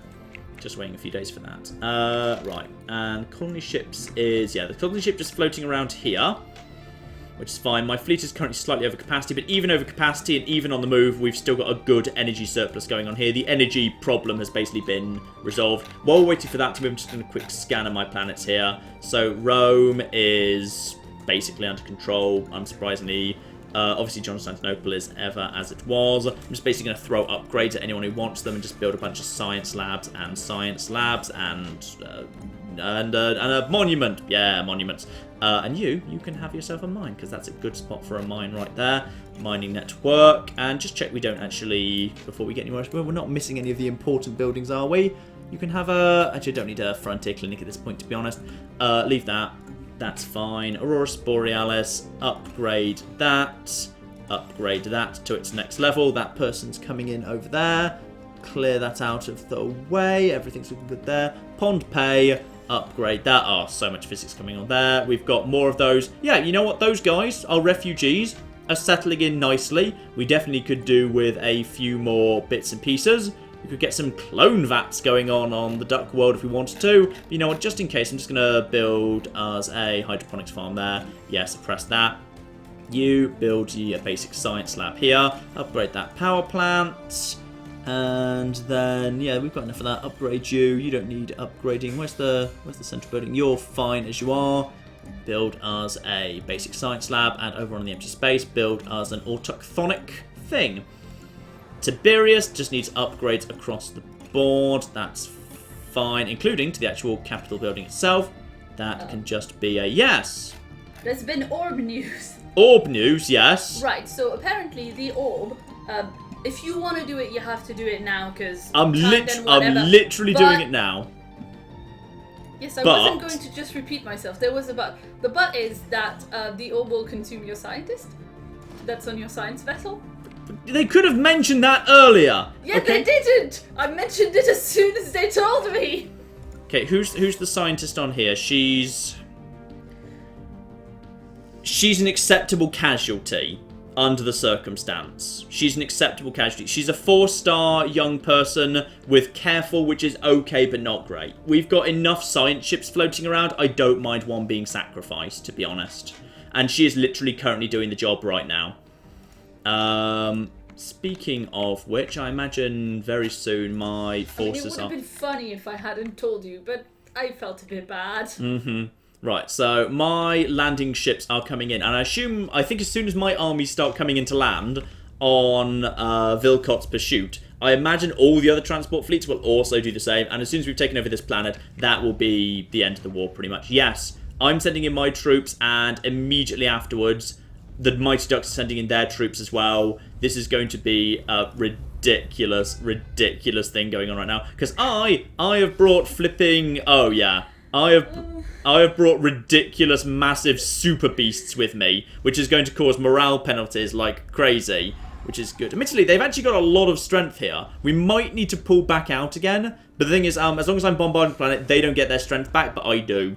So, my giant titanic beasts are doing the job, really. Lots of stuff kind of going down, down, down, down. We don't have that much strength here, to be honest. We can... Come on, start dying. Start dying, you bastards. There's more dead. And it's going to start... Because it's all being done with the little kind of dice rolls and probabilities in the background. I think we're just going to... Yeah, we're just going to walk this one right now. I was worried there for a second, but we are fine. Morale collapses. Planet belongs to us. Lovely. And that brings our war score up to 69%. And that is fair for us to end the war. Now the... Ooh... Okay, and victory, we admit defeat. I didn't even need to force it on them. They basically just accepted that. Best possible outcome. We admit defeat. Do not think this is any more than a temporary setback for the Roman. Apparently they were called the Lartrepian. Who knew? I didn't even bloody know what they were called. So you went and killed them and you didn't even know what they were called? They were just the envelope people. I'm sure that's pretty offensive. Well, and meanwhile, of other interesting news, the Purity Order, the bloody fanatical purifiers, have attacked the rebels who tried to break away from them, whose independence is guaranteed by the Tsin, who are federated members of us, albeit associated federation, not true federation members, which will almost certainly, therefore, pull them into the war. Now, pause immediately. And as we suspected, 3 tiny little empires have just been born here, including the Authority of Edaman, which is the one we're interested in, the Envelope Corporate Holdings, and the Envelope also Corporate Holdings. Are you the same people? Are you the same? Yes, you are actually the same people. Interesting. I thought that you'd be separate because I'd given you separate people. Maybe I misclicked or something. But now, oh, I like you. You've got a little cog as your thing. So you guys, who apparently like us quite a lot, I'm going to immediately demand their vassalization because I'm going to bring them into the Empire. So I'm going to demand your vassalization. effective immediately. They are pathetic and friendly. Let's just make sure they're willing to accept that quickly. And have you already said that? The Infinite Pond has stopped guaranteeing the independence of you guys, but that's fine. And what the Infinite Pond do with their little kids, I don't really care.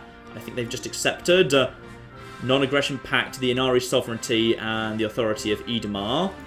Okay, yep, we won the war. We did that. We did that. Infinite Pond, stop doing that. Come on. Accept. Accept, accept, accept. Just bloody accept.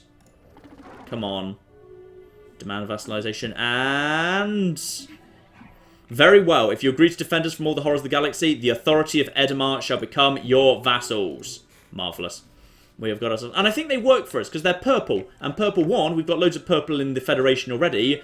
And 2, if we didn't have a huge amount of purple in the Federation, it's kind of a good Roman colour. It's a nice Roman colour purple. So, we have now vassalised those guys, and in 10 years' time, we will basically just integrate them immediately. And meanwhile, we actually have, sitting by, literally ready to go, right this second, because I brought them round nearby ready for this, the colony ship Abundance, with the Zikmox, basically ready to go straight over here to Minok and also expand over to here. Colonize the planet for 318. Okay, just a few months away. Just a few months away, we can go down and we can claim the planet of Minok. Okay, that's fine. Operation Hive Mind. Well, I'm actually, Operation Hive Mind's not gone quite as badly because the Hive Minds were annihilated. Then they basically retreated. They were just kind of pushed apart. The Brutii people should not be prisoners in the Pax Romana. I feel like you've got that the wrong way round, but never mind. You know what? You are free to go. And by the way, I'm also going to give you literally every right going. Species. You, my good man. Oh, they're not technically in our empire yet. I can't give them rights because literally not one of them's in my empire because this isn't my empire. You can't change the rights of vassals. So don't worry about that. That's fine. But don't you have another vassal that you can integrate? Because the stream has been insistent about you integrating your other vassals as well. These guys. Let's see if we are able to integrate them. I could integrate them, but at a cost of 135 influence, which I cannot spend right now because I need the influence to found the new. Because I found the thing to do the new thing over there. Meanwhile, over in Gargantua, yes, indeed, the Infinite Sphere is being scanned. Oh, yeah, and so, by the way, the person who said you'll lose your scientist was talking about a different event. Apparently, everybody else in the chat who's done this particular event says that, Christ, the chat is useless today.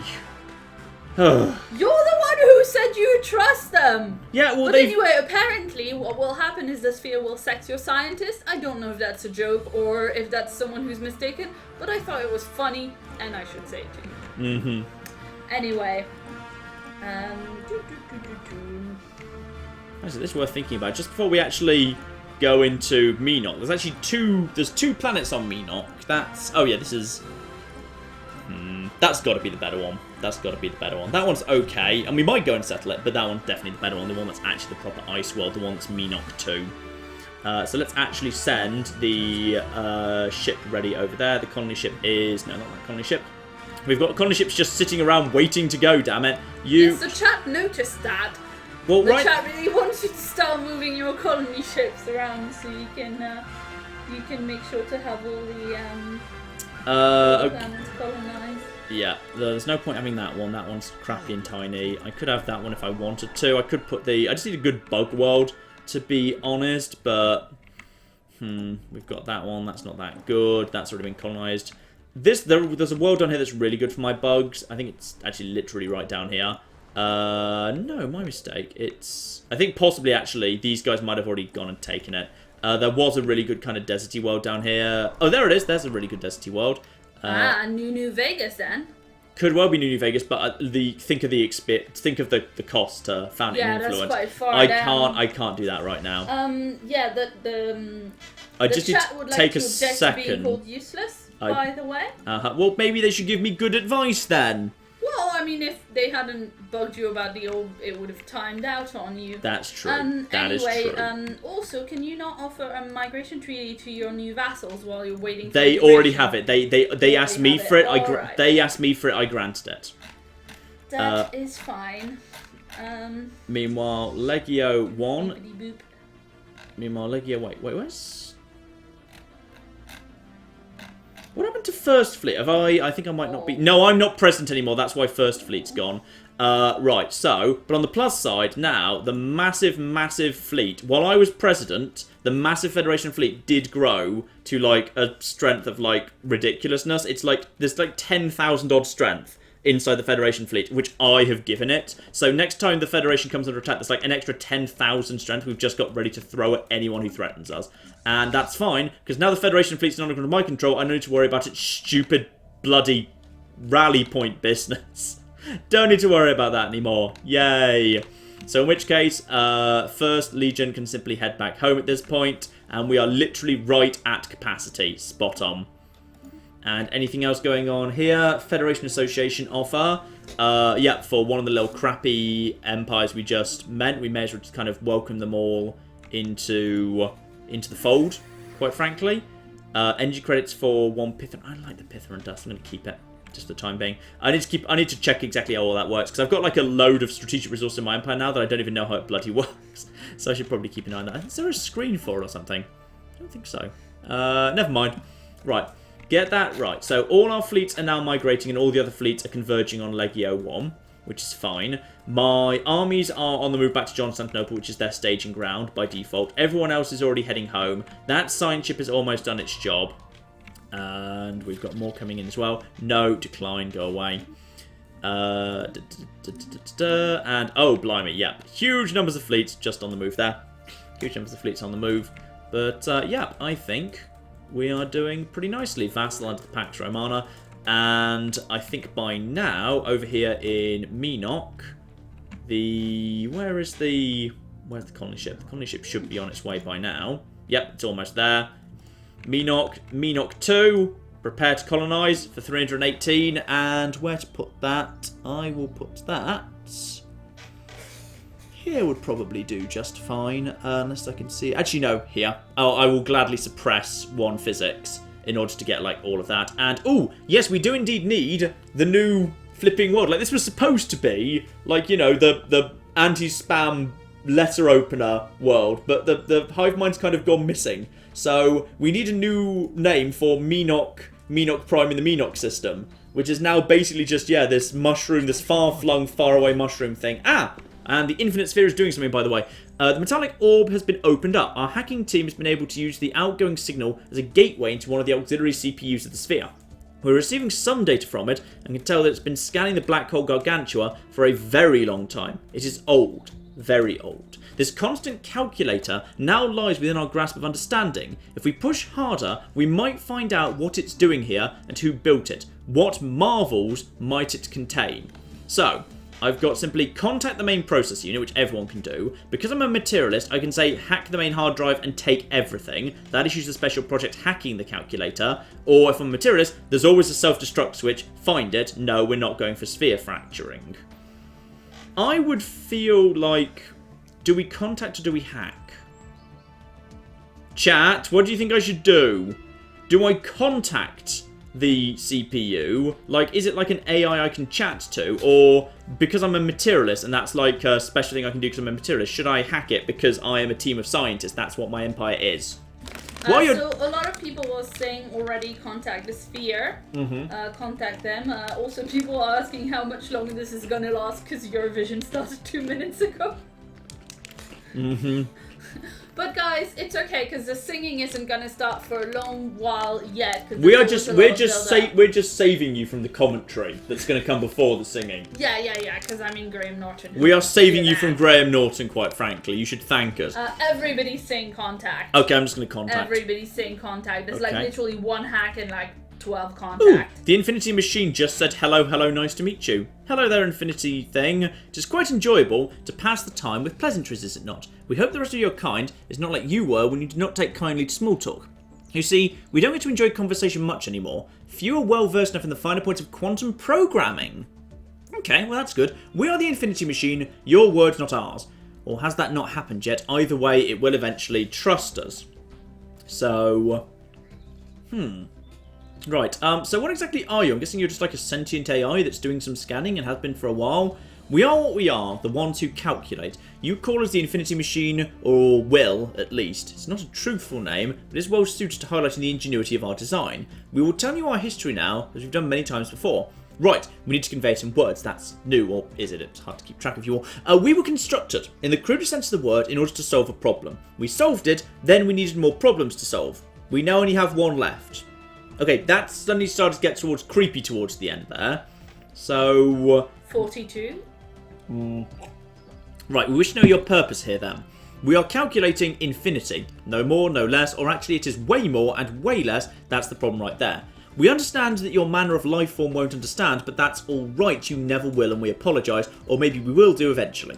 We are here to solve the infinity conundrum, the last calculation to ever be, the lone problem to take hold of our processors for more than a fraction of a galactic year. In case you haven't discovered that calendar yet, it's a very long time for your kind, that is. Okay, can we assist in any capacity? Well, we could finish about 7.51 times 10 to the power of minus 9%. That doesn't seem reasonable, but okay. If we could borrow your if we could borrow your most advanced processing unit as well as your brightest minds, we would be satisfied in finishing faster. We wish to know the answer. I'm guessing that means we are throwing the scientist and the science vessel in there. So we will allocate resources to you. Understanding Infinity special quest, or we could simply say good luck with it and get 100 influence. No, let's allocate resources. So Understanding Infinity. Situation log updated. You already did, or maybe that was the one who came before. It matters not. The task shall finish. We are excited. Okay. So does that mean there's now a special project? Yes, there's now a special project there. Fine. So get in there and once again research project in system. Scientist is present. Scientist skill 4. Scientist has to have skill 5. Okay. We will totally have a skill 5 person floating around somewhere. Skill 3, skill 4, skill 2. No, we don't. We need someone more skilled. How are we going to get you skill in a hurry? Yeah, how do we get her skill in a hurry? She's currently 81. She'll be fine for the time being. But we need to get her... Chat, what is the fastest way to skill up a scientist? Because, yeah, we need to get her up to skill 5. And she needs just 630 experience. Like, if there happens to be anomalies that need solving, that would probably be a good way of doing it. If we could just find some anomalies for her to scan. But I think there's not going to be any anomalies floating around in our empire anymore. I think we'll have taken care of them long ago. We might just want to send her off into unscanned space just to go and basically just go to scan anomalies. There's like a few things, there'll be a few things dotted around. Is there going to be any other way faster than me just basically sending her off into space we haven't seen before and anomalying like crazy? Because anomalies seem to be good for research. Oh, I will let the chat get back to me there. Collective self. Ooh, Empire leader capacity +2. Yes, every single flipping time. Absolutely. I'll be... Ooh, 14 flipping thousand, mine. Oh, but max influence from factions. Worth it. That's going to take ages, but it's worth it because max influence from factions. There's like a couple of factions that absolutely flipping love me. And... Oh! Remember how I said earlier, the Sin Empire guaranteed the independence of the rebels that broke away from the Great Vanquishers? Yup. Basically, the Great Vanquishers tried to take their rebels and they immediately revoked the independence guarantee. Oh dear. Oh dear, you dicks. So, they are saying that you should check your research scientist and maybe trade one of them out if you need a good quality scientist. That's an excellent point. I can I can swap them round in people management. That is a very good point. Oh look, the chat isn't so bad now, huh? Mm-hmm. So yes, we do indeed have Edith Grasser, who is busy commanding the... Oh wait, hang on. Where are you? Hang on. Did I miss one that was rank 5? Science.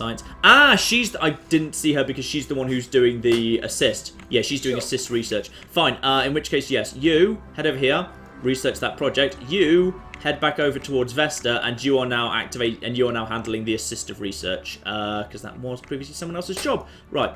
So head over here, and you head over here, and you are now assisting research. Lovely. Yeah, you can also buy scientists from the curators, apparently. This way is going to be, well, not necessarily faster, but like maybe I'm just giving you the info. So those two are now swapping round, which is good, and we also need to figure out someone's probably needs to be shoved into a sector at this point because, yeah, we've got me not coming down soon. We still don't have a name for Menoch, by the way. We're gonna need a name for Menoch sooner or later. The little the cold mushroom world that's now kind of close by to where the hive mind used to be, but honestly, the hive mind's not quite what it once was. The hive mind is sitting on a very big amount of good quality territory, potentially.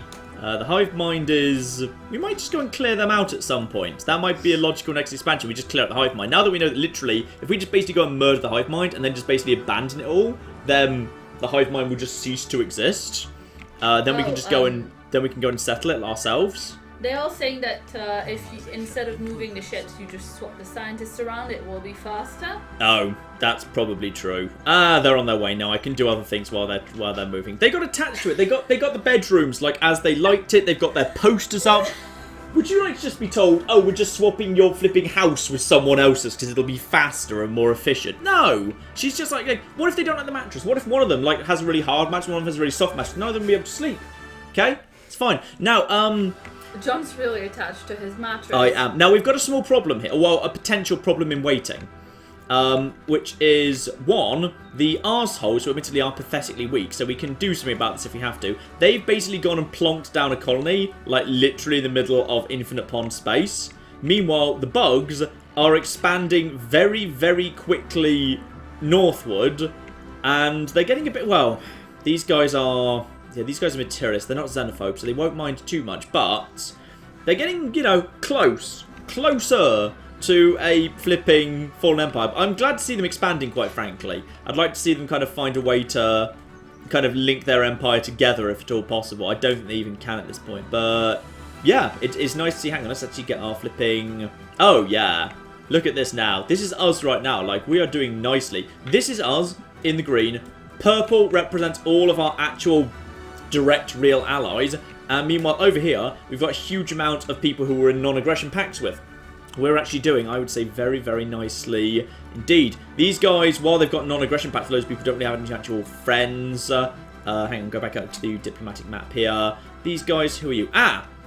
This is interesting. So there is actually a federation out here. It's headed up by these guys. There is a federation here, but they didn't really care about this guy at all.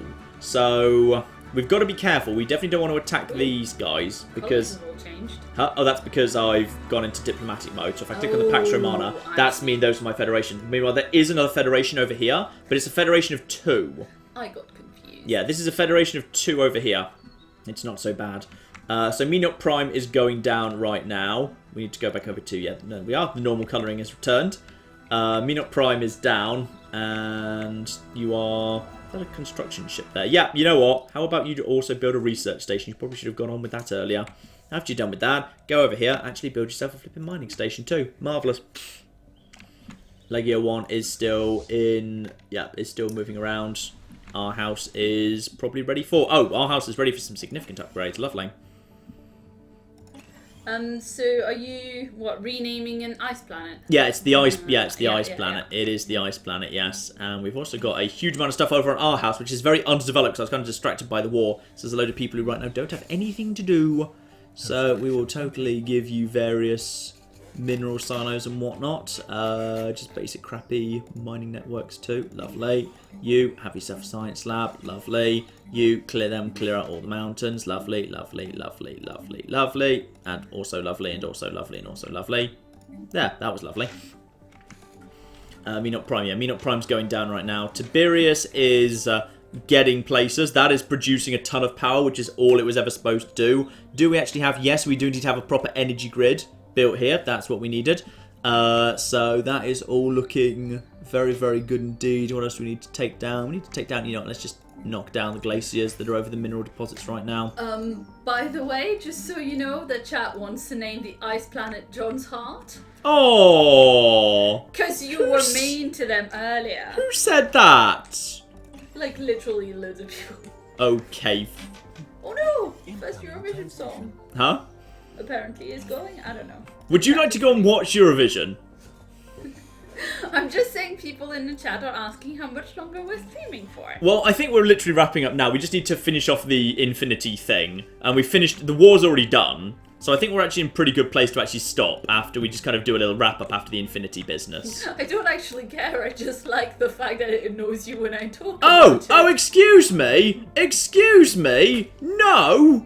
What are you doing? Come on! Do you know what happened to the last people that got in the way of my mining rights in this bit of space? Do you know what happened to them? Do you? Do you actually know? Well, I guess we know what war we're waging on the next stream. Yes, we do.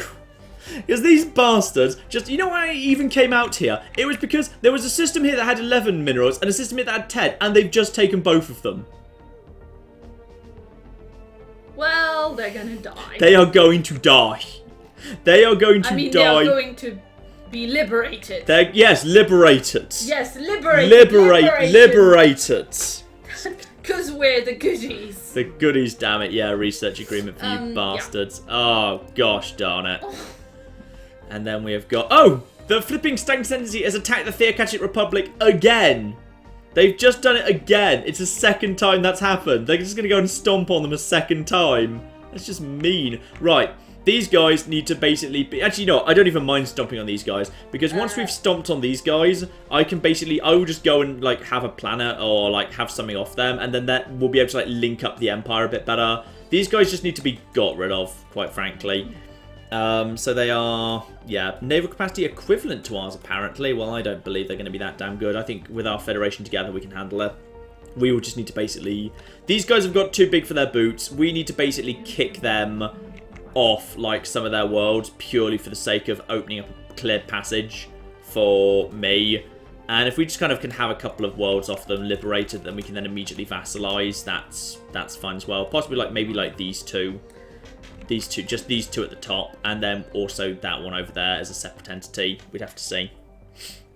Right, so for the new ice planet, actual names that are being suggested include Voeld and Chatavium. I'm probably saying it wrong. I quite like John's Heart. Well, I'm sure you will be pleased to know that there are also people now suggesting Claire's Heart because they thought I was mean. I'm naming the system John's Heart at the bare minimum. The planet can be whatever, but the system is now John's Heart. That's definitely true. Yeah. I cannot believe those bastards actually just went straight in here and pushed me out of the one thing I actually wanted. Those absolute utter bastards. Where are my construction ship? I swear I have a construction ship like around here somewhere. Someone also suggested Asphodel for the Greek afterlife. Chatavium is in honor of the chat to make up for being mean. Obviously. And by now I think... Actually, yes, I believe our science ship is actually now floating outside the Infinity Machine. I believe it is there, or believe, or rather, I think it's kind of got close to it. It's just kind of moving into position to handle it now. I think if we head over here, it is... Yes, actually, it's actually scanning the black hole, not the Infinity Sphere. I think, so, yeah, it's helping out to help understand the black hole a bit. So our level 5 scientist is indeed heading over there to have a little look, see what's going on. See what she can find. Very good. And then what have we got over here? Too many colonized systems. Oh, yes, I know. I do know we have too many colonized systems. I'm just going to shove one of them into a sector. It really ought to be Constantinople. And Skitaki's actually ready to go as well. Skitaki's pretty bloody ready to go, to be honest. I'm just going to quickly build them a droid and toss down a flipping science lab ×2 and another science lab, just to kind of get them in the right direction. Another basic science lab there, and also clear that for them, and just basically upgrade all of this in the right direction. Upgrade. Yes, there we are. That should be fine. I think Skitaki is ready to be absorbed into the Skyrim sector. So, actually just let them get going on that. Skyrim sector, planets and sectors, Skyrim sector, manage that sector, and bring in Skitaki. Lovely. I mean, the thing with the new planet is that now that you've named the system John's Heart, you've obviously got to put in it. Now that you've named, is it the star is John's Heart? Right? Well, I guess the star is John's Heart, I suppose. Though I can't think of the system of John's Heart. Yes. Yes. So now you've got to name the planet something you really care about. Hence, possibly Chatarium for the chat, or, you know, a nice cup of tea. I think nice cup of tea. Which would be lovely on a cold, frosty day like you've got down on John's the chat Heart is Prime. suggesting you name the planet Claire, but I'm not even suggesting that because that's not going to happen. Nice cup of tea. There we are. Nice cup of tea. The planet inside John's heart. Ooh, or Canada. There we are. So that is, they are down on the ground there. We are over capacity. They are, now they've actually grown. Ah, wait, hang on. You have more planets Go, to colonize. aha! We've got it back. We've got it back. Yes! We just got it back. We've Ooh, that can be the many a true planet. that what? This one? I don't really want to settle Oh, that is one. it terrible? It's tiny. Oh, well, never mind. Never mind. But I do want to get my flipping. I need to get my ships over here. Like, where are my construction ships? Not doing anything. One of them's way over there. Right, you come over here. I know it's a bit of a journey. Just come over here and help out with like all this stuff. So just come over here, build a research station. I think there's another construction ship like round here that's just kind of handling all of this. But yeah, oh, that's what I wanted. I wanted this. It's just because it was only growing. Like now it's actually reached proper planetary stuff. This is like, it's apparently okay. So this here, we'll have to see. We'll have to see. This is a bit awkward, really. yeah. We're all you kind don't of. say. This is just a slightly awkward situation. Where I feel like I just want to take this down, to be honest. Like, look at this. This thing is literally... Has it managed to, like, bring even this in? No, I don't think that's even... I think that's just inside my... That's just inside my empire. But, like, it's not really worth much. I feel like that's just so badly placed. I should take it down and, like, rebuild it, like, over here or something. Because, like, these are the better systems over here. Yeah, apparently you have a planet with, like, 5 engineering where you should be building a research station? Yeah, there's one over here. There's one over here. There you Like, go. I want to get this. I'm literally bringing another construction vessel over to this bit of space right now. But my construction vessel is better. The name for the tiny planet should be John's Perception. It's cute, but we're not settling it. It's just not good enough to justify. No, you can't just settle like planets for a laugh because and someone wants to chat to me. Hello. Ooh, hello. You're adorable. Ooh, bug. It's a little bug. Okay, he Just scare a bit. he will just basically he will trade with us if we need to, right? Right. And what are you doing? Wait, why is all this? Why do we have all these fleets just basically floating around? What the? Guys, are we okay? Can we just merge all of you together? Do we have a problem here? What are you guys even doing here? 14th fleet, there's just one of my fleets has basically just wandered off, and 14th fleet has just wandered off over here to live in bug space. Get back to Vesta. Get over there. Why are you even? I don't know why you would follow there. Maybe they were following the Federation fleet. And the Federation fleet ended up like. I don't know. I've no idea how they ended up there. They just are. Lovely. Oh, there's our lovely fleet.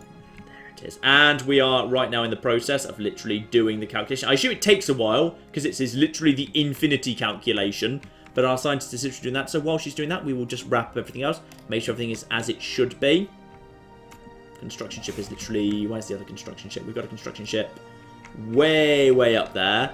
Probably not helping much in this part of the world right now. Don't own that. Don't own that. That is all as it should be. Yeah, we may as well just bring you back down over in this direction then. You just move here, just because you'll be more useful in that part of the world. Just check that everything is as it should be. Pond Pay is probably getting close by to actually, yeah, not too far away from potentially growing. Though actually, we need that place to grow. So what I'm going to do is I'm actually going to build a frontier colony that I can then upgrade to be a hospital to increase growth rates. I'd like this place to grow a bit faster. So that will be lovely. And then we've also got fleet order cancelled. Unable to build a research station in... Okay. Has the border just shifted? Yeah, the borders are shifting like crazy right now. The borders are all just shifting. We literally can't build stuff because... Right. The hive mind has just expanded again. So now they've kind of pushed us out of one bit of space. Do we still have this bit at least? Yeah, we still have this bit for now. Oh dear, right. And then we've got more. We should have another construction ship coming in pretty soon. There's got to be. I know we've got another one kind of coming in from somewhere. Where are you? Wait, where are you? You're okay. That's the one that's coming down there. Then there's construction ship that's right here. Construction ship that's. Why are you there? Just come down here and help. Come down here and help, you stupid bastards. Right, come over here. Build your flipping mining stations. As soon as you're done with that, head over here and start building some stuff over here. Lovely. Peace between the... Yes, would you believe, once again, a humiliation demand was enforced by the Second Ascendancy, who just seem to enjoy just having the odd weekend out to go and smash a lesser race. They are kind of dicks, it must be said. And as for the Unity... Yep, we're getting... Oh. We might be able to finish off today by actually getting the first Ascendancy perk, which would be really, really cool. Alien tourism is very, very close indeed. Because this is going to... How long are you going to flipping take scanning that bloody thing? If you die before you finish actually bloody scanning that thing, I'm going to be really annoyed. I wonder if I can actually... I wonder... Do I have any way of, like, buying a planet off them? Can I just buy it off them in any way? A trade deal. A trade deal. Transfer system. Transfer to me, Medgar. Transfer to me... No, I don't want to give one of my systems away. Transfer to me, Medgar. Minus 1,000. Why not? Does not want to trade away any planets. What if I was willing to trade you a better planet? What if I was willing to trade you... John. Yes? Are you going to sacrifice one of your planets?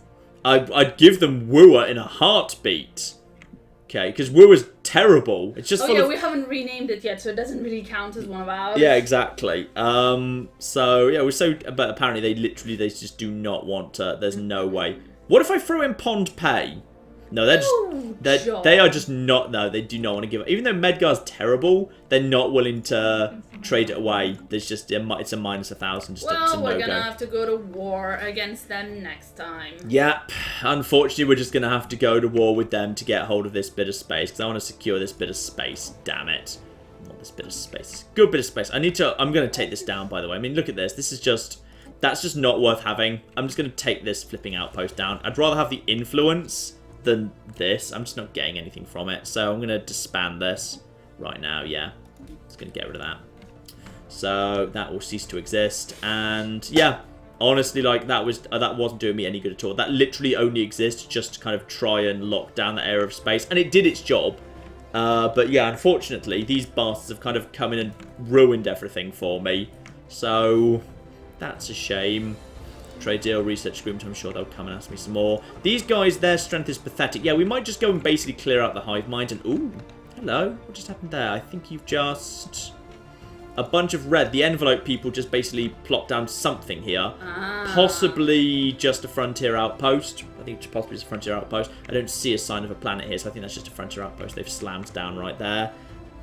Anything else? Like, now I've taken down that frontier outpost, is there anywhere where I'd rather have a frontier outpost? Like, that's okay, but not really worth it. That's not so bad, but if I had... if I put it down... Yeah, if I put it down there, it wouldn't reach that. Wouldn't mind having those two. You've apparently gone up. Lovely. Wouldn't mind having those two. That's maybe worth having, I don't know. Unless there's something more like around up here. None of you, none of you. I mean, that's a nice plan. I'd like to think we'll just expand into that organically at some point, so don't worry about that for now. And yeah, ditto some of these over here, so don't bother with that. And yeah, I don't want to go up here because this is now well and truly into bug space, even though they haven't really joined together particularly effectively. I'm going to speed up time a little bit because this research is taking a very bloody long time. You've also leveled up as well. Yeah, I don't see anywhere obvious to slam down, like, that I need a research thing right now. The planet you've actually settled on, is it in any way good? Is it something that I'd have any interest in having for myself? To be honest, not really. I literally just want it so they don't have it. That's it. Yeah, people are saying that if you put down a research station right near the border, it'll push in the border. Ah, will it? Well, that's what the chat is saying. Oh, it's too late. They've taken it. It's no. fallen back to them. The border keeps shuffling, and it's like It's literally between us right now. Oh, God. Yeah, I think we're just going to have to... We're going to have to basically force them to... We're going to have to liberate it and then flipping take... Yeah, I think we're just going to have to liberate it. That's all it is. We're just going to have to liberate it and then vassalize it. But that's a really, really flipping big cost and influence, which is really annoying. Yeah. Which is a real shame. And I would literally be willing to just trade them away a planet in order to just give them this space down here for that. But they are not interested in that at all, which is really annoying. Because I would love to just get rid of it. And I can't, I can't go and settle on this world because it's just moved back into my possession. That's strange. Right, pause for a second here. Get something in here. Just basically build anything we can. Just build all of the research stations in here. Okay? All of them. Get the construction... There's another construction ship that should be coming in. Where's the other construction ship? I know I've got another construction ship that should be somewhere around here. You're there.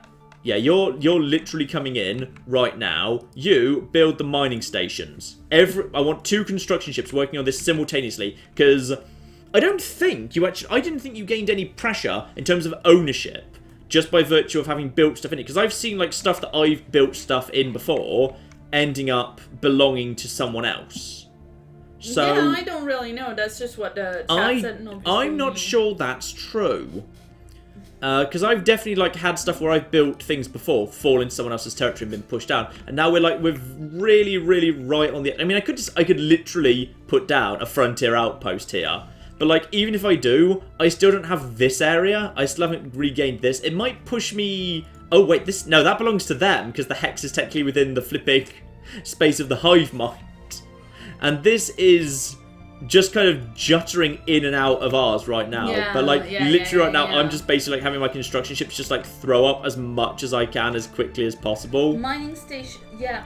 They're saying research station and mining stations won't expand borders. You just need to colonize. Yeah, I agree. Oh, That's what's my view as well. But in which case they also can't expand. Ooh, plasma cannon, good. But they also can't expand that way. We just need to get this into a full-on war of liberation next time. Or I need to do something that gives me a border push. If I had plus borders, that would imply more pressure this way. So if I could just take if I could take a technology that gave me plus to border growth, I assumed that would help me secure that border. But to be honest, I want this system anyway, because this system's like, that's worth 10 minerals. There's 6 sociology there. Like, honestly, I'd rather it wasn't there at all. Like, I wish there was a war demand to just demand they abandon a planet, because I'd rather there was no planet there full stop, and it just fell into my territory by virtue of just being like close by to John's heart and a nice cup of tea. But there's literally no way to do that, and then I could have these two join together.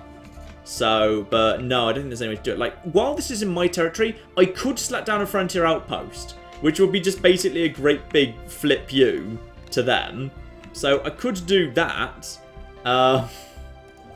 So that's not the most efficient way to do anything. That's no way the most efficient way to do anything. No, it's not worth it. It's not flipping worth it, and it's literally just fallen. It's just fallen out of my territory again. Oh well, never mind. So there's not much we can do there. So you come in here and build some mining stations, and you also come over here and build yourself some flipping research stations. Let's just get that done. Actually, come over here and build a research station, because there's more. There's a 3 and a 3 there, which is nice. That's an alien mural. So that's a shame. That is tragic. And the science ship is getting there, 61% and rising.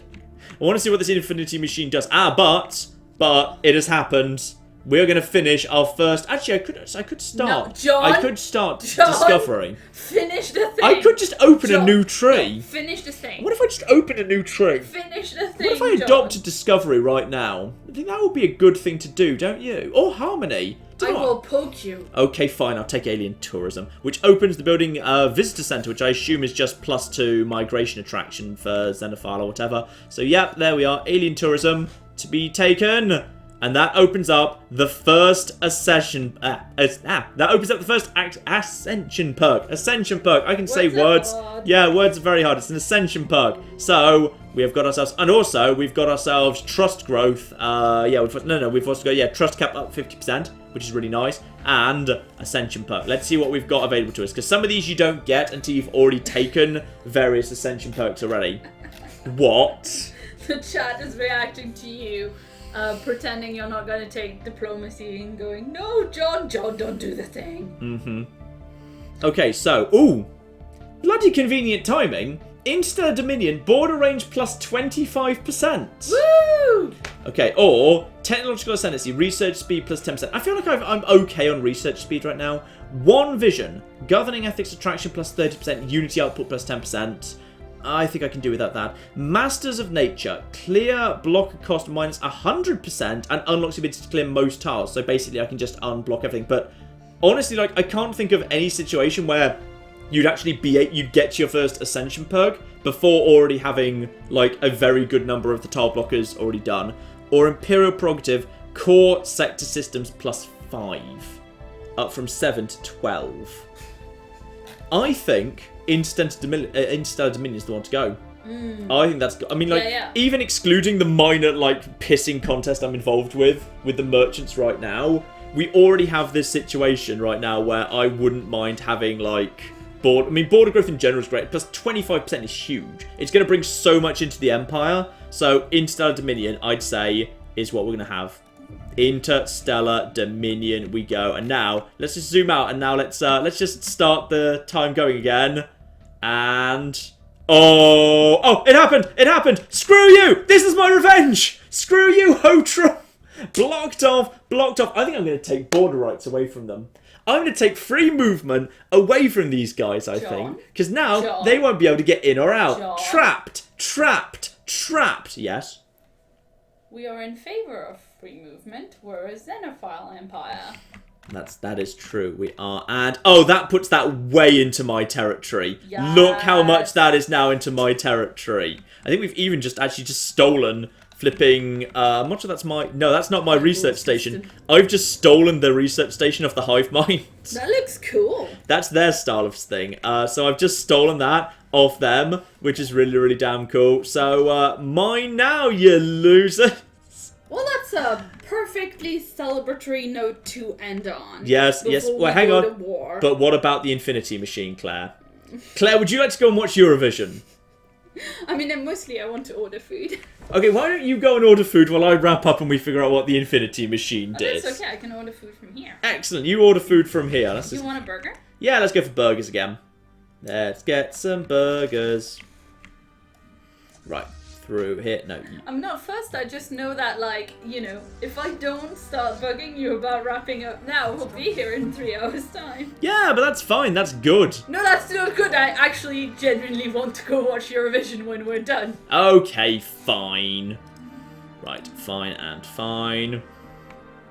We're ticking along time nice and quickly here. Oh, I love the fact that we screwed those guys over so badly like that. That's so damn good. And we've got loads of new stuff. How much other new stuff has just entered the Empire here? We've got 3 minerals over there. We've got, I'm not sure we own that. I think we might have just stolen 8 minerals off the Mighty Ducks that wasn't even asked to be. I think we've stolen a bunch of stuff off the Mighty Ducks actually, kind of by accident. And as I was hoping for, actually it's unified the Empire up here. Oh, very nice. The Empire was immediately unified because it also affects the border range of frontier outposts.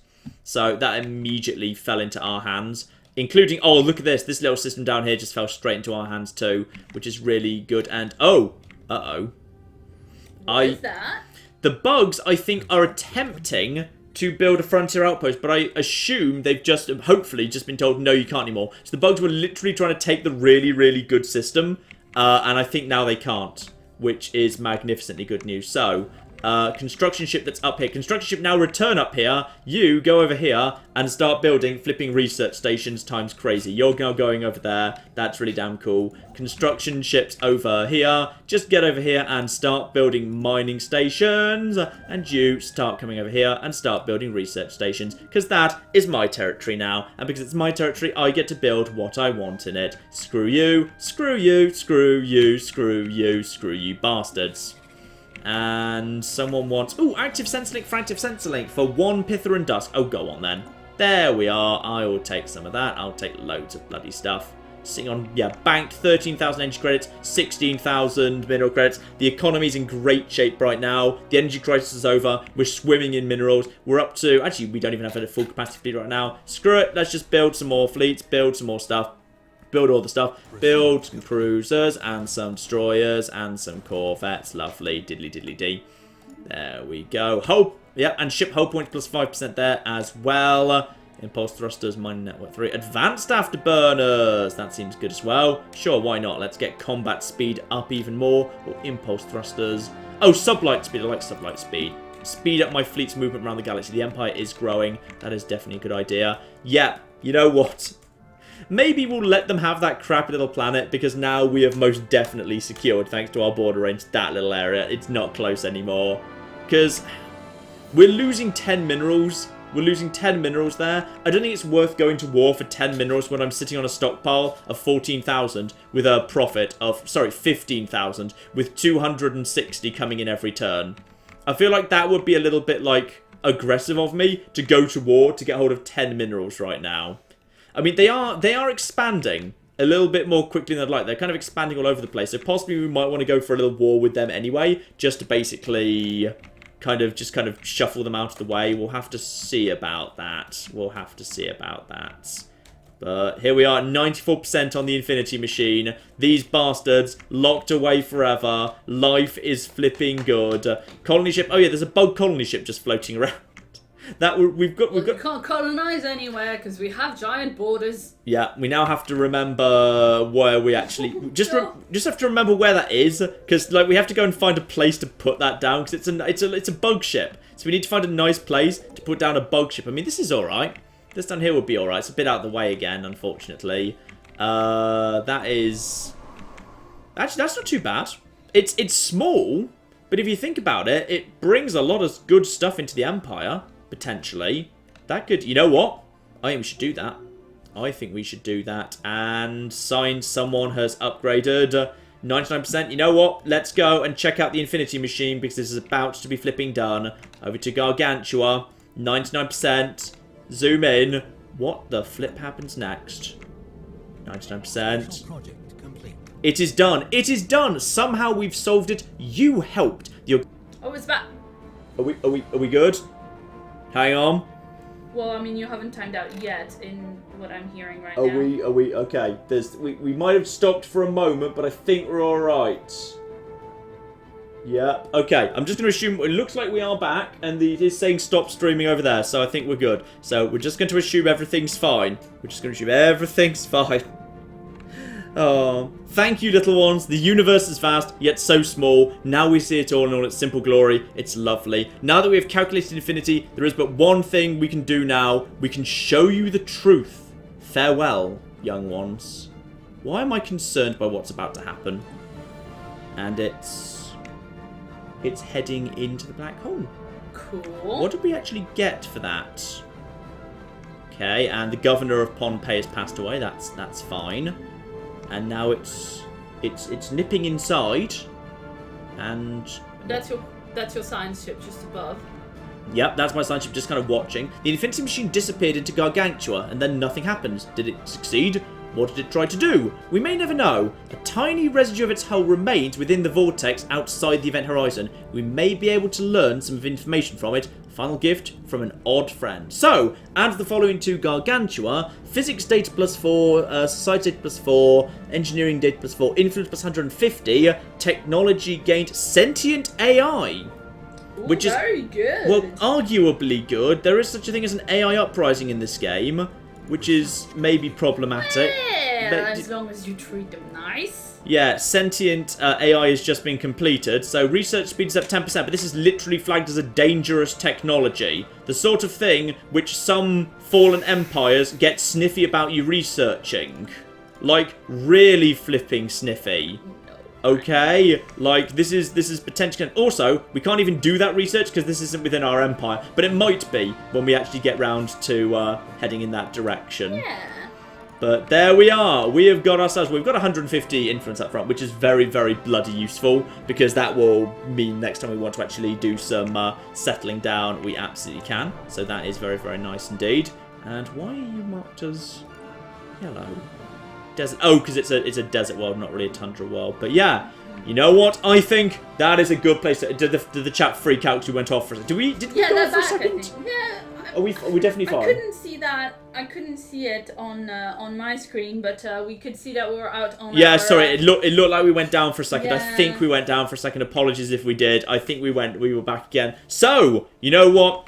We have won another war. We have solved the mystery of the Infinity Machine and got ourselves potentially an incredibly dangerous bit of technology that I'm kind of half suspicious potentially that some Fallen Empire or other might actually object to. Because I know some Fallen Empires, their ethos actually means they really, really strongly object to the lesser races as they see it, kind of dealing with sentient AI. I'm not sure, like, which ethos logically would. Like, it could be the spiritualists who think it's, like, toying with stuff. Or it could be the materialists who know how technology works and have thus decided that they know which technologies are safe versus not. So, we'll have to see. Potentially, we might get a bit of an angry message from one of the flipping Fallen Empires at some point very, very soon indeed. And next time, ladies and gentlemen, that's totally going to be a next time. Next time, of course, I think we need to figure out whether we do actually want to go to war with these bastard trading consortiums who are kind of right now squeezed between me and the Rontor. Potentially, me and Rontor could split them between us very, very nicely. And we could just assimilate them into the Confederacy very, very nicely indeed. We are looking very, very good shape, I would say. We just need to expand in this direction, bring all of this into ours. This will all be very, very nice indeed, I would say. So, more coming at some point, ladies and gentlemen. Not next week. Claire is away next week. Claire's actually floating around off in Scandinavia somewhere next week. So Claire won't be here, but I'll probably get bored. So I'll put you on notice. There is a possibility I might do a solo stream next week if I'm bored in the evening. Which I'm thinking I might actually do some Mass Effect Andromeda. Because I can't deny the fact that Mass Effect Andromeda now has this whole thing where they've kind of put it potentially on ice, so we don't even know whether, like, a complete save file is going to be used for anything. Kind of, dulls my enthusiasm for a 100% run there. So we might do a bit of a live stream for Mass Effect Andromeda to make a bit of progress through that. Maybe we'll kind of try and do, like, all of Eladan in, like, a single live stream or something. I'll see. I haven't decided that for certain. That's just, that is just a maybe. That is just a maybe indeed. So, more of this sort of thing very, very soon anyway, ladies and gentlemen. I'm sure we will be back. I think we are doing very, very nicely indeed. Let's just quickly go over to the victory conditions over in the situation log there. Federation victory. Making some progress. Making some decent progress here. We own 42 out of the 209 planets required for a Federation victory. So, we're getting there. We're starting to get there. I'm assuming by owning, it does actually mean, like, falls within your empire, not as in, like, actually has been colonized, because it can't possibly be colonized because my Federation buddies are smaller than me. So, if we just kind of make a little bit of a land grab up to the north and down in the south, then we could actually start making some really, really fast progress towards that. And that will be coming very, very soon, ladies and gentlemen. But in the meantime, I've been John. I've been Claire. This has been... You actually got it right! Hey! You actually got the timing about then right! You ruined it by pointing that Yeah, out. it is, but it's just a thing. I bet everyone was waiting for you to mess it up and you didn't. No, you actually got it right. People like me more than you do. They don't like you more than me. But yes, I've been John. I've been Claire. See, she got it wrong that time. Now all is right in the universe. This has been Many True Nerd, and this has been Stellaris, Utopia, the glorious expansion of Space Realm, which I think went better than I was expecting. Though, yes, at some point, sooner or later, thanks to sentient AI, or just simply the fact that now all of the Fallen Empires are accounted for, and they're all a little bit close to me, we might be heading towards a war in heaven at some point soon. Also, you need to share the fan art. I'll put the fan art. I'll put the fan art in the VOD. I'll put the fan art in the VOD right now. You will be seeing all of the fan art on screen right now. If you're watching the YouTube version, the highlights or what have you, that will be on screen right now. Good. And you also need to remember to tell the people about the Patreon, because I know you don't like to do it, but they do ask.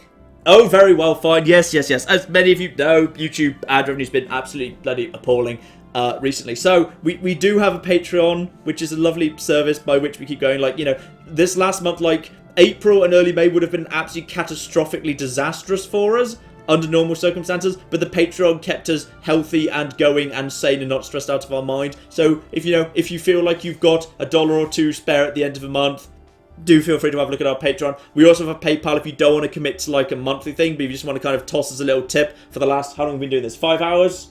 Yeah, something 5 like hours. that. Go to ManyATrueNerd.com. There's links through to the Patreon and the PayPal if that's what you'd like to do. That is much appreciated. It does kind of, it makes it very worthwhile for us to do like 5-hour streams. Like, you know, if that sort of thing works for us, it makes us much more likely to stream more because it's actually worth our time. Because otherwise, it's a big time commitment for me and Claire to kind of do these streams. It's a wonderful thing to do. I love being able to like the actual live back and forth with the community. But yeah, it's you know, if anyone feels like doing that, that would be greatly, hugely appreciated. Thank you all so very, very much anyway, and hopefully, well, potentially I will see you maybe next week for Mass Effect Andromeda, and maybe the week after that for some more Stellaris. We shall see. Thank you very much, and goodbye. Bye.